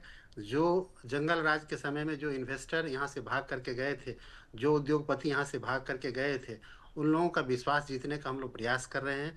और जिस तरह से लॉ एंड ऑर्डर का स्थिति हमारे प्रदेश में सुधरा है, आप सब जानते हैं। लोग विपक्ष कुछ भी बोले, लेकिन मर्डर का ग्राफ आप डाटा देख लीजिए, 47% घटा है, किडनैपिंग 99% घटा है।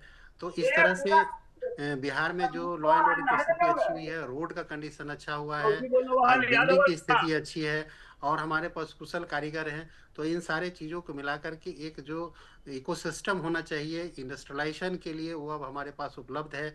और इसलिए आने वाले दिनों में हम लोग बिहार में औद्योगिक क्रांति करेंगे और बिहार के युवाओं को यहाँ रोजगार देने का काम करेंगे।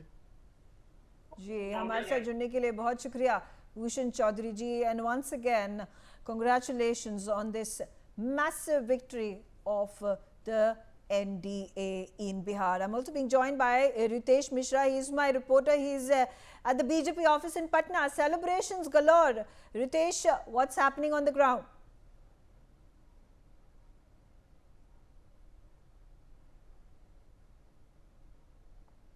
And the mandate has been given by the people of Bihar for the double engine government led by Mr. Narendra Modi and Nitish Kumar, and the workers and the people of the Bihar are jubilant. They are giving their blessings to the present government, and we are very happy. Workers are very happy. Their hard work have paid off, and the government development issues and development work has been appreciated by the government, by the people of Bihar.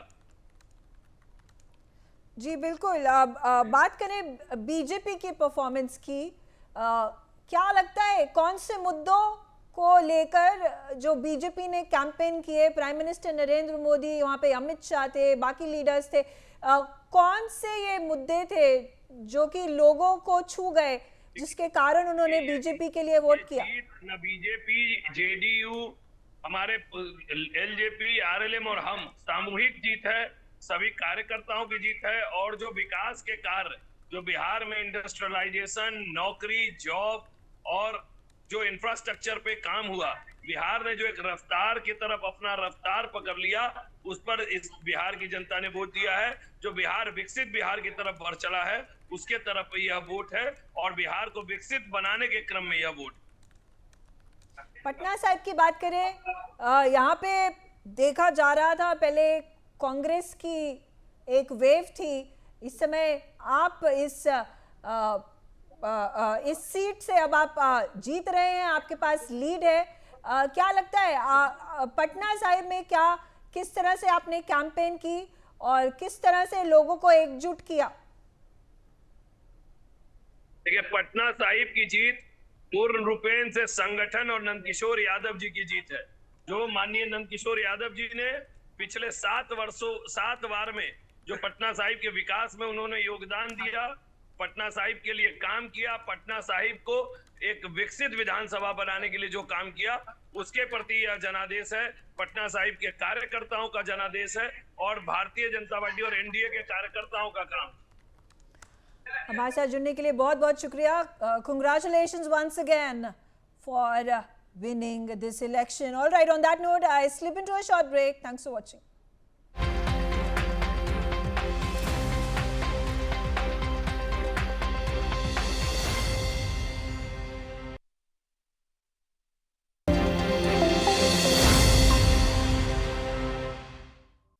And with that, let me go across to my colleague Devika for the latest news coming in from Maharashtra.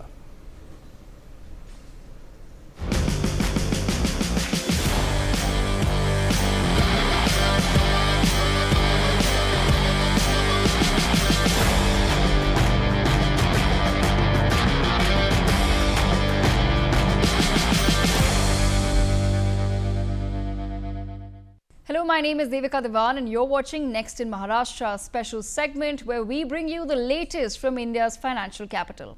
Here's what's making headlines in Maharashtra this week.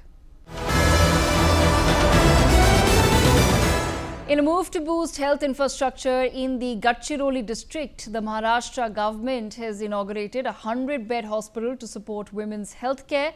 Watch this special report. Once a hotbed of Maoism, Aheri in Gadchiroli has now scripted a new chapter with the launch of a state-of-the-art 100-bed hospital dedicated to providing care for women and newborns. Built at a cost of Rs 83 crore, the facility stands as a landmark in strengthening maternal and child healthcare in this tribal-dominated district. Spread across 13,460 square meters, the hospital is equipped with a modular operation theatre, a dedicated labour room, a special newborn care unit and a modern clinical laboratory. The centre also ensures uninterrupted power and water supply, solar backup, patient lifts and advanced fire safety systems. With services like C-sections and neonatal intensive care now available locally, the hospital promises to bring a sharp decline in maternal and infant mortality rates. In other news, Maharashtra is nurturing the next generation of startups with over 45% startups being owned by women. Take a look. Maharashtra has strengthened its reputation as India's startup powerhouse, with nearly 45% of its registered startups led by women. Taking this spirit forward, a new pre-incubation centre was launched at the Innovation Mahakumbh. This shall serve as a dedicated platform where students can shape their ideas, connect with industries and investors, and learn how to turn concepts into successful ventures. The centre will guide young innovators in building prototypes and preparing for full-scale incubation programs that offer technical and financial backing. With focused mentorship and strong policy support, Maharashtra is building the foundation of a new entrepreneurial era, one where every idea can spark innovation, create solutions, transform industries and drive economic growth. In other news, Maharashtra is bracing for the Nashik Kumbh Mela in 2027, with the state's officials ensuring cleanliness and world-class infrastructure. Here's the report. Nashik now pulses with preparations for the Grand Kumbh Mela, where legends of Samudra Manthan come alive through Shahi Snans, Akhada processions and the collective quest for moksha. The event will kick off with flag hoisting on October 31, 2026 at Ramkund. The pinnacle arrives in 2027 with 3 Amrit Snans on 2nd August, 31st August and 12th September, where seers from 13 akhadas are set to lead majestic processions to the ghats, drawing an estimated 30 to 40 lakh devotees per snan and up to 5 crore overall. Backed by a colossal Rs 15,000 crore development blueprint, including Rs 7,500 crore from the Nashik Municipal Corporation and over Rs 4,000 crore in immediate tenders, the Mela will usher in world-class infrastructure to honor the divine and host global faithful. Key enhancements include 9 new bridges across the Godavari and its tributaries, resurfacing and widening of 75 km of ring roads, and 18 major city roads upgraded for Rs 990 crore. The Namami Godavari campaign will purify the river with 9 modern STPs, new sewer lines and water treatment plants worth Rs 450 crores, ensuring pristine waters for the sacred baths. And finally, the Maharashtra government has amped up the budget for the annual road safety and awareness drives with a special focus on tactile paving. Here's the full story. In a bold step for pedestrian safety, the Maharashtra government has directed all municipal corporations, including the BMC, to allocate at least 1% of their annual budget for road safety and awareness drives. Among the 14-point action plan, a key directive requires the installation of tactile paving at all major public transport hubs to ensure safe navigation for the visually impaired. This aligns with the international accessibility standards and marks a first-of-its-kind statewide enforcement in the country. Civic bodies must now coordinate closely with local traffic police to redesign pedestrian access points. This includes creating seamless entry and exit routes, designated waiting zones, and continuous tactile pathways from transport nodes to surrounding areas. A stern warning has been issued to remove all encroachments from footpaths and pedestrian corridors immediately. Municipalities must ensure adequate street lighting, regular cleaning, and 24/7 CCTV surveillance on foot overbridges, subways, and zebra crossings. And those were this week's updates from Maharashtra. You're watching our special segment Next in Maharashtra. Stay tuned for more news on the other side.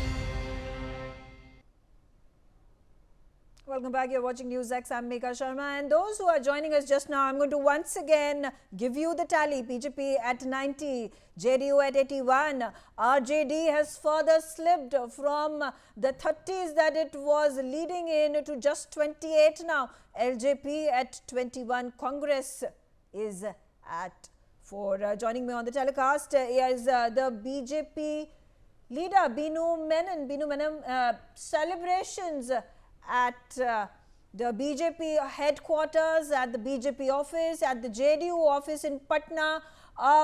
Congratulations to you. What brought about such a massive victory for the NDA?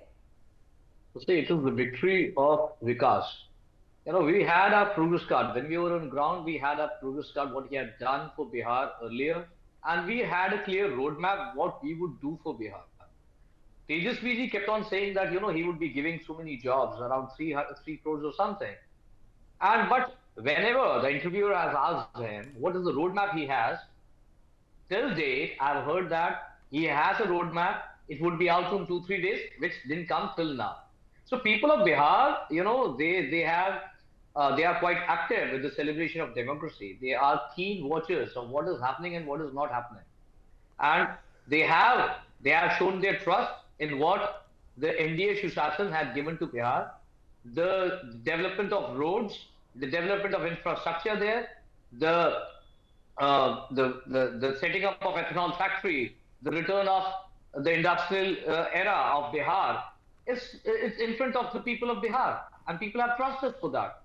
We have put forward a roadmap where we say that we would be having 10 industrial parks in all the districts. We would be setting up 100 MSMEs. We would be setting up 50,000 cottage industries. We would be setting up semiconductor units. On the other hand, if you see in Tejasvi's rally, you can see a small child who is heard saying, Tejasvi bhaiya power mein aayenge to katta lehrayenge. So people of Bihar do not want the return of Jungle Raj, and they know very clearly that return of RJD is return of Jungle Raj. It is clear and evident in their rallies. It is clear and evident in the way they have distributed tickets. Sharad Yadav ji, who is a veteran leader of the party, his son could not find a place in the party. But Shahabuddin's son Osama, he gets a ticket. And Tejasvi Yadav gives up a slogan of Shahabuddin Amar Rahe. So their mentality, their vision, it was very clear in front of the people of Bihar. So people of Bihar have chosen Vikas in place of Jungle Raj. That is the victory. Okay, all right. Mitali Chakrabarti, Congress spokesperson, on the show with me as well. Beg your pardon, Meeta Chakrabarti. Meeta, is this time for the Congress to humbly accept the people's mandate and introspect what has gone wrong? Congress at a dismal 4, I think the worst it has performed over the last several years, unprecedented. In fact, 2010 was once again when Congress had secured merely 4 seats. Okay, first of all, congratulations to NDA parties for having seized a victory over Bihar. And yes, definitely there will be introspection over these results. But congratulations also to the Election Commission of India, to ECI. We have had raised several concerns during the SIR process as how valid voters were getting targeted and were getting eliminated. We have provided evidences, we have given complaints. Not all the complaints had been worked on. More than 65 lakh voters had been eliminated. And we need to definitely review and all the evidences that we have been giving the leader of opposition, Mr. Rahul Gandhi, has been giving regarding the Karnataka election or the Maharashtra election in earlier press conferences, where we had shown with data and evidences as how elections are being stolen, as how vote churi is just not a matter of speculation, but a matter of fact. And what is interesting is that Election Commission of India, instead of actually commenting on the quality of data that we were talking about, they had come back with ridiculous things like we cannot keep CCTV footages because woman pride or woman security can be a matter of concern. Such silly excuses. They have not come on record and refuted a single claim that was made with data, with supporting evidence by Mr. Rahul Gandhi. Now, when the SIR process was undergoing, we have raised several concerns during the process. And right now, yes, you can wait and you can see as how this SIR process, we really need to introspect and review as how that process has affected the final results. Because here we have a state which has seen a governance of 20 years of this combined, barring 2 years in between. A state that has been actually quite backward in terms of economic development, where there had been lack of infrastructure development, lack of employment, lack of industrialization, a dismal state of education, and migration being an issue. And despite that, the people of Bihar had given such an overwhelming majority. So definitely the congratulations to NDA parties, but also heartiest congratulations to ECI. Because ECI these days, instead of being a neutral, fair and transparent body, has started acting like a frontal cell of the ruling dispensation of BJP. And do you think, are you at this point of time, does the Congress acknowledge and respect the verdict of the Supreme Court of India, who had been hearing the case? And what the verdict was? There has at this point of time no charges that have been leveled. The final verdict is not against the Election Commission of India. There has been no final verdict. So how does one come to the conclusion that the Election Commission was in fact colluding with the ruling party? Ma'am, first of all, you are not properly informed because there has been no verdict as such. We have raised exactly, there has been no verdict. So how does the public of India, how do the people, how do the voters of Bihar believe what the Congress or the RJD is accusing the BJP and the Election Commission of?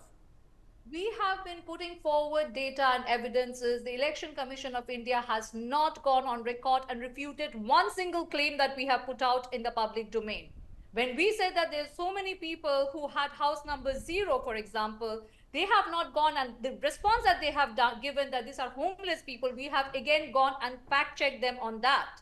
So fact of the matter is, when we have said that these are evidences of houses where there are about 65 people living in one single bedroom apartment or 80 people residing in one bedroom apartment, they have not gone on record and refuted those claims. So fact of the matter is we have gone from specific case by case evidence. It's a very sad day for Indian democracy. I'm not saying that all their votes are by vote churi. Of course, there are the supporters of BJP and their supporters of RJD and JDU and Congress parties. So I'm not here to say that all the supporters are bogus. No. But where there's a close contest, and when you have vote churi, then it can have a massive impact on the election results. We have seen it in Haryana election result, which was a very closely contested election.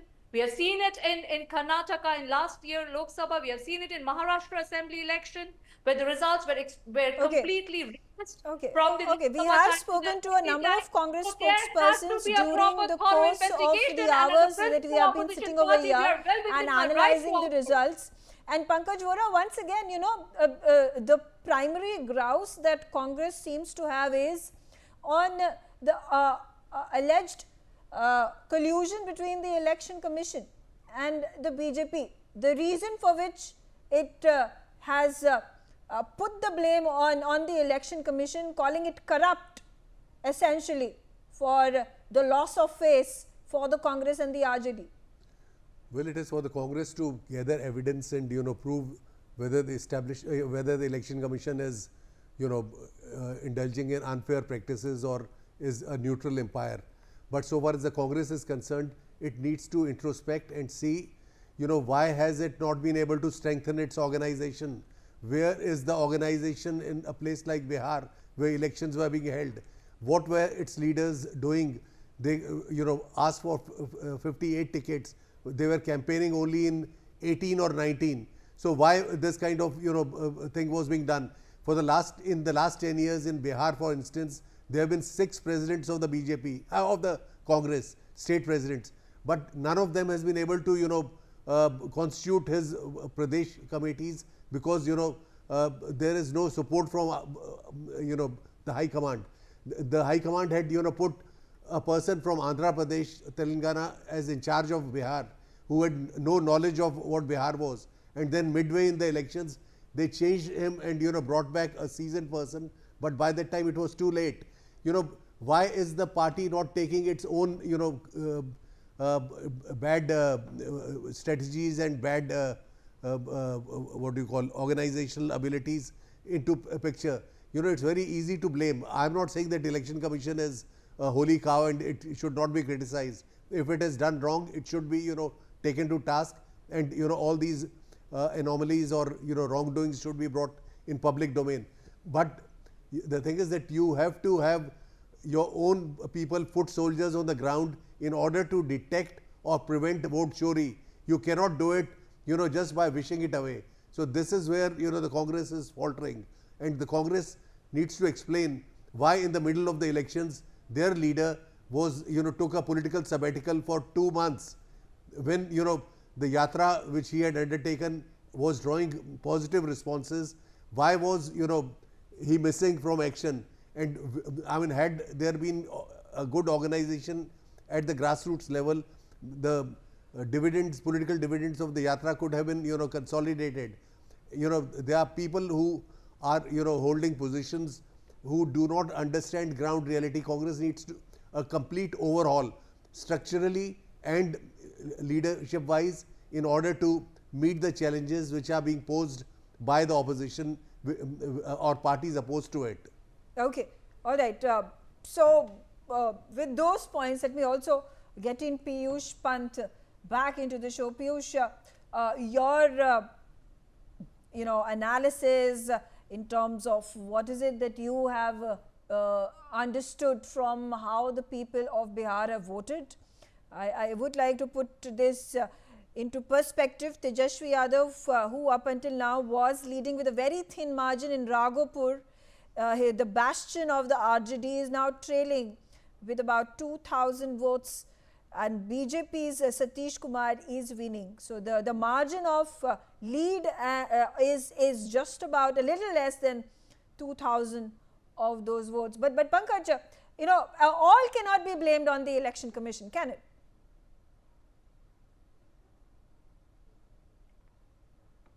You are asking whom? Pankaj, you. Sorry, not Pankaj. I'm so sorry. Piyush Pant, yes. Yeah. No, certainly not. Everything cannot be blamed on Election Commission. Election Commission might have erred as far as electoral list is concerned, or not following strictly the code of conduct, and so many things. But it cannot be blamed for everything, because it was very true and it was very clear that Congress was on very weak wicket because of its own weaknesses. As was pointed out, that they brought somebody from Andhra Pradesh to lead the campaign and to organize the party, which was not very much feasible, because a person knowing the Hindi heartland should have been there. And then there were very arrogance and dispute, and there was a dispute between Rahul Gandhi and Tejasvi Yadav. And one thing more, there were so many factors there, so many players. That could have also spoiled the game of opposition, particularly Mahagathbandhan.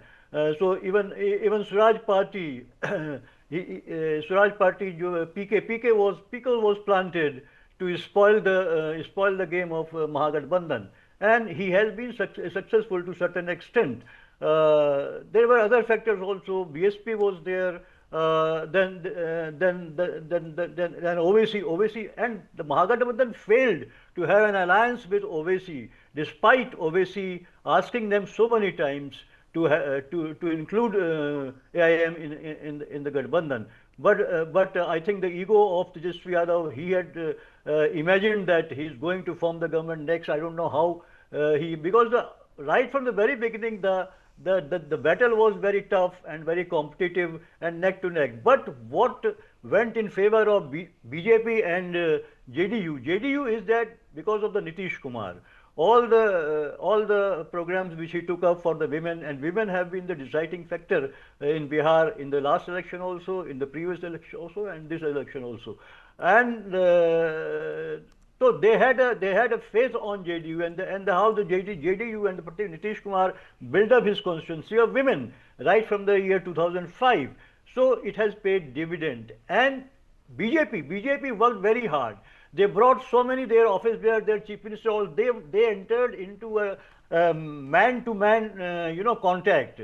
They were contacting people. Unless you contact people and explain them their ideology, their objectives, their agendas, party's agenda and party's aim, and what they are going what they are going to do once they are in the power, people don't get convinced. So they failed in this, and BJP succeeded in this. Okay. They had a plan, they had a strategy, and they worked on it very hard. So I think this has been the reason why we are seeing a thumping majority for NDA. Pankaj, those figures are now just trickling in. Just a little bit of a shock. RJD at 26. This is the worst performance of the RJD in the history of the party. That's right. That is right. That means that, and also shows that there were some internal problems within the RJD also, and they were not able to put the campaign in order. There is also evidence of both the brothers, Lalu's two sons, not getting along with each other and trying to pull each other down. There's also there have been reports that the RJD was reluctant to allow its allies to have their way all the way. And okay, sorry sir, I'll have to interrupt you. I'm also being joined by KC Tyagi right now. He's a former JDU MP and a senior JDU leader. Thank you very much, KC Tyagi. First off, big congratulations are in order for JDU and the NDA winning with a thumping majority. Thank you. What has worked? Thank you very much. What has worked in favor of JDU? Yeah. Nitish Kumar, 20 years in power, 9th time he is likely to become the chief minister. ये आप लोगों के लिए थोड़ा अचंभित हो सकता है, लेकिन हम इससे अचंभित इसलिए नहीं हैं कि ये चुनाव लालू यादव जी और राबड़ी देवी जी के 15 साल बनाम एनडीए के नेता नीतीश कुमार के 20 साल के बीच में था। आप जो कम उम्र के लोग हो, आपने वो दिन नहीं देखे जब 5 बजे के बाद किसी भी महिला का घर से बाहर निकलना मुश्किल हो जाता था। जातियों के गिरोह और गैंग बने हुए थे जो जबरन वसूली करते थे, रंगदारी करते थे। नीतीश आए तो 50,000 ऐसे कुख्यात अपराधियों को जेल में भिजवाया, स्पेशल कोर्ट बनवाई। और ये जो आज प्रचार है कि 10,000 रुपये महिलाओं को मिले इसलिए वोट किया, ये गलत प्रचार है। हमने वुमेन एम्पावरमेंट इन टोटल किया है। मैं आपके चैनल पे बहुत जिम्मेदारी से कहना चाहता हूं कि देश का अकेला राज्य है जहां 2006 में 50% का आरक्षण नगर पालिका, नगर निगम, ग्राम पंचायत, ब्लॉक प्रमुख में हो चुका है। ये देश का अकेला राज्य है जहां 1/3 पुलिस की भर्तियां महिलाओं की है। आज बिहार में हर तीसरी पुलिस जो है वो महिला है। महिलाओं ने नीतीश जी को घेर करके कहा कि शराबबंदी करो। पति आते हैं शाम को ग्रामीण अंचलों में और महिलाओं के साथ दुर्व्यवहार करते हैं। आज ये स्थिति है कि शराबबंदी की वजह से घर का जो स्तर है वो ऊंचा हुआ है। जिस हाथ में शराब होती थी अब उस हाथ में किताब है, सब्जी है, फल है। एंड अब ऑल महिलाओं के एम्पावरमेंट के लिए लड़कियों को साइकिल दी गई, लड़कियों को पोशाक दी गई, तो नया बिहार बन रहा है। आप कभी इस बार जाएं बिहार में तो देखिएगा कि वहाँ पे भी वो एक जगह बनी है पटना के उस पर ये अपने गंगा स्थान पर, जहाँ मुंबई की तर्ज पे बना है और 10,000 लड़के लड़कियाँ सुबह शाम घूमते हैं। तो ये कानून का राज कायम हुआ है या लॉ एंड ऑर्डर बना है, यहाँ कोई एक्सटोर्शन नहीं है। और जहाँ तक कि पिछड़े वर्गों के लिए अति सुरक्षा की बात है तो लालू यादव में और हम में फ़र्क ये है, हालांकि हम एक ही परंपरा से आए हैं समाजवादी से, उन्होंने जातीय युद्ध को घृणा के रूप में बदल दिया। हमने भी मंडल के जरिए एम्पावरमेंट किया, वहाँ पर सबसे ज़्यादा किया। अकेला राज्य है बिहार जहाँ पर जातिगत जनगणना हुई और उनकी संख्या 64% निकली पिछड़ी जातियों की। हमने सबका आरक्षण बढ़ाया, वो सुप्रीम कोर्ट से कैंसिल हुआ। तो एक उदाहरण नहीं है जहां गवर्नेंस हमारे हाथ से खराब हुई हो। पिछली बार जेडीयू का जो रिकॉर्ड खराब था वो हमारी दो सहयोगी पार्टी एक दूसरे के खिलाफ लड़ गई, एलजेपी और आरएलएम। इस बार सबने मोहब्बत प्यार से चुनाव लड़ा और उसी का नतीजा है। और आपके चैनल पे कोई कह रहे थे कि अब तक का सबसे खराब है, इससे खराब 2010 में हुआ था जब मात्र 22 सीटें मिली थी और आरजेडी नेता प्रतिपक्ष के लायक नहीं बची थी। अभी मैं आपके चैनल पे देख रहा था कि शायद 25 सीटें हैं, अगर तीन कम हो गई तो इतिहास अपने आप को पुनः दोहराएगा। जी, आपसे सवाल करें हम, जो एक तरफ थे नीतीश कुमार जो कि एनडीए ने अनाउंस तो नहीं किया था चीफ मिनिस्टीरियल फेस कौन होगा, पर नीतीश कुमार के नेतृत्व में एनडीए ने यह इलेक्शन लड़ा है। दूसरी तरफ थे तेजस्वी यादव जो कि clear cut chief ministerial face थे महागठबंधन के। एक कॉन्ट्रास्ट था 20 साल नीतीश कुमार के वर्सेस तेजस्वी यादव, एक नए लीडर, यंग लीडर, और एंटी इनकम्बेंसी की भी बात हुई थी। पर यहाँ पे तो देखा जा रहा है एक प्रो इनकम्बेंसी की वेव जेडीयू और बीजेपी के लिए लोगों की तरफ, लोगों की सराहना है, लोगों के वोट से ये नजर आता है। देखिए, एक और जानकारी मैं आपको दूं, जब पदयात्रा शुरू हुई थी तो राहुल गांधी भी उसमें थे और उनको थोड़ा रेस्पॉन्स भी मिला था। तो राहुल गांधी ने खुद सुझाव दिया था कि किसी को भी नेता प्रोजेक्ट ना किया जाए।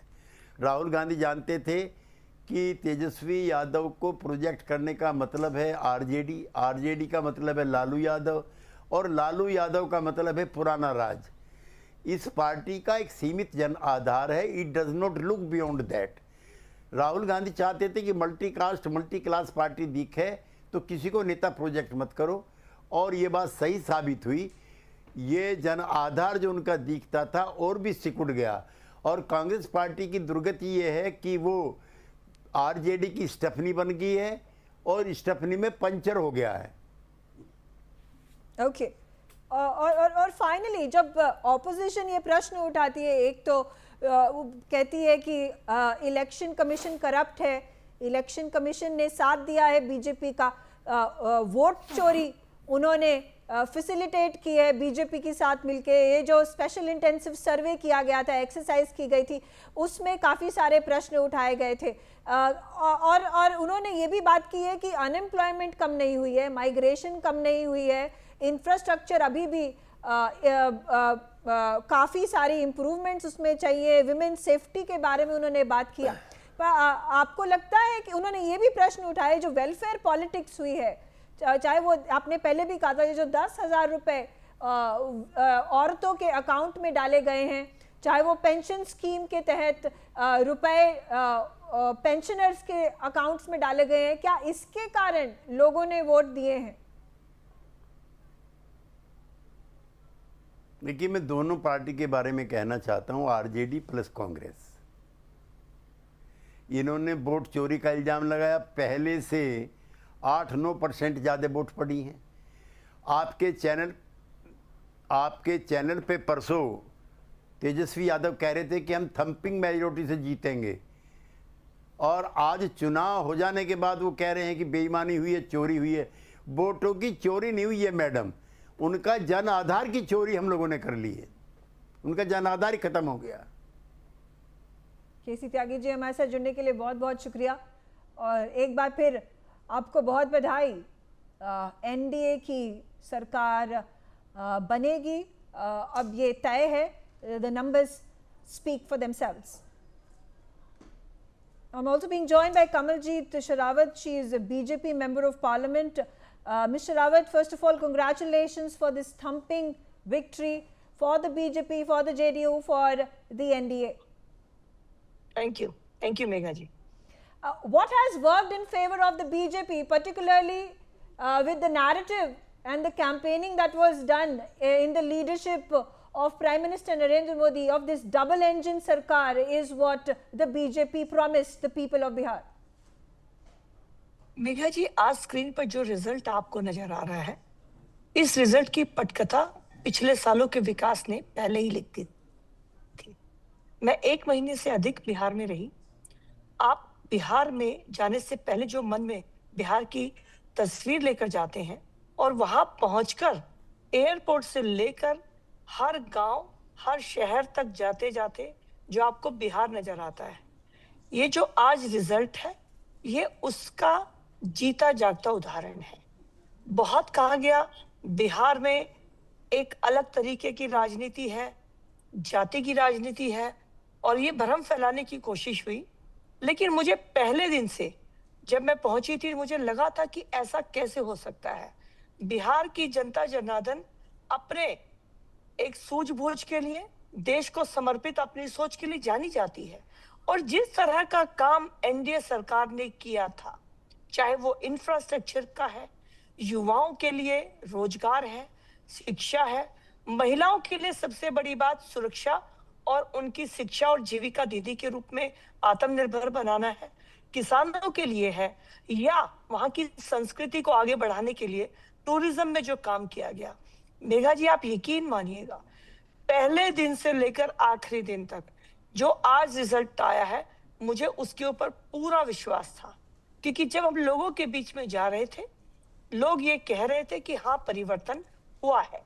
तो जब ये बात जाति की कही जा रही थी, तो शायद लोगों में भी संदेह रहा होगा, वो खुलकर बोल नहीं रहे थे। लेकिन जब उनसे अकेले में बात हो रही थी, तो आज का रिजल्ट उनके मन में था, और जो आज रिजल्ट आया है, मैं बधाई देना चाहती हूँ प्रधानमंत्री नरेंद्र मोदी जी के नेतृत्व में नीतीश सरकार ने जो काम किया है, वो लोगों को विकास के प्रति अपने उत्तरदायित्व को दिखाते हुए उन पर विश्वास बना पाए। तो ये इस जोड़ी का कमाल है। जी, इट्स इंटरेस्टिंग नो, आपने कहा प्राइम मिनिस्टर नरेंद्र मोदी के नेतृत्व में जेडीयू के लीडर नीतीश कुमार ने काम किया। यहाँ पे चीफ मिनिस्टीरियल फेज की बात करें तो एनडीए ने एक अनाउंसमेंट नहीं की थी। इन कॉन्ट्रास्ट जो महागठबंधन था, वहाँ पे आरजेडी के leader Tejashwi Yadav clear cut एक चीफ मिनिस्टीरियल फेस के तौर पर प्रमोट किए जा रहे थे। अब जब एनडीए की सरकार बनने वाली है बिहार के अंदर, चीफ मिनिस्टर कौन बनेंगे? ये भी आपको थोड़ी देर में, थोड़े दिनों में स्पष्ट हो जाएगा। जो बात कही गई है आदरणीय प्रधानमंत्री जी की तरफ से, उन्होंने हमेशा नीतीश जी पर अपना विश्वास जताया है। नीतीश जी के किए हुए कामों को आदरणीय प्रधानमंत्री जी और बीजेपी के सारे नेतृत्व ने, चाहे वो किसी भी स्तर पर था, लोगों के बीच में प्रसारित किया है। और नीतीश जी ने जो प्रधानमंत्री नरेंद्र मोदी जी के साथ मिलकर विकास का जो काम, लोगों की भलाई के लिए जो काम की है, ये उसका परिणाम है। तो आप जो सवाल है, मुझे लगता है ये सवाल बेमानी है। एक और सवाल कांग्रेस ने, महागठबंधन ने उठाया है, एनडीए की जीत के बाद भी उठाया है। उन्होंने प्रश्न उठाया है कि ये जो एसआईआर किया गया था इलेक्शन कमीशन द्वारा, उन्होंने अक्यूज किया है इलेक्शन कमीशन को करप्ट होने के लिए। उन्होंने कहा है कि बीजेपी के साथ मिलके वोट चोरी हुई है, जिसके कारण ये जो रिजल्ट देखा जा रहा है कांग्रेस के सपोर्ट में नहीं है, आरजेडी के सपोर्ट में नहीं है। उसके बारे में क्या कहेंगी? बिहार की जनता की तरफ से एक बार भी एसआईआर के लिए कोई शिकायत या किसी भी गड़बड़ी की कोई सूचना नहीं आई। जो आज बड़ी नेशनल और बड़ी स्टेट पार्टी होने के नाते बात कर रहे हैं, क्या उनके बूथ लेवल एजेंट हर बूथ पर उपलब्ध नहीं थे? जब बूथ की वोट चेक की जा रही थी तो सभी पार्टियों के बीएलए को बुलाया जाता है और 6 राष्ट्रीय और 6 स्टेट पार्टी वहां पर थी, यानी एक बूथ पर 12 किसी भी पार्टी के प्रतिनिधि काम कर रहे थे। तो ऐसा होने के बाद जब आज वोट चोरी का इल्जाम लगाकर अपनी हार की जिम्मेवारी से जो लोग बचने की कोशिश कर रहे हैं, उनसे एक स्पष्ट सवाल है कि भारत के उपराष्ट्रपति के चुनाव में तो लिस्टेड वोटरशिप थी, उस वोटर में तो सिर्फ और सिर्फ हमारे सभी सांसद शामिल थे, तब भी उनकी वोट कम क्यों आई? ये उनकी कार्यनीति, उनकी सोच और उनके क्रियान्वयन जिस तरह से वो अपने कार्यों का करते हैं, उसके ऊपर बहुत बड़ा सवाल है। जी, हमारे साथ जुड़ने के लिए बहुत बहुत शुक्रिया Kamaljeet Sherawat. And right now I am also being joined by Sukanta Majumdar, union minister and senior BJP leader. Sukanta Majumdar, thank you very much, and congratulations are in order. Thank you very much, and this congratulations is, the rightful owner of this congratulation is the Janta of Bihar, that is the people of Bihar. They have voted for Modi ji, they have voted for Nitish Kumar ji and NDA. And I would like to congratulate the people of and the elected of the Bihar, because they did not allow Jungle Raj to come back again. All right, Sukanta Majumdar, what has worked for the NDA and particularly for the BJP that voters have shown such faith for the party? Now see, this win, actually the credit should goes to Honorable Prime Minister of this country, Adaniya Modi ji, and the Bihar people. They have showed the immense faith and belief on Adaniya Modi ji, as well as Nitish Kumar ji as a Chief Minister of the Bihar. And as a whole, I feel that when I am analyzing the figure those are coming now, actually the people of Bihar, they were keen to resist the comeback of Jungle Raj too, because it was depicted by several people that the Tejasvi Yadav is going to do good and all these things. It will be the neck-to-neck fight and all these things. The projections were coming before. And at that time, the people of Bihar decided that we have to vote in such a way that there should not be any chance of Jungle Raj to come back. And it is a faith on the Adaniya Modi ji and BJP as well as NDA Nitish Kumar ji. A big question now, and people are anticipating who is going to be the Chief Minister of Bihar. Is the party, is the BJP going to give wholehearted support to Nitish Kumar as the 9th Chief Minister of Bihar? Also, the numbers speak for themselves. BJP at 91, JDU at 78. Or is there going to be a BJP leader who is going to be projected as the Chief Minister, keeping in mind BJP has more number of seats, a little more than 10 seats than JDU? That will be decided by the NDA. Don't bother about that. NDA will take the decision accordingly. Okay, and lastly, opposition has continued to rant, talking about how Election Commission is allegedly corrupt. Election Commission has allegedly colluded with the BJP. There is vote theft, and that has led to the reduced number of votes and thereby reduced number of seats for the Congress and the RJD. What do you have to say to that?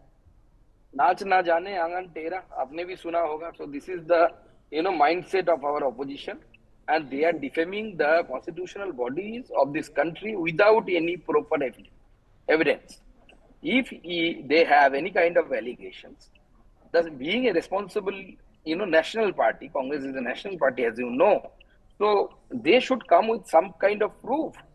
During the SIR, when SIR was conducted in Bihar, there were several chances of complaining, but at that time, the number of complaints, what was the number of complaints in every booth? Almost 6, 7, and more than 6, 7 political parties represented. Their BLAs, they have signed. So now you are telling that this happened, that happened. So my question is, and the people of the country will ask also the same question, why did not you, complain at that time? Why are you complaining now? Even you are complaining without any proof.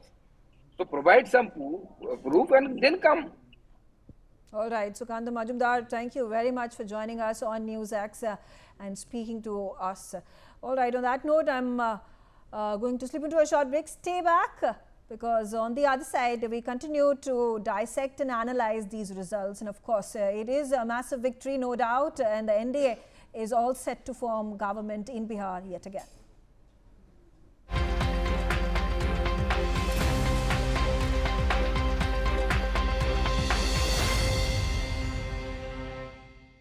मुझे बवासीर है और दर्द भी रहता है। इसके लिए वैद्य ऋषि का अर्शकल्प एक सेफ और क्लिनिकली टेस्टेड आयुर्वेदिक फॉर्मूला है। जल्द राहत के लिए वैद्य ऋषि का अर्शकल्प।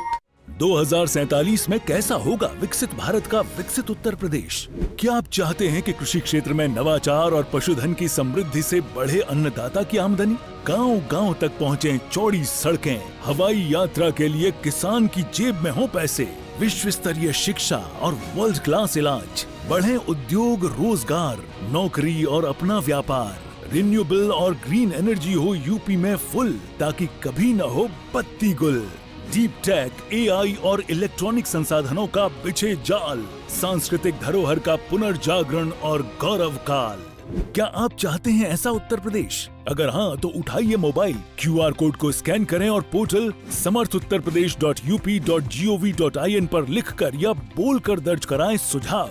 आपके सुझाव से बनेगा विकसित यूपी का रोड मैप और मूल्यवान सुझाव देने वाले किए जाएंगे सम्मानित, क्योंकि आपकी राय विकसित यूपी बनाए। अगर आप बनना चाहते हैं एंकर या फिर आप में है जुनून एक तेज तर्रार न्यूज रिपोर्टर बनने का, तो आप ज्वाइन करें ITV और इंडिया न्यूज Newsx का media school. ITV next media international school का कोर्स आपको मौका देता है देश के दिग्गज एंकर्स के साथ काम करने का। ITV next media international school में आप बेहद नजदीकी से देख पाएंगे किस तरह से ITV नेटवर्क के दिग्गज पत्रकारों की टीम दिन रात खबरों पर काम करती है। इस कोर्स के दौरान आप सीखेंगे एंकरिंग की एक एक बारीकी उन एंकर्स के साथ जो देश को रखते हैं हर खबर से बाखबर। ITV next media international school का ये कोर्स आपके एंकरिंग स्किल्स को करेगा इतना सशक्त, मजबूत, जिससे आप बनेंगे पत्रकारिता की दुनिया का वो चमकता चेहरा जो दुनिया देखेगी और पसंद करेगी।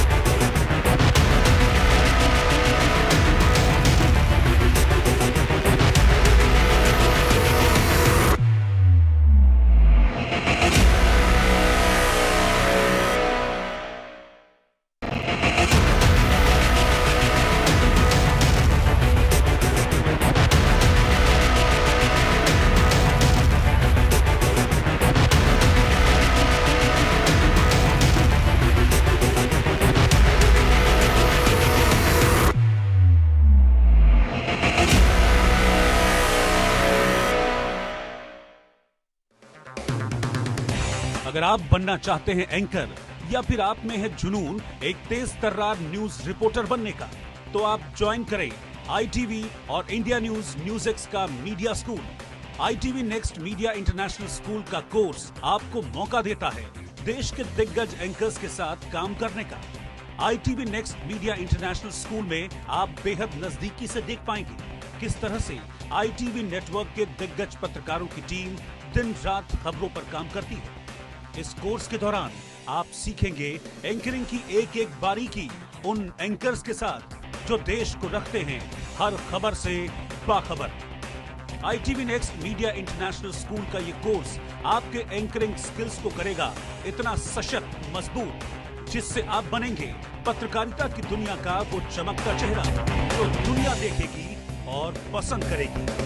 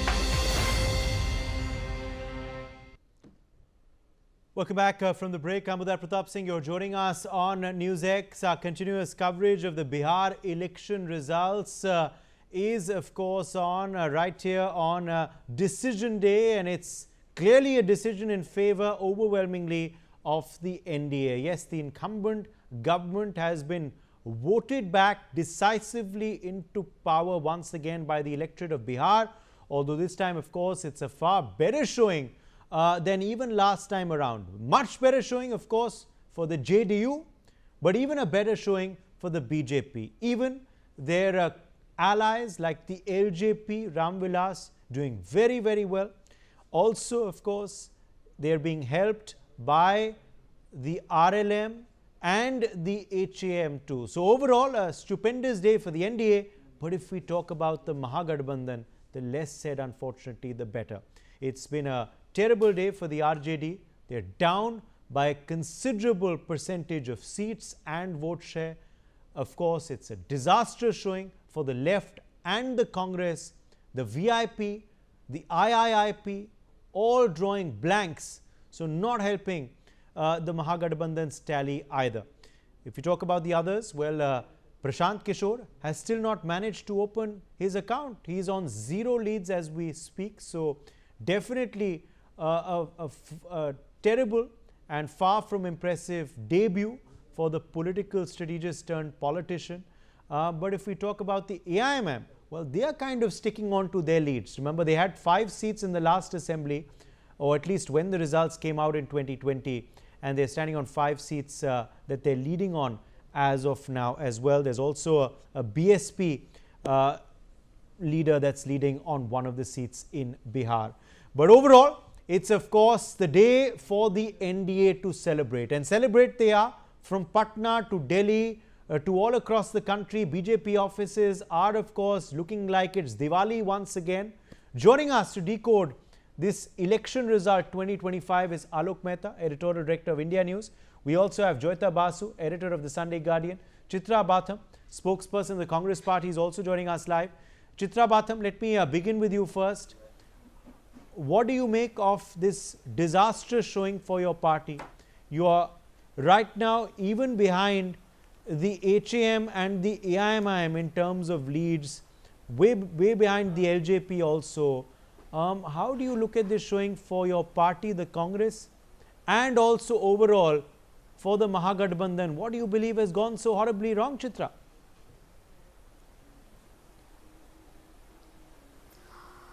Well, I think that will obviously be understood only in times to come when we will sit and analyze it with a cool mindset. Right now, it's a very shocking disappointment for everybody, right from the cadre to the leadership, the kind of results that have come up.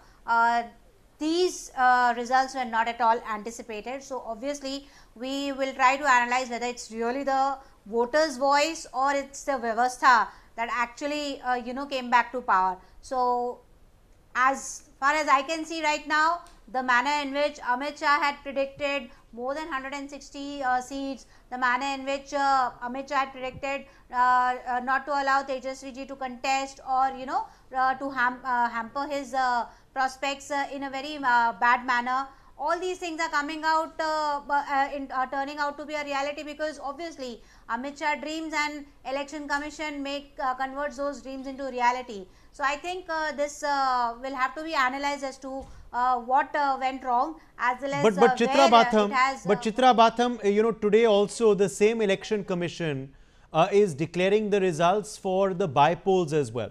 And in the by-elections, the Congress party has won or is about to win the seat of Anta in Rajasthan. You've been leading on that seat since the morning. It's the same EC that's doing that too, and there you're winning. So do you believe that election also is compromised by the Election Commission? You have to understand that all these are individually managed things. So the most important of all these elections was the Bihar elections, and that seems to be completely managed as such. So yes, it's I mean, we all have been in such a state of shock that we completely forgot to see our wins in the other by-elections. No, but that's convenient. Where you win, you don't believe it's managed. Where you lose, you believe it's managed. That's a very convenient argument, and that's an argument though that's not cutting ice with the voter, because this is a campaign you ran in Bihar of vote chori, but that campaign has not worked. As I said, these are individually managed programs. These are individually managed computer programs. These are centralized managed things. So obviously, no, but if it's a computer program, then you've got to prove that it's a computer program. It's the losing party's onus. Let me finish at least. I am saying if we have won somewhere, and if the losing party thinks that we have won not fair and square, then it is their but they've not said that. Kind of, go ahead and question as to how did they lose. But they've not said that. That is not my problem. That is their problem. But the BJP has lost there. They aren't blaming the EC. Our analysis shows something else. That's what I'm saying. We have enough evidence from our past elections and the manner in which SIR was conducted in Bihar. We have seen that as well. So obviously, this is the problem. This is the problem that at the end of the day, you say this, and it doesn't cut ice with the voter. Because all of this was said during the campaign, it's obviously not cut ice with the voter because they haven't voted you into power. In fact, they've reduced you to a dismal 4 seats. We have analyzed election results for Karnataka. We have okay, let me go to Alok Mehta. Results for Maharashtra. We have analyzed election results for Haryana. Karnataka again you won. We will be analyzing Karnataka again you won. Bihar as well. Karnataka again you won. It was the same EC that conducted the polls there. We analyzed and we said that there was vote chori done. There was vote chori done, but you still won. We analyze our तो vote चोरी हुई, BJP की vote चोरी हुई वहाँ. That's what I'm saying. See, but vote chori happened, na? There was a vyavastha that existed over there as well. Alok Mehta, the Congress still crying vote chori. The election has ended. The results have come out. There was a whole yatra, in fact, on the issue of vote chori. That has still led them to come, not go up, but go down to 4 seats. But still, they don't let up. They cling on to the same issues and they blame the EC. What do you make of the Congress's first reactions that you're hearing on our channel, on the broadcast from the spokesperson there? And also, Alok Mehta, how do you read in to this result that is now, this picture that is now coming out of Bihar, where it seems that the NDA as we speak are even going to cross 200? Udayji, frankly speaking, about Election Commission first, because we were just talking about it. Naveen Chawla was very good, a friend of us when Pankaj Vora was here earlier. So, he was even the marriage ceremony of the Sonia Gandhi and all, he was performing at the time, from Sanjay Gandhi days. So you see, Naveen Chawla became the election commissioner.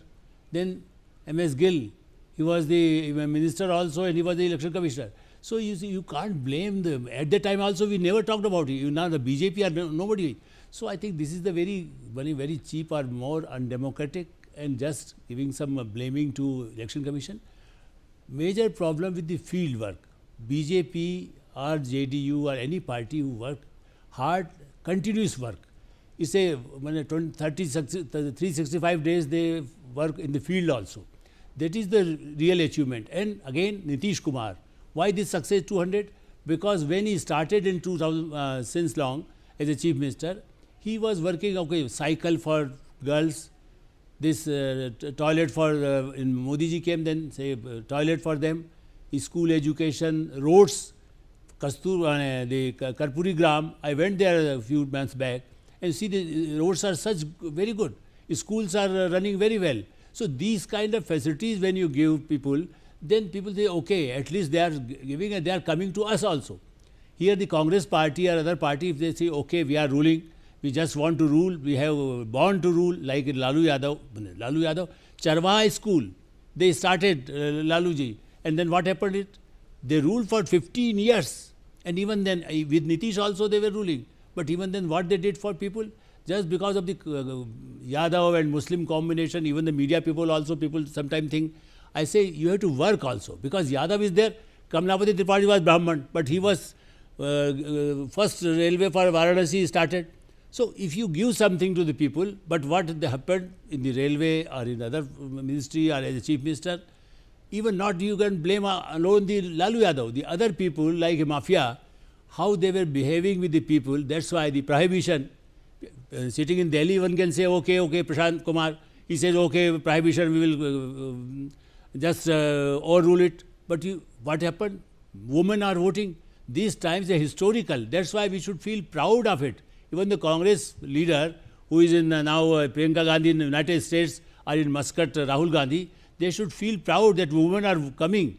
Credit goes to, from Indira Gandhi to say Priyanka Gandhi, but at least you say that 71% of women are voting. This is a very unfortunate part, that they are condemning democracy out of India. This is the worst part, and they are not their workers. There is no organization. You know, 90 when Lalu Yadav came, till then there was a Congress chief minister. I was there 8 and a half times. And that's why I am saying, since then, Congress never come, because they destroyed Bhagwat Azad, they destroyed Satyen Narayan Singh, and even the Sarla Grewal, the principal secretary of the Prime Minister Rajiv Gandhi, he wrote that Tapeshwar Singh and all, they should be, CBI probe should be there. And they, after a few months, they got the ticket of the Congress party. These kind of the attitude of the Congress party, ultimately losing Congress, and we need a good opposition. That's why as a media person, I will still tell you, people say, okay, you are briefed by somebody, or nobody can brief us. If the field, if you go, you will find, even in Delhi you can find the Palayan, you say the migrant worker. Yes. I think in Sunday Guardian I have written about it. That migrant worker also go and say, okay, we have also ambition, we have also dream to for Bihar, are you coming to Delhi? Okay, let me get in Joyita Basu now. Joyita, what are the factors at play? Obviously, we've so far looked at the factors that have gone wrong for the Congress party, but let's look at the factors that have gone right then for the JDU and the BJP and the others in the alliance. What are the factors that seem to have worked, and worked in such a manner that we're seeing the kind of picture that that Bihar's voters have thrown up, where you're seeing a complete landslide win in favor of the NDA. The JDU is up by a significant margin. The BJP does even better than they did the last time around, and of course the LJP and others also up significantly. Well, Uday, this is, I would say, a symptom of that things are changing on the ground. You know, people are starting to rise above caste and communities and voting for what good governance is about. So you see parties running on dynasty fumes, which sadly the case is both with RJD and Congress, they will have to basically clean up their act. They cannot keep on saying that, you know, okay, fine, I am young, I am in my 30s, I am in my 50s, 40s or whatever, and these people are there in their 70s. We are better suited for governance. It does not work like that. When you look at a figure like Prime Minister Narendra Modi, he is delivering on the ground. Nitish Kumar is also delivering on the ground. If you look at the indices, the numbers coming out, Bihar has been one of those states. Even for that matter, if you look at the 3 states of UP, Bihar and Bengal, Bihar has the best track record of eradicating poverty. It is still there. It is of course very, very poor state, but when among these 3 states, Bihar has done even better than UP. Bihar's household consumption, these are numbers that are coming out, these are figures, these are statistics. Household consumption has rate has gone up, it is doing better. Its infrastructure is reasonably fine. The thing is that, you see, just constantly harping on the bridges that have collapsed does not really change the mind of the people. I mean, there have been news reports, independent news reports that are talking about industry slowly trickling into Bihar. You see, these are such a huge things for a state which is one of, I mean, the number 1 state among the Bimaru states. Think of, you know, when you get opportunities and all, and law and order. If you have gone through all that we have been, you know, all the sound bites that we have been seeing, and whatever reports we have got from the ground, the chorus among women in particular has been that, you know, whatever short stint the RJD has been in power after Lalu Yadav was uprooted, I mean there has been an exponential increase in law and order problems. Gundagardi has increased on the ground. So, so this is what, and also let us face it, the thing is that there has been a tremendous counter consolidation against the caste thing that was basically, if you look at Tejashwi, apart from his youth, quote unquote youth, what was propelling him? His caste factor, the Muslim Yadav factor. Now, if people do not want to vote for that, so obviously the first thing that they are going to do is that they did not want this Muslim Yadav domination, and most importantly, they did not want any uncertainty. Well, one will have to look at now also how the Muslim and Yadav voting has gone, because obviously there is a, you know, there is a minority vote that's also gone to the BJP and the NDA.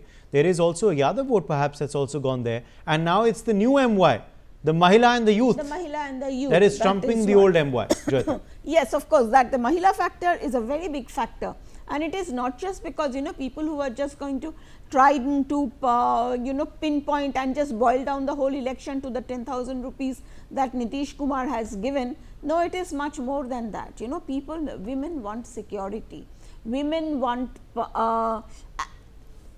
say for example, if you are looking at the welfare schemes of the central government, yes, everything has benefited the women of Bihar, isn't it? It is not just, and then Bihar has its own schemes.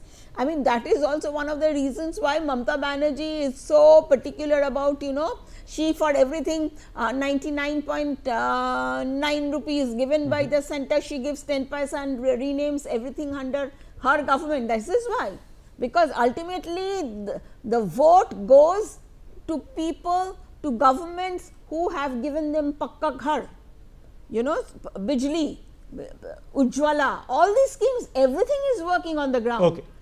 Okay, let me take that back across to you, Chitra Batham. Chitra Batham, on now, who will be blamed for this loss? Will it be Tejaswi Yadav, who was projected as your chief ministerial face of your alliance? Will it be Rahul Gandhi, who of course led your campaigning and led a yatra as well? Who do you believe is responsible for this defeat of the Mahagathbandhan?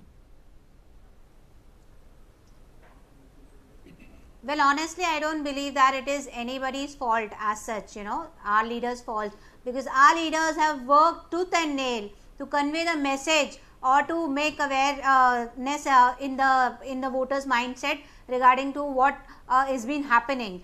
If you think that this election victory is a victory of migration, then I think it speaks for itself. If you think this election is a victory of the highest inflation, then I think it speaks for itself. If you think this election is a victory of the debt that the women are facing, of Bihar are facing today, then I think it speaks for itself. Our leadership has done everything in its capacity to boost, to motivate everybody and to see the facts as it is. I don't think so that they fell short anywhere in their respective campaign or conveying of the messages as such. So I think we have to analyze somewhere else as to where the problem lies, and that is something that we will be doing. Do you believe the issues you raised then were wrong? Do you believe the squabbling perhaps has cost you these friendly fights and the lack of any clear seat sharing until very late? Apparently, that is what I'm saying. I think your political analyst over here, she said that there's a great track record of eradicating poverty. If you think that 94 lakh people who are forced to live on rupees 200 per day is a great track record of eradicating poverty, then I have no words to say. So I believe that this was a completely failed government of the past 20 years. Nitish Kumar had not been successful in delivering Bihar to its optimum level. So then do you believe, national issues have worked then? Or you believe national issues have worked then? It's PM Modi's charisma, national issues that have come into play here? There is no PM, I don't think so there is any PM Modi's charisma per se. Otherwise he wouldn't have to use all those filthy words like Katta and Dunali and whatnot in Bihar. So I believe he was very desperate, and which is why he stooped to such low levels in the respective rallies. There is no national charisma, there is only a national disaster, which is a vyavastha. But the people of Bihar have obviously not believed that.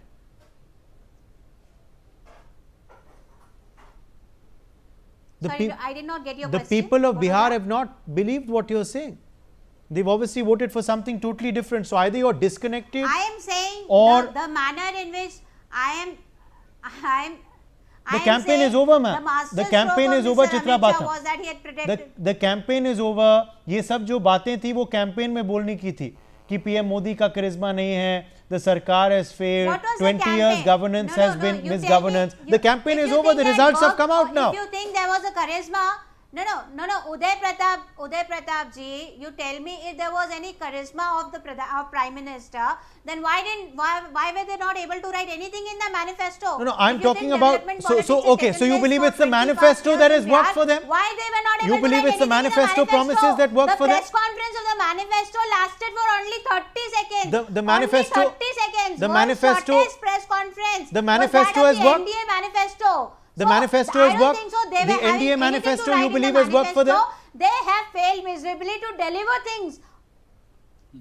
They had nothing in the manifesto written. So then what is worked? What is worked for the NDA? What is worked for the NDA and what is not worked for the Congress and the Mahagathbandhan? The vyavastha. I am telling you, it is the vyavastha. It is the ECI's vyavastha. Again you go back to the EC. It's amply clear. Again you go back to the EC. Again you go back to the EC. You know, Chitra Batham, if this, I'm afraid if this is the attitude, then you're going to lose every election. If you're going to be a sore loser and just blame the EC for a match that you've lost, you're going to be a sore loser. This is like a sportsman blames the referee or the umpire if they lose. This is like a sportsman blame the referee or the umpire if they lose.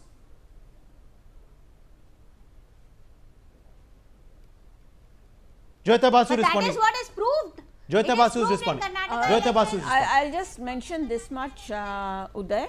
From whatever little bit reports we were getting from the grounds and the reporters and coming, and whatever the buzz was that the proof, Chitra Batham, has to be submitted to the Supreme Court, which you don't do. The proof has to be submitted to the Election Commission, which you don't do. The EC says nothing is submitted to them. The Supreme Court has not admitted any of your proofs. They on your plea, on the plea of petitioners, they admitted the Aadhaar card. They admitted the Aadhaar card. They admitted the Aadhaar card. They admitted the Aadhaar card. And in fact, when the SIR was published, when the new SIR was published, there were no complaints by any political parties. There were no complaints by the opposition when the new SIR was. Listen to me. Okay, Joyita Basu is responding. Joyita Basu. Joyita Basu. Listen, people who have been following the Bihar elections, the run up to the Bihar elections, they know what a mess the situation was. What a mess Congress in particular, their ground level work is there or not there.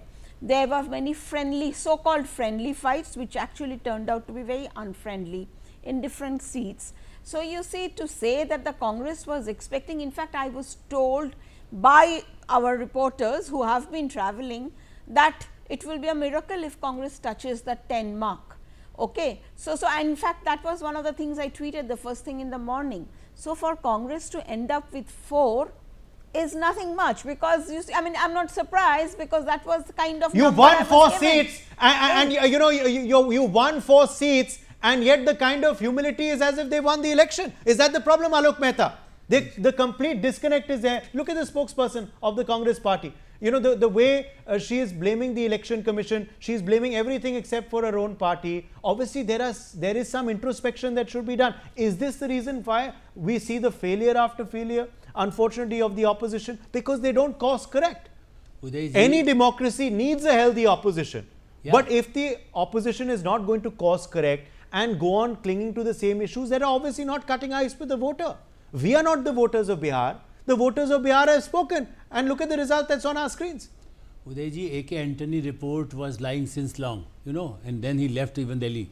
You know, these kind of review all the time, they say we will just see and review. Now they just blame the election commission. Again, I will tell you, in Himachal Pradesh, J.P. Nadda was the party president. He wanted to lose the Himachal Pradesh in Vidhan Sabha.